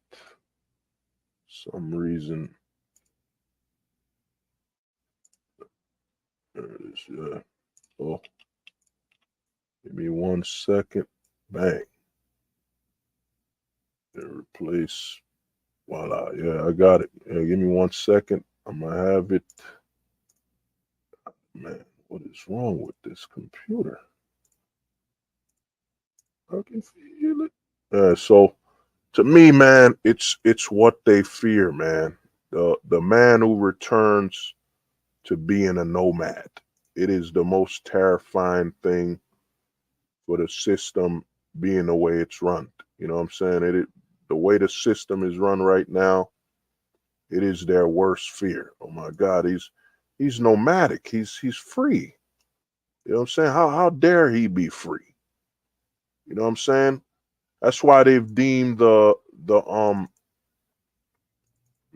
deemed the so-called incels enemy number one. You know what I'm saying?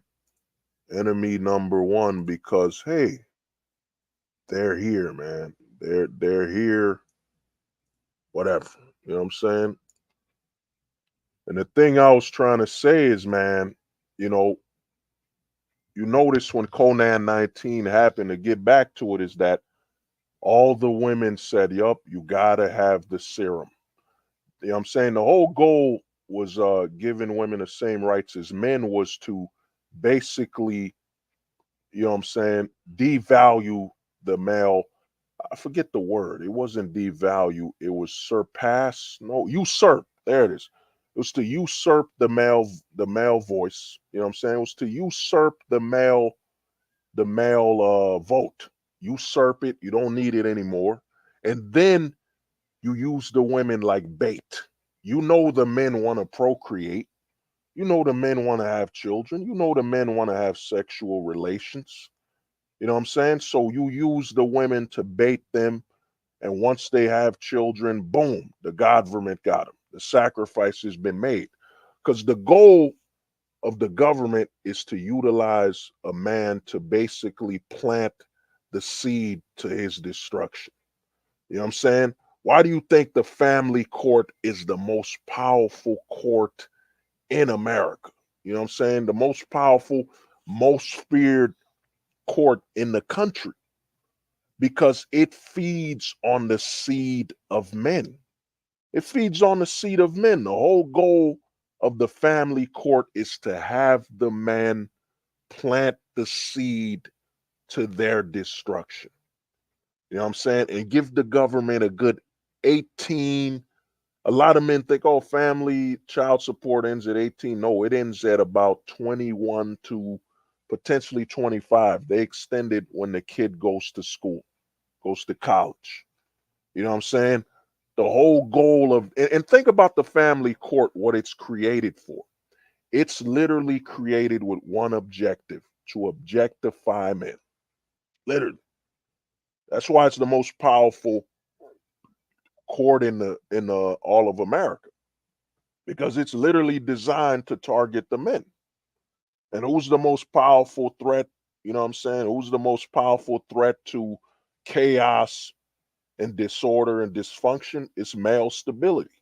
So they literally created an entire court, the family court, to ensure that it's hard to damn near impossible for men to create stability in the country by procreating. You know what I'm saying? And that's why they hate men like us that are saying, okay, we accept it. We accept it. You know what I'm saying? We're not gonna fight you about it. We're not gonna argue. We accept it, man. We accept it the way it is, man. You know what I'm saying? We ain't gonna fight you about it. We don't have no problems with it at all. We accept it for the way it is. You know what I'm saying? And we'll move on. You know what I mean? And that's why they have such a big problem, and they call us pessimistic. We're not optimistic. We're not all this and that. You know what I'm saying? They do all that BS setup, and say, oh, these guys are not optimistic, man. They're too pessimistic. You know what I'm saying? They do all that because they know we've accepted the rules of the game. We accept the rules. You know what I'm saying? We accept the rules, and they thought we would be copers and have hope. Yeah, there's the logo. There's the logo right there. Had to get it fixed. You see that, man? You got to read that. You know what I'm saying? I'm gonna have that ready soon for shirts and all that. And the proceeds will go to donate to male shelters and all that, the veterans. But look at that. You got to read that. Full-time ghost. That is the future of men, man. The future of the man in America. Because guess what? We can wait it out. You know what I'm saying? We can wait it out. The government is slowly bending its will towards the men anyway. You know what I'm saying? The government is slowly changing. Notice, a lot of guys did not notice that. You know what I'm saying? A lot of guys didn't notice who they had past Roe v. Wade. Who they had past Roe v. Wade, man? Who did they have? They had the government used the black supreme judge. They used the black supreme judge to eliminate Roe v. Wade. They used him to eliminate I forget that thing, affirmative action. They use him to eliminate affirmative action. You know what I'm saying? Oh, JP was good, man. I'm gonna hit you up, man. Give you a call, brother.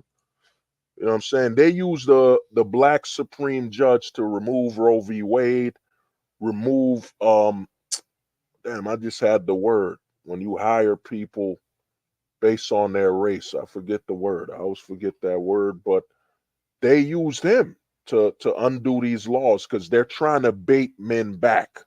The government's saying, look, guys, look, men, the federal government no longer supports baby deleting. We no longer support it on a federal level.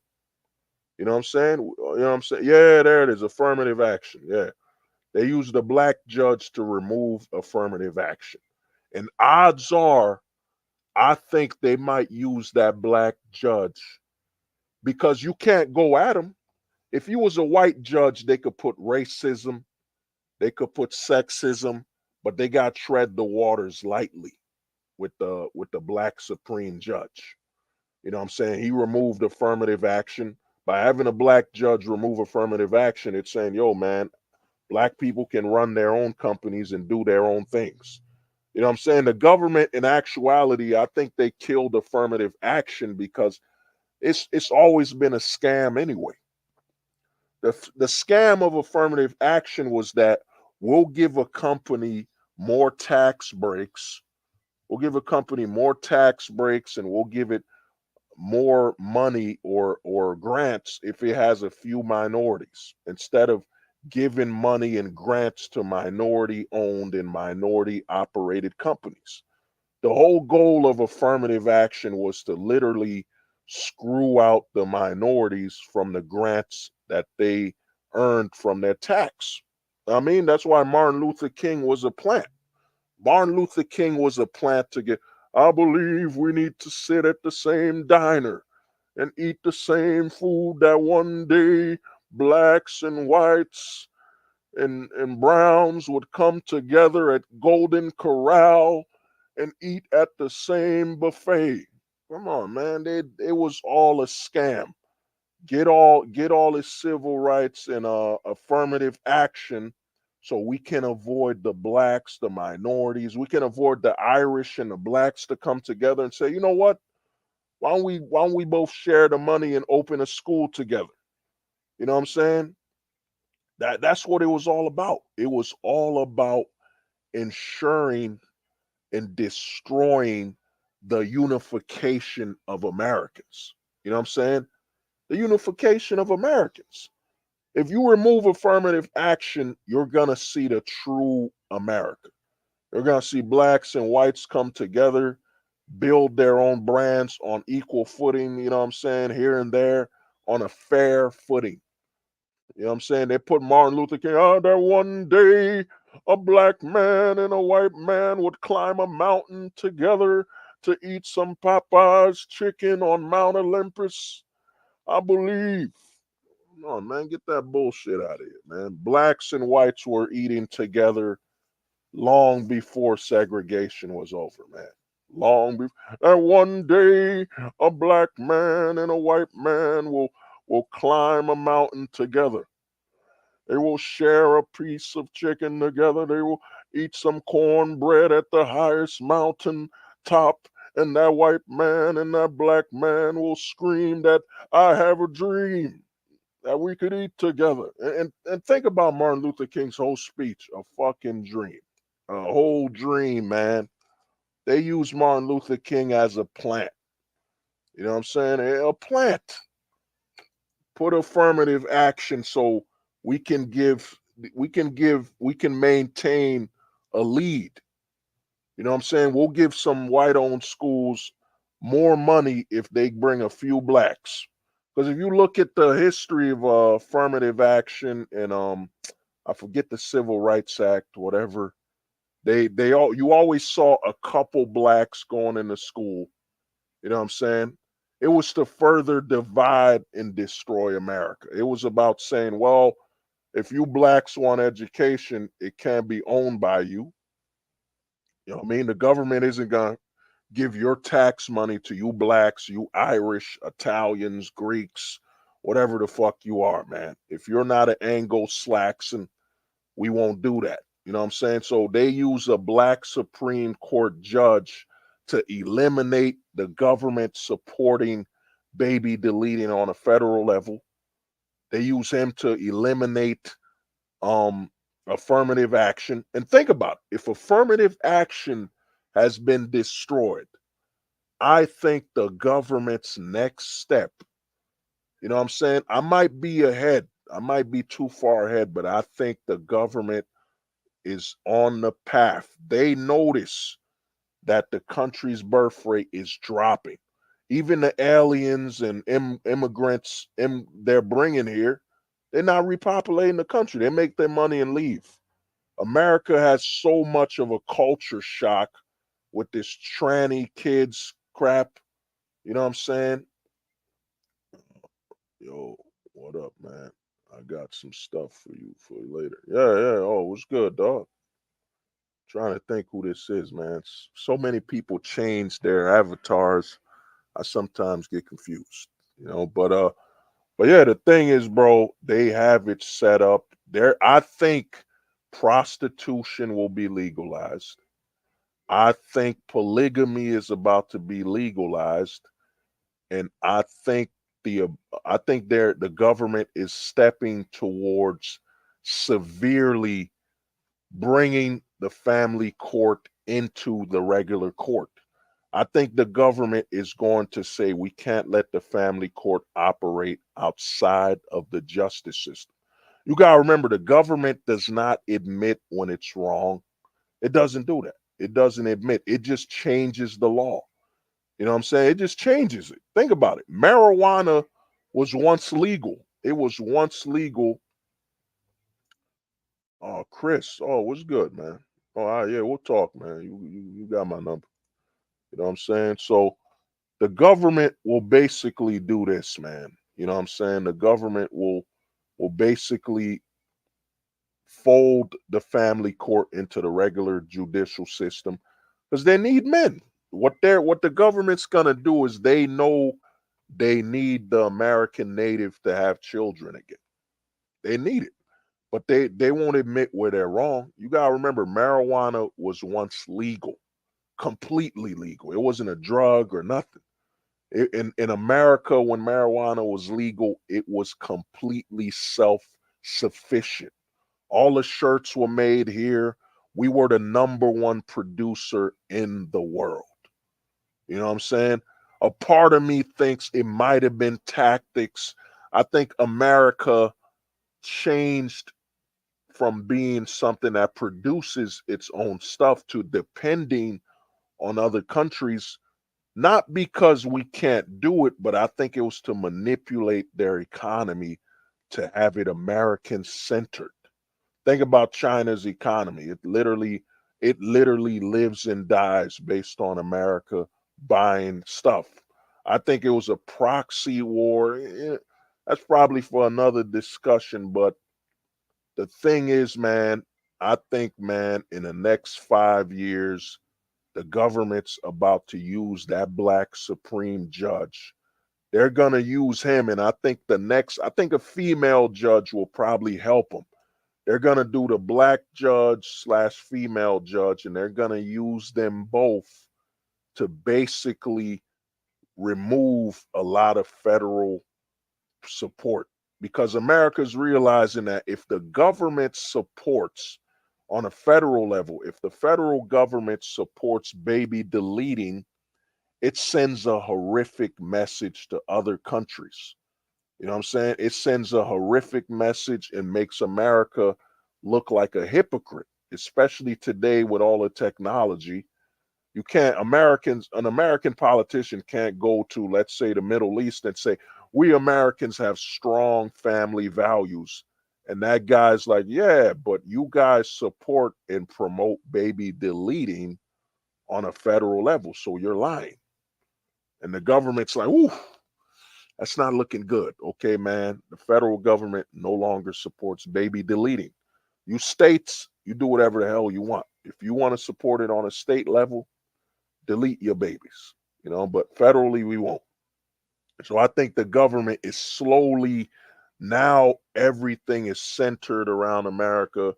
Everybody's watching the US. I think now they're going to start eliminating laws. They're going to start removing, they removed affirmative action, which is huge, which is, people don't even understand how big that is. You know what I mean?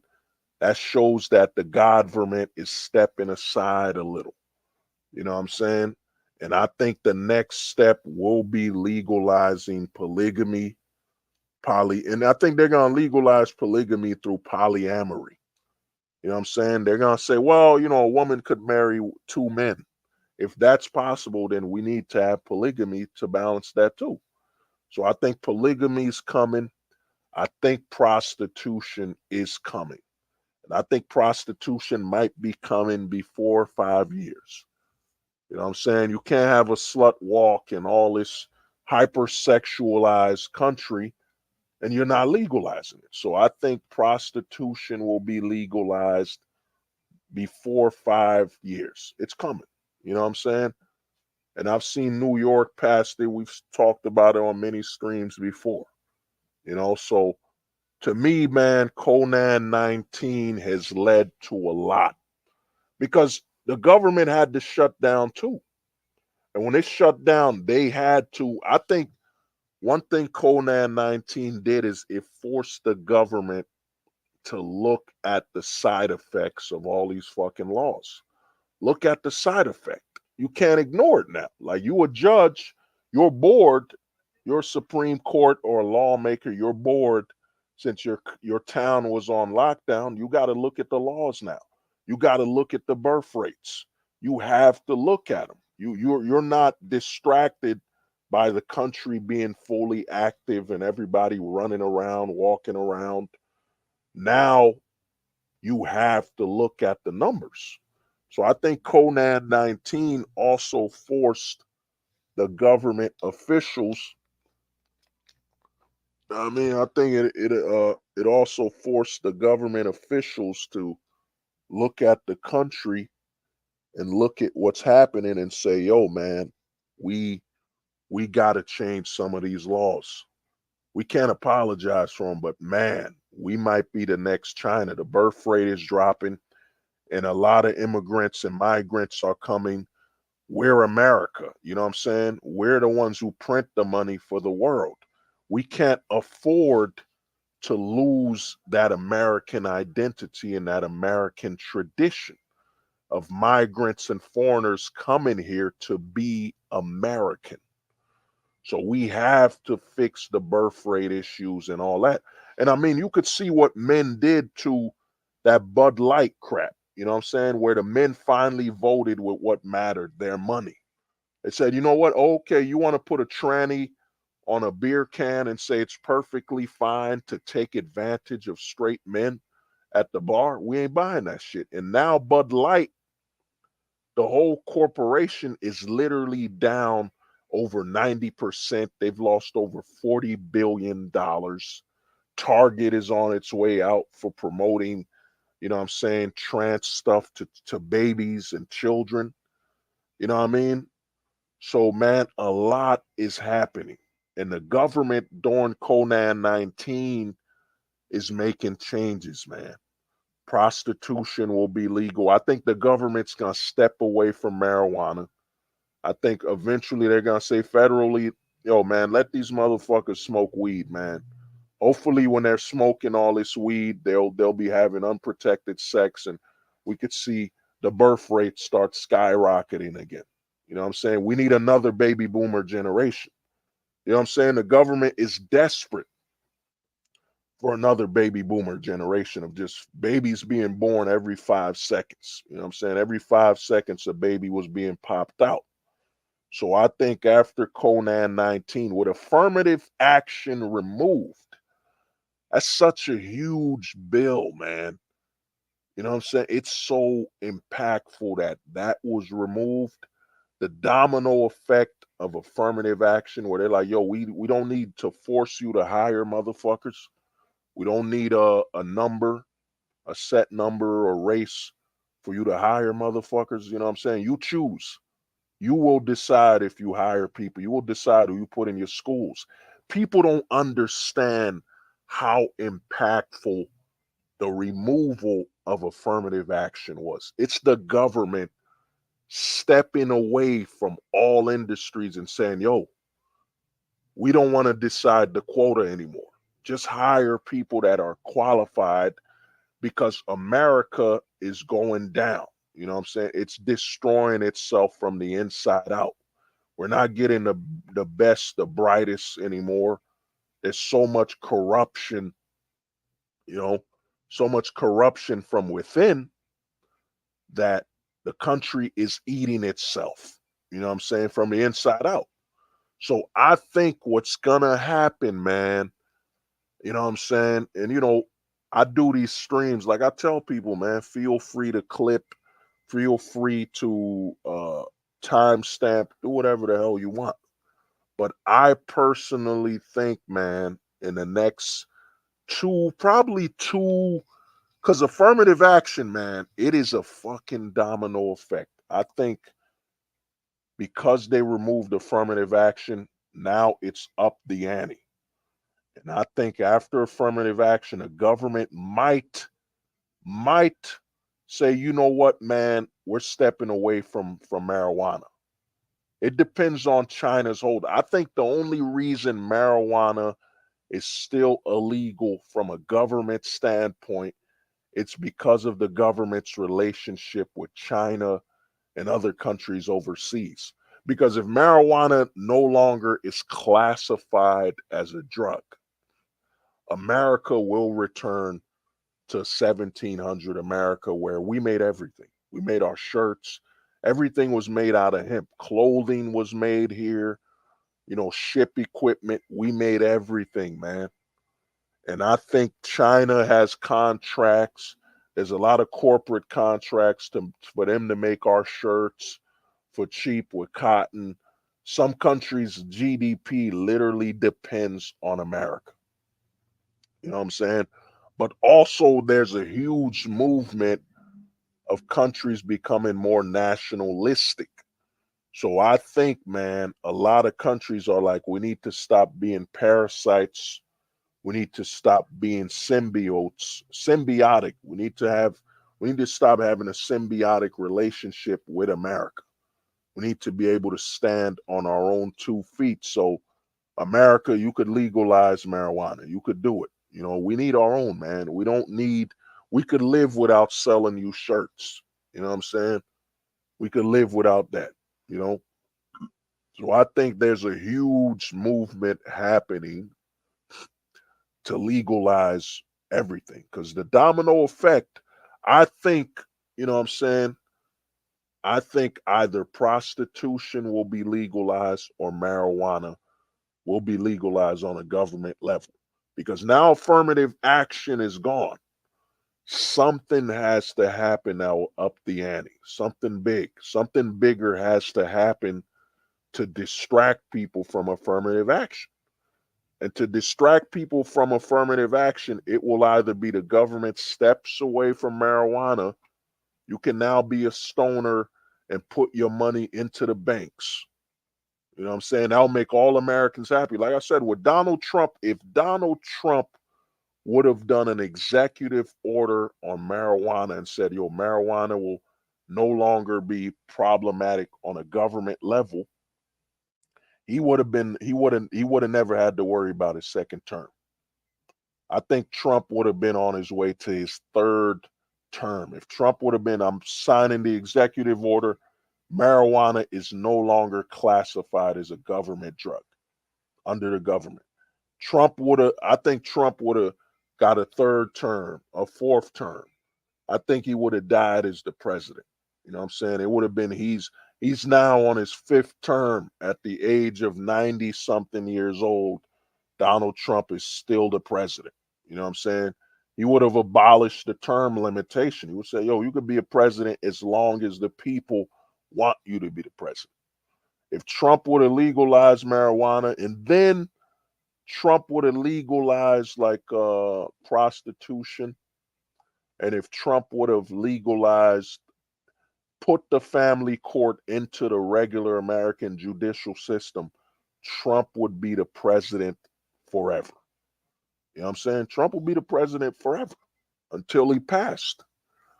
And then most likely that presidential thing would have been passed down to his son. Americans would have looked at Trump like, yeah, that's the ultimate president of freedom. He legalized marijuana. You know what I'm saying? Because Trump has his roots in Vegas. You know what I mean? Let me see what you said. Yeah, I don't know about weed anymore. The THC levels now are creating zombies. Yeah, yeah, but the reason for that is because the marijuana isn't legal under the government. Think about it, Kalala. If you could just wake up and roll up a blunt, you know what I'm saying, anywhere in the whole country, the government has nothing to do with it. The reason THC is so high is that a lot of the people who sell weed, they can't put their weed in the banks. The banks will not cover marijuana, money made through weed. So they have to stand up by saying, look, our THC is over 1,000 times more potent than the last guy. It's really a competition thing. But, you know what I mean? I want to thank everybody for being on the stream. I mean, I hope everyone's well, and I hope you understand what happened with Conan 19. And I want to thank everybody, and I hope everybody has a safe day. And also, you know, before I close out the chat, I want to say this, man. If you're feeling alone or you feeling that you might hurt yourself, please, please exhaust your options, man. Talk to some people, reach out to some people, man. DM some people. It don't got to be extremely personal. You don't got to tell people the whole thing. You know what I'm saying? If you're feeling like you want to hurt yourself as a man, please contact some people, man. You know what I'm saying? You could DM me. We'll talk. You know, we we're fostering a good group of guys in the Discord. I'm creating a section for venting where you could vent and just let people know what you're going through. You don't got to go completely nothing personal that is important to you, legal documents, none of that. Keep it keep it within your own safety, man, because it is crazy right now, man. I've experienced, you know what I'm saying, in less than 2 years, I've seen people, I know of people that committed suicide, man. In less than 2 years, man. Some people close to me, some people I know associated with, they deleted themselves, man. These men deleted themselves, man. You know what I'm saying? So you have to reach out to some people, man. And I know being in this this black pill community, I've seen it for myself where you don't feel comfortable talking to your family. You know what I'm saying? You don't feel comfortable talking to your family or anybody close to you like that. You know what I'm saying? Maybe you don't want them to know you feel that way or what's going on with you, you know? Maybe you want to talk to somebody from a distance because you'll never meet them. Like, you know, some people will talk to me more personal than their family, and I'll talk to them more personal than my family because I'm like, yo, we never gonna meet. We might never meet in the real world, be it due to economics or whatever. I've never met you, so I can actually talk to you more openly because we don't have a direct connection. You know what I'm saying? I don't have to see you in my town. I don't got to see you around or see you in the real world so I can be more honest and talk to you because there aren't no physical consequences. You know what I'm saying? There are no consequences like you telling a family member, yo, man, I feel like hurting myself. And they might tell you, yo, man up, man. Man up, man. You know, I'm stop being a pussy and this and that. And you got to look at them in the eye knowing they will always consider you that way. You know what I'm saying? So I think a lot of guys are, you know, trying to reach out to other guys and talk to them online. You know what I'm saying? You're talking, some people online know you better than your whole family. You know what I'm saying? Because you don't have that physical interaction. You don't have to see them after you spoke to them. so that the consequences in the aftermath are far less. So you'll open up more and tell them it's a good and a bad. It's a positive and a negative. You tell people too much, you know what I mean? They might be posting it online and trying to hurt you here and there. That's why I tell people what's going on, but at the same time, control and be very selective of who you talk to. You know what I'm saying? 'Cause there's a lot of guys, man. I've never seen this in my life, man, that, you know what I'm saying, back in the 2000s, I don't remember guys in the hood, especially in the hood or around the neighborhood, deleting themselves, committing suicide like that. Suicide, man, it's skyrocketing, man. A lot more men are deleting themselves because you literally have them being raised that they have to be validated by society since they're young. Since they were little, they were being told to be validated by society. Then they grow up and they see society sending them mixed messages, telling them their toxic masculinity for being heterosexual, for wanting to actually have children and start a family. They're toxic. So the society raised you as a child to want to participate in it and be a source of stability. Then when you grow up, all you get is these messages that are telling you your toxic masculinity, you're sexist. You know what I'm saying? All the aspects that are positive about you are negative. So a lot of these men get cornered and these mixed messages, they realize, man, I don't know a way out. You know what I'm saying? I don't understand. I gotta delete myself.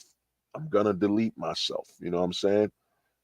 That's why I made that video, man. I tell guys, it's probably the biggest video I always reference. I tell guys, man, download. I'm gonna have that soon. I'm gonna have all this stuff for downloadable, but I tell people, watch that Casper pill, man.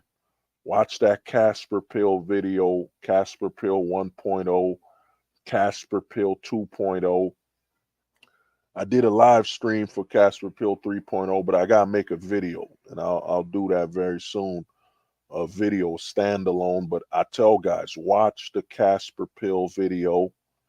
You know what I mean? Casper pill 1.0, 2.0, and even watch the videos. I made a live stream called The Philosophy, man. Watch that video too, because I broke it down where I tell you every pill you are. Because sometimes we will revert. A black pillar can revert and become a gray pillar.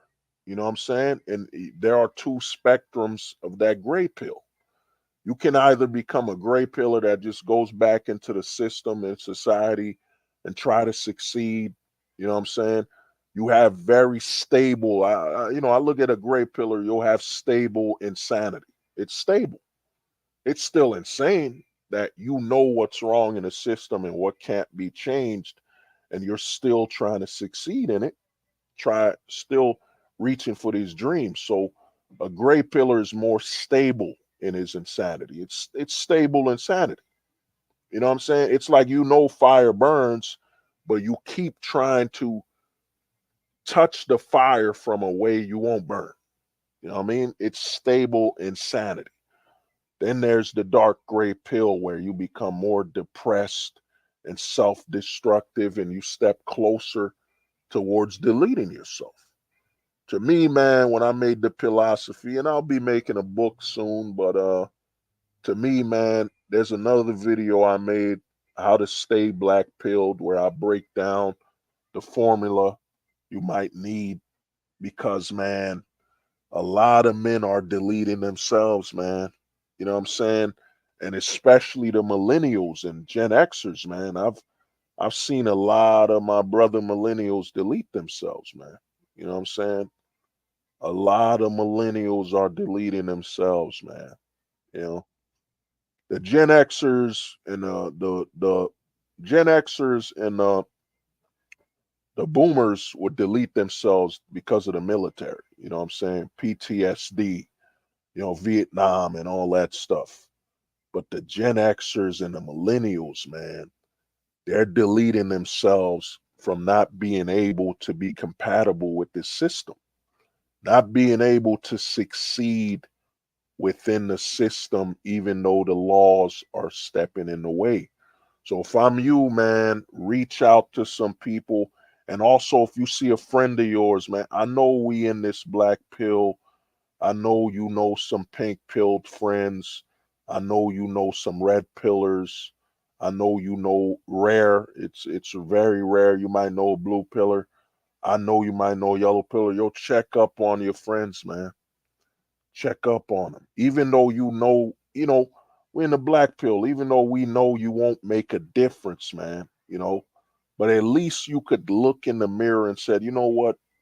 I noticed something was wrong with my friend or somebody associate with. I at least tried and asked them, yo, what's wrong? Are you okay? You know what I'm saying? Let's talk for a minute. Are you okay? Because, man, I'm going to tell you, when people delete themselves, man, there's no coming back. There's no respawn. There's no returning, and that person is gone.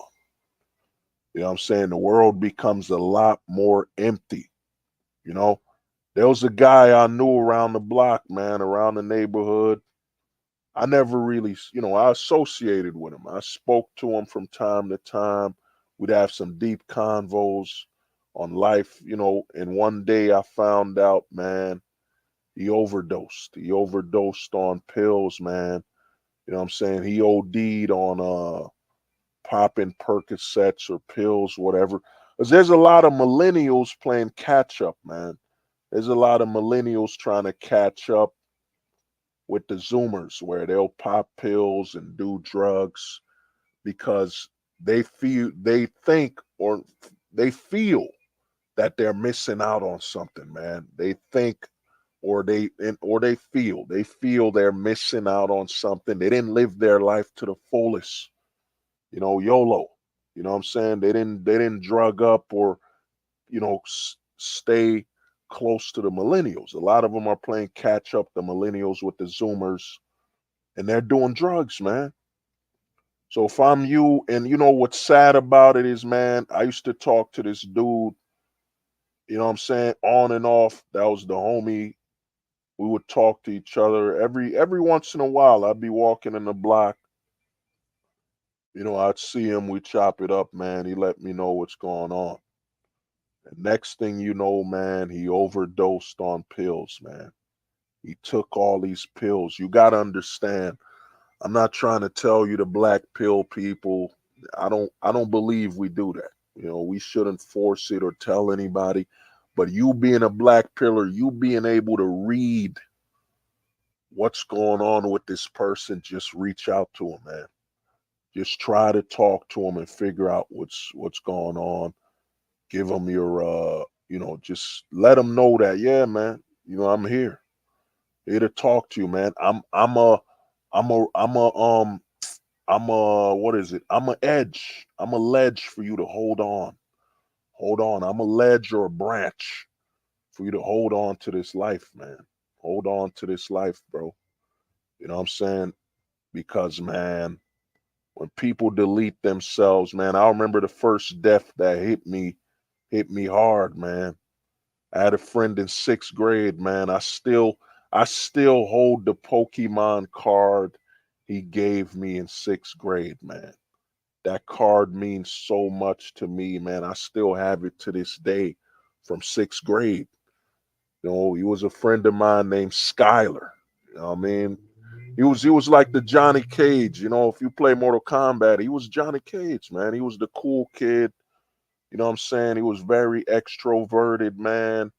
He was a ladies' man, you know what I'm saying, at a super young age. He was with the ladies, man. And one day I came to school and, man, I found out, man, Skylar's gone, man. Skylar is gone.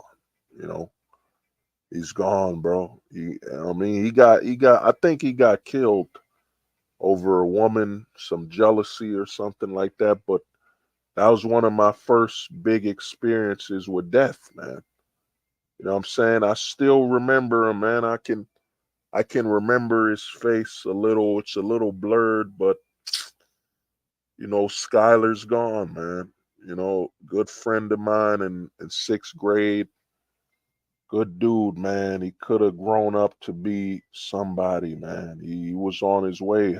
Good energy. He was a welcoming guy, man. And now my homie, man, even to this day, you gotta understand, he died over, what is it, man? It was like seventh grade. So he died over 10 years ago, man. Over 15 years ago, he died. I still remember him. I still can remember him, man. His energy, the way he would run up, the energy he had, man.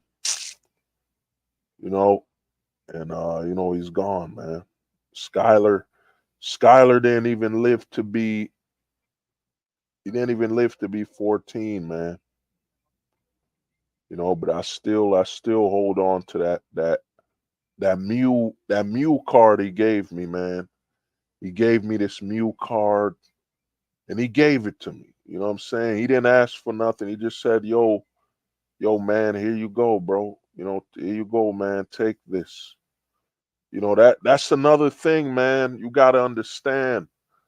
Sometimes people will give you something, man. They'll give you something that's very minuscule. You know what I mean? A Pokemon card. You know what I'm saying? He gave me a Pokemon card, man. That's all I got of the homie, man. Lost him in seventh grade, man. It was either seventh or eighth grade. And he passed away. I didn't get to go to the funeral. I don't remember if I was invited. I don't remember. But I still got that Pokemon card, man. You know, I didn't get to say goodbye. I ain't say nothing, man. He just came to school one day and he was gone. So to me, I'm gonna tell you, man, exhaust your options. Reach out to people, man. Your life is worth more than that, man. Your life is worth more than I'm just not gonna talk to anybody. I'm not gonna reach out to my homies. Because here's the thing, man, your friends, the people that are your friends, man, you're not always talking to them about the good times. If all you do is talk to them about the good times, then all y'all doing is basically patting each other on the shoulder. And you've drawn the line that, yo, man, all we do is talk about the good times. We're not really friends. You know what I'm saying? We're not friends like that, you know?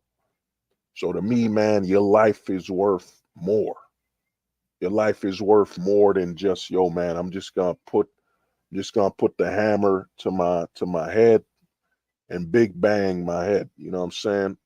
Your life is worth more than that. So reach out to a friend, man. Reach out, bro.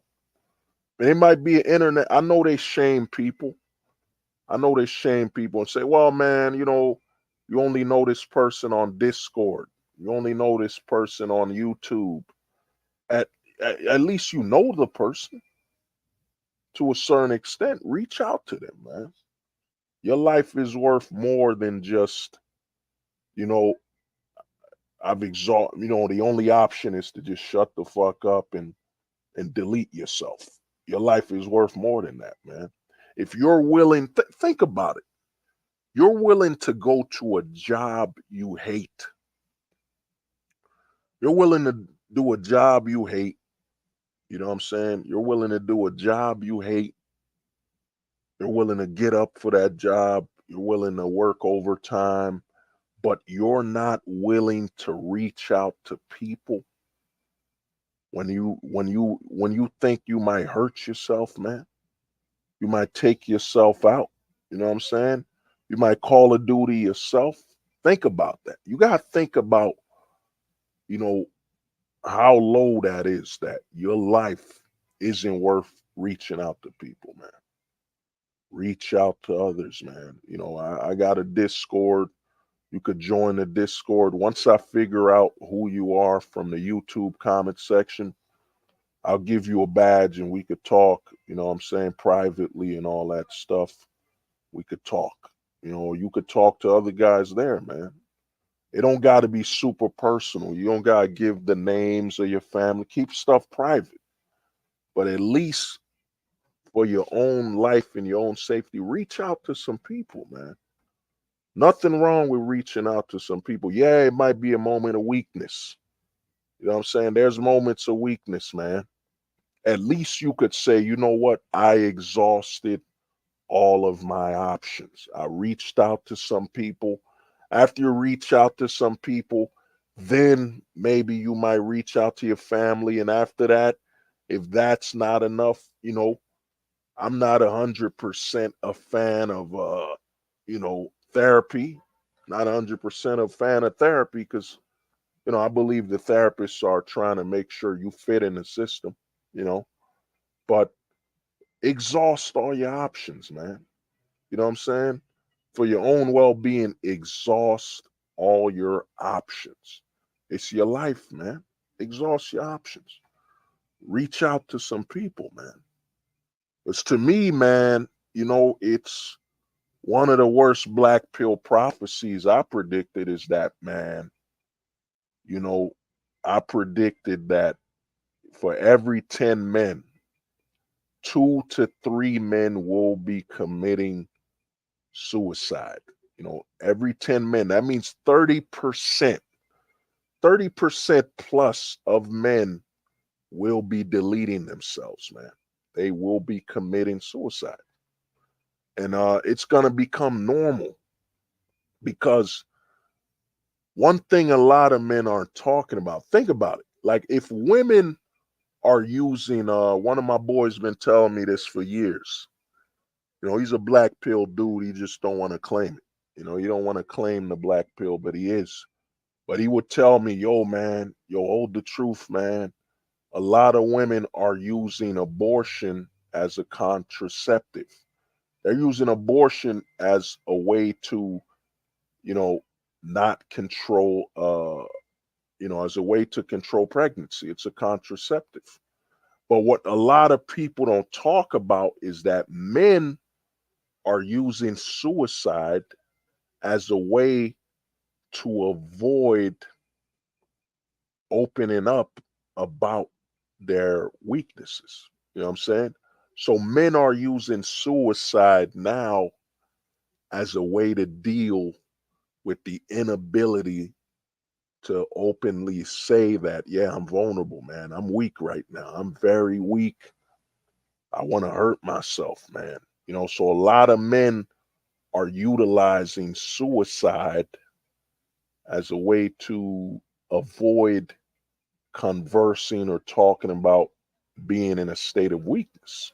You know what I'm saying? So that's just as the women are using abortion as a contraceptive, the men are utilizing suicide as a way to avoid accountability to being vulnerable, as a way to avoid being vulnerable. A lot of men are using suicide as a way to avoid being vulnerable. So to me, man, exhaust your resources, man. You know, as best as you can. Reach out to some homies on YouTube that are close, that have proven. Yeah, man.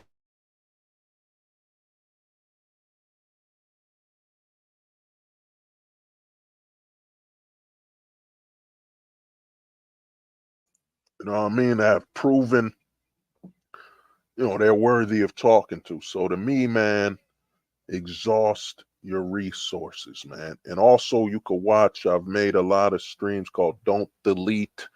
You can always return, man. You can always return to the old content if you need reinforcement, you know, to reference, reinforce reference.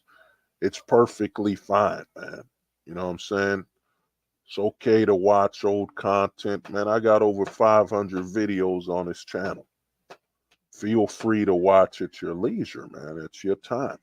But like I said, man, please, exhaust your resources. You know what I'm saying? Before you consider deleting yourself, reach out. If you got to reach out to people on the internet first, it doesn't mean you're weak, man. You know what I'm saying? It means, because what they do is they shame you. They say, oh, man, these are just your internet friends and your internet buddies. Why don't you get real friends? You know what I'm saying? You know what I mean? Maybe you can't, man. What about that? You can't get friends beyond the internet and all that, you know? So please, man, exhaust your resources, man. Contact your friends online, Discord, and if you're you don't want to type or text this thing, call them. Call a person on Discord and say, yo, man, I really gotta talk. You know what I'm saying? I'm really considering hurting myself. Please just give me 30 minutes. Please just talk to me. This is serious. And if that person's got time, they'll make time. You know what I'm saying? So exhaust your resources, man. If you're willing to work a job you hate, then work towards a solution for hating yourself and hating yourself to the point where you want to delete yourself, man, or the situation has gone bad. Man, I just found out, man, a buddy deleted himself, man. You know what I'm saying? He's a good dude from what I know. You know what I mean? From what I know, he was all right. He deleted himself. And, literally a year before, somebody deleted themselves by overdosing. Please, man, contact someone, man. Contact and talk to someone, man. You got to do that. Reach out to somebody, man, before you delete yourself, man. There's no coming back from that. You know what I'm saying? But other than that, I want to thank everybody. This time around, it's really going to end. Peace out. I hope everyone well. They said the truth won't survive beside the lies that make